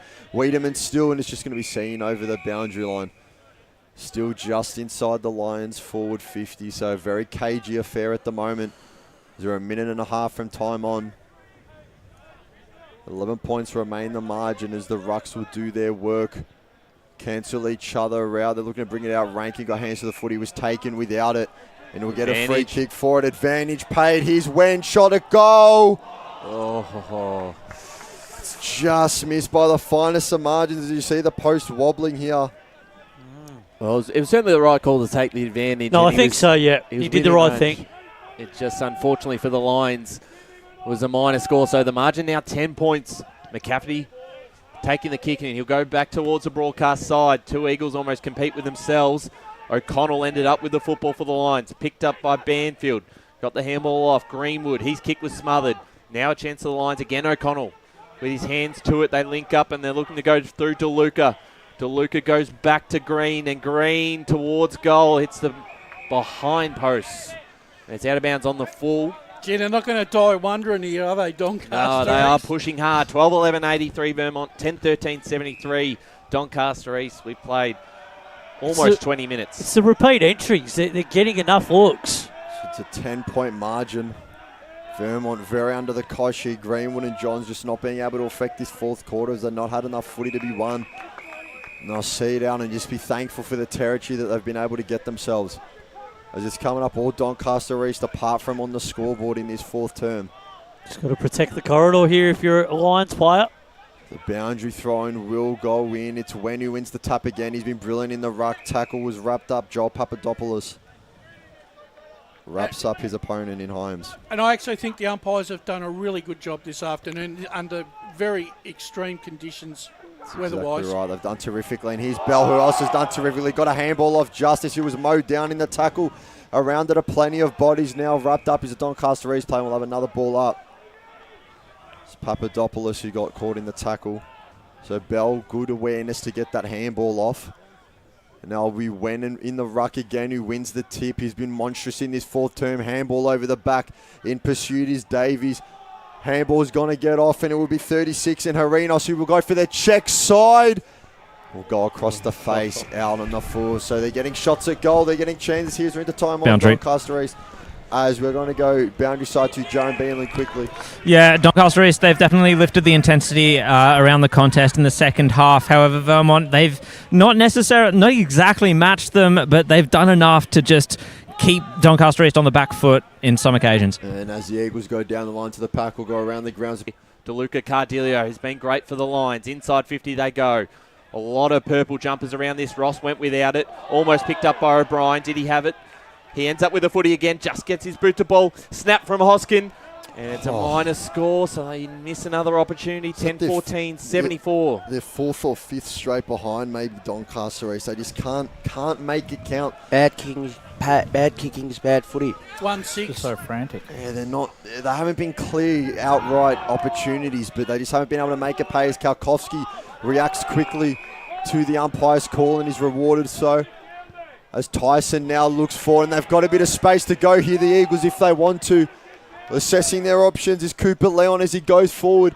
Looking for a Kalkowski, was worked forward, and it's going to be a boundary throw-in. Well done by Doom, and just get a fist to that. Actually, if I was Leon, I probably should have gone back and had a shot on goal there. Just to take a bit of time off the clock, Just inexperience there, I thought. That's exactly right. So maybe a bit of gamesmanship gone begging there as Wiedemann wins the tap in the ruck, and it's going to come out. Barlow's around the footy. He's been quieter since the first term.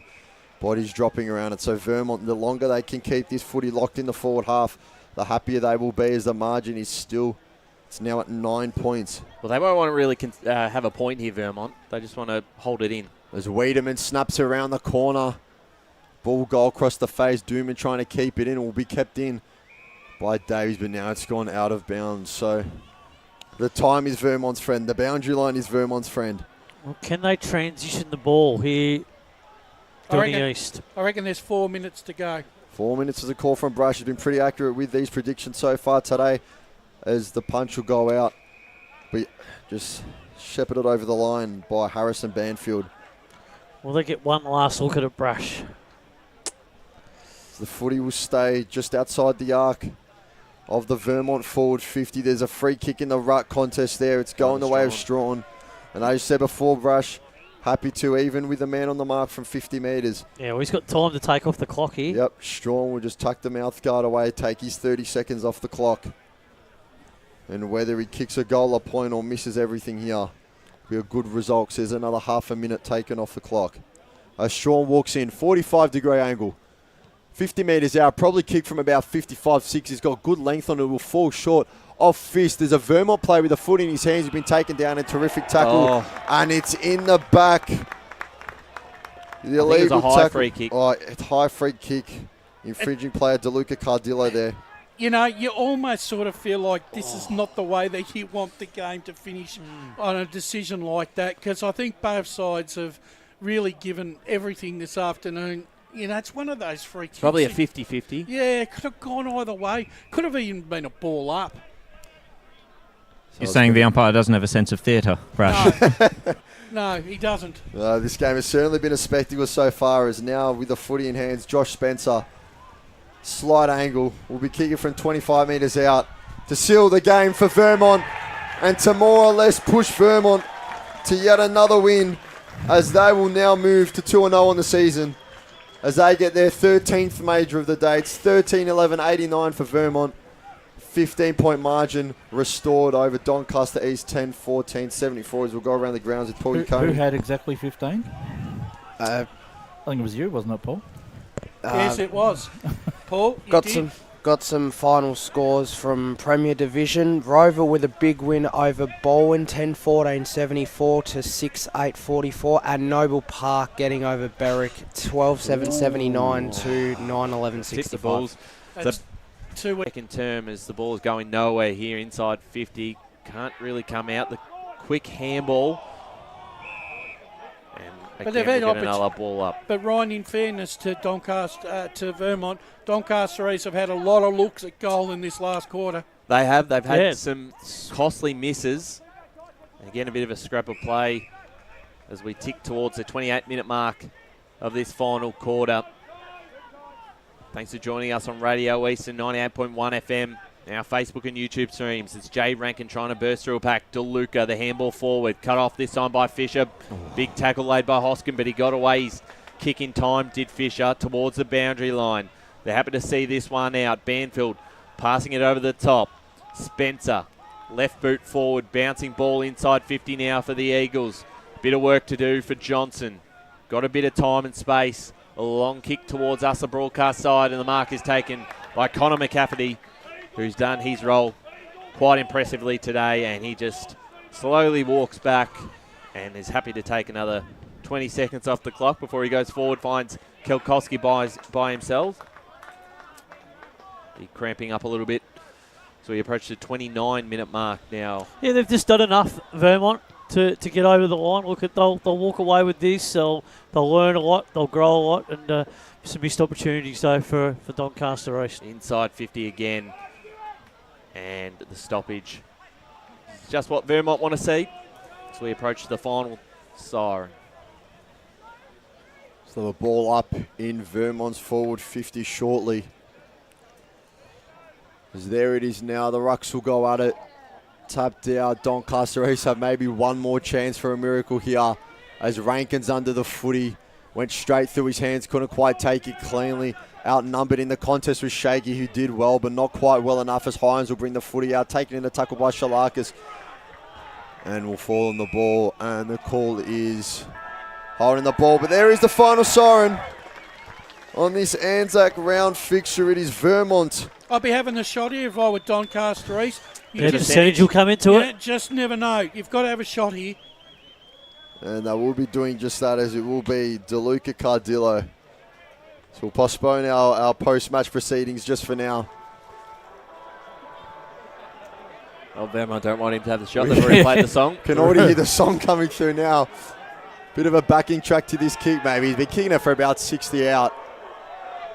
And it has gone well out on the full. So Vermont 13-11-89, 15-point victors on the day over Doncaster East 10-14-74 in a tightly fought battle, which will move Vermont to 2-0 in the season. Doncaster East dropped to 1-1. There's an excellent game of footy just unfolded in front of us, Ryan Long. Yeah, absolutely. It was a good contest in the end. We thought potentially at half-time that Vermont might run away with this quite comfortably, but Doncaster East had their chances late. And you look at this game and now, 15-point margin. Well, I still go back to that second quarter. I still think that's probably the difference between the two sides. That's where Vermont really certainly made the most of their inside 50s and started to dominate that clearance battle. But a lot of positives to take away from both sides. I don't think either side will be too disappointed.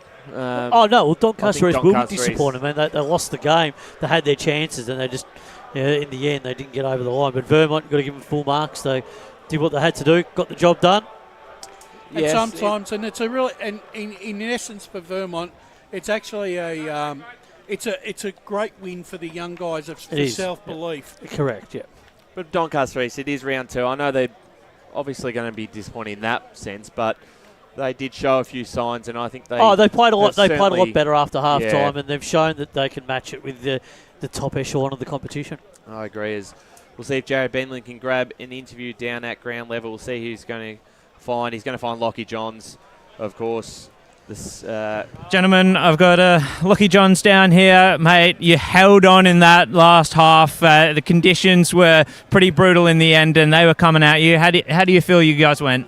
It was pretty nice to hold on at the end there. I think every time we've played Donny East, it's always been a pretty close game and a real good fight. So sort of clog it up and slow the game down. But it was nice to get over the line. Nice when that siren went. Yeah, for sure. The messages at three-quarter time as well to adapt to the conditions. I mean, imperative, obviously. Yeah, exactly. It was just we didn't want to just hold on, though. We wanted to keep going and keep pushing. And we obviously needed a few more goals because they kept coming. So it was lucky that we didn't just put the cue in the rack. We kept pushing, and we got a couple of crucial goals at the end. And you've ground out a couple of wins for the season. A 2-0 start's obviously pretty good. How do you feel about the rest of the season? Yeah, it's nice. I guess sometimes you just got to find a way to win those games, and we could, pretty easily be 0-2 and things be a little bit different. So it's nice to get that start, and I think we got Rowville next week, and there's no easy games, that's for sure. And you're a pretty young side, so it's got to be you guys have got to be pretty up and about.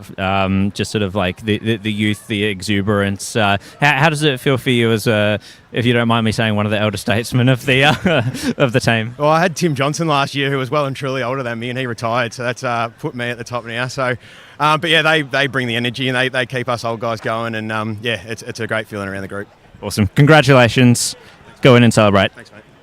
Thanks there, Jared Benlin with Lockie Johns, who was outstanding I don't think we'll go to an ad break unless we have to here with... we'll keep going because we've only got just less than 10 minutes. We won't get any more interviews because we've got a few things to get through before we wrap things up. Let's start with our votes. We've got 2 awards to give out. We've got the Tobin Brothers Goal of the Day award, and then we've also got the Sportsco Eastland Best on Ground. We're going to start with the votes. Chris, I'll start with you with your 3, 2, 1.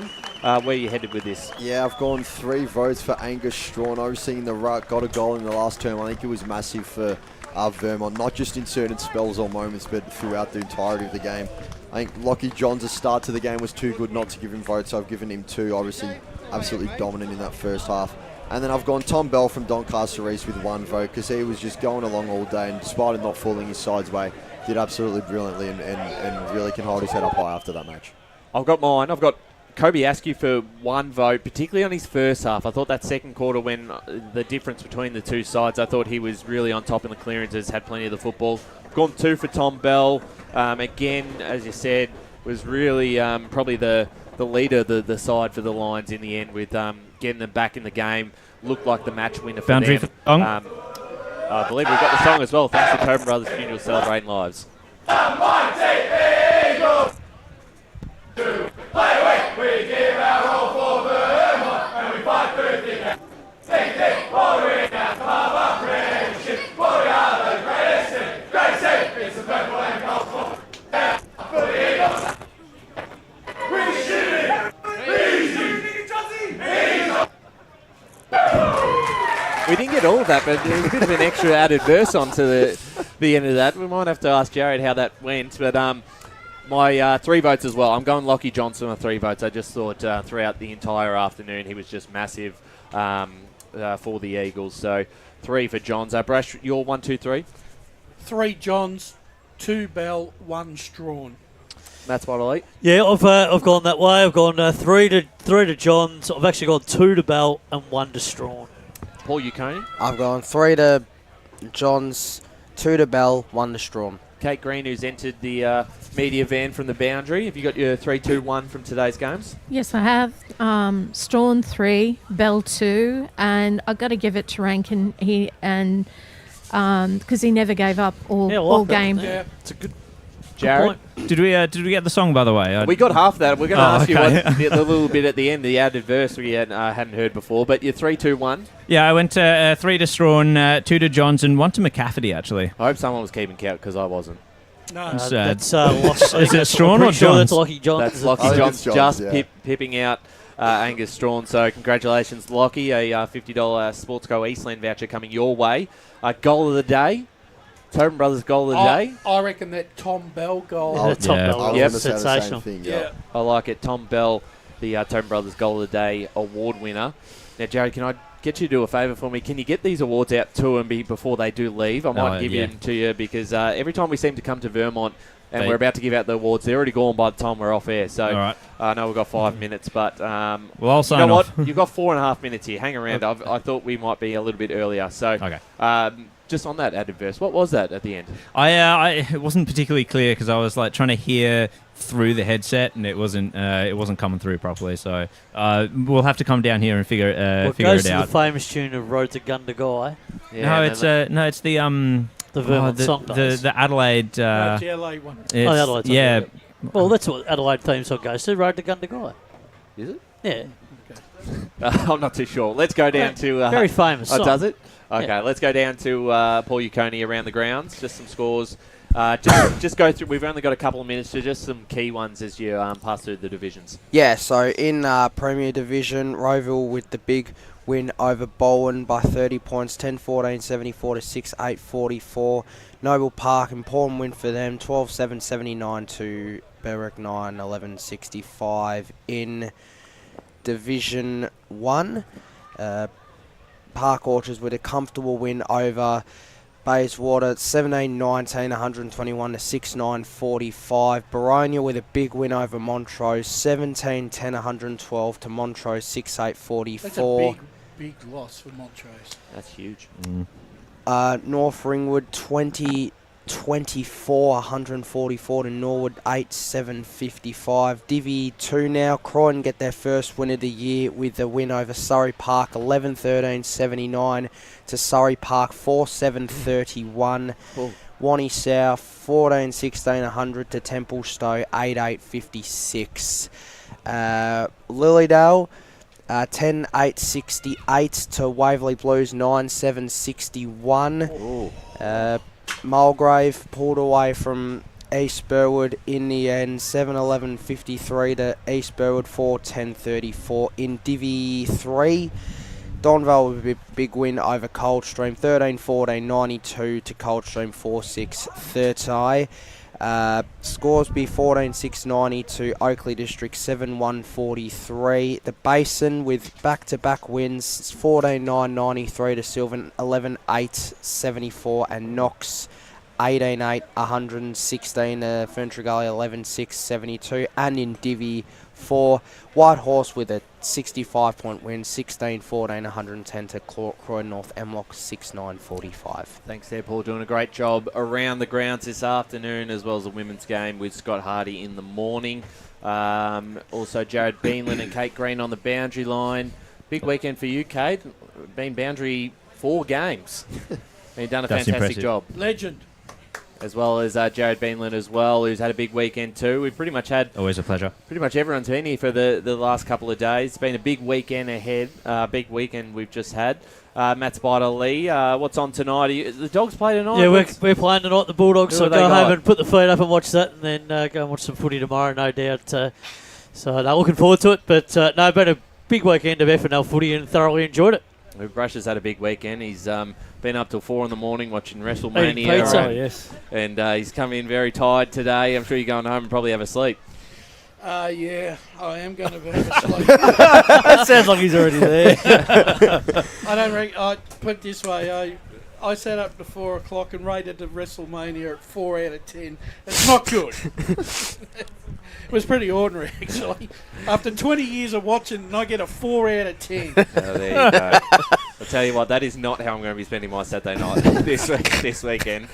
Chris Cordes done a fantastic job. Hello, First Chris. call for a senior men's game. Yes, thank you. Pleasure to be here as always, and thank you guys for all your support before and during the call. It goes a long way. Absolutely. Megan Green has done a fantastic job on the camera Hello, for Meg. both senior games today. No, Megan. Oh, is Megan not here today? No, she's not. That was Lincoln today. Oh, Lincoln. Thank you, Lincoln. Well done, Lincoln. Because Megan did. She ended up with 3 games anyway. Yes, she has had a big weekend. And of course, you, Lee Green, obviously, and your work doesn't stop. You're just full stop. You're just full non-stop work. Thank you again for your work across the weekend. Not a problem. Off to the dentist tomorrow. You get a Dentist. get a snap tooth fixed from Bollard that hit it last night. Putting the van in at Vermont. The price of coming down to Vermont Recreation Reserve. We're going to close things out now. Thank you for your company across the weekend. It is Vermont 13-11-89 running out winners over Doncaster East 10-14-74 in the Eastland match of the round.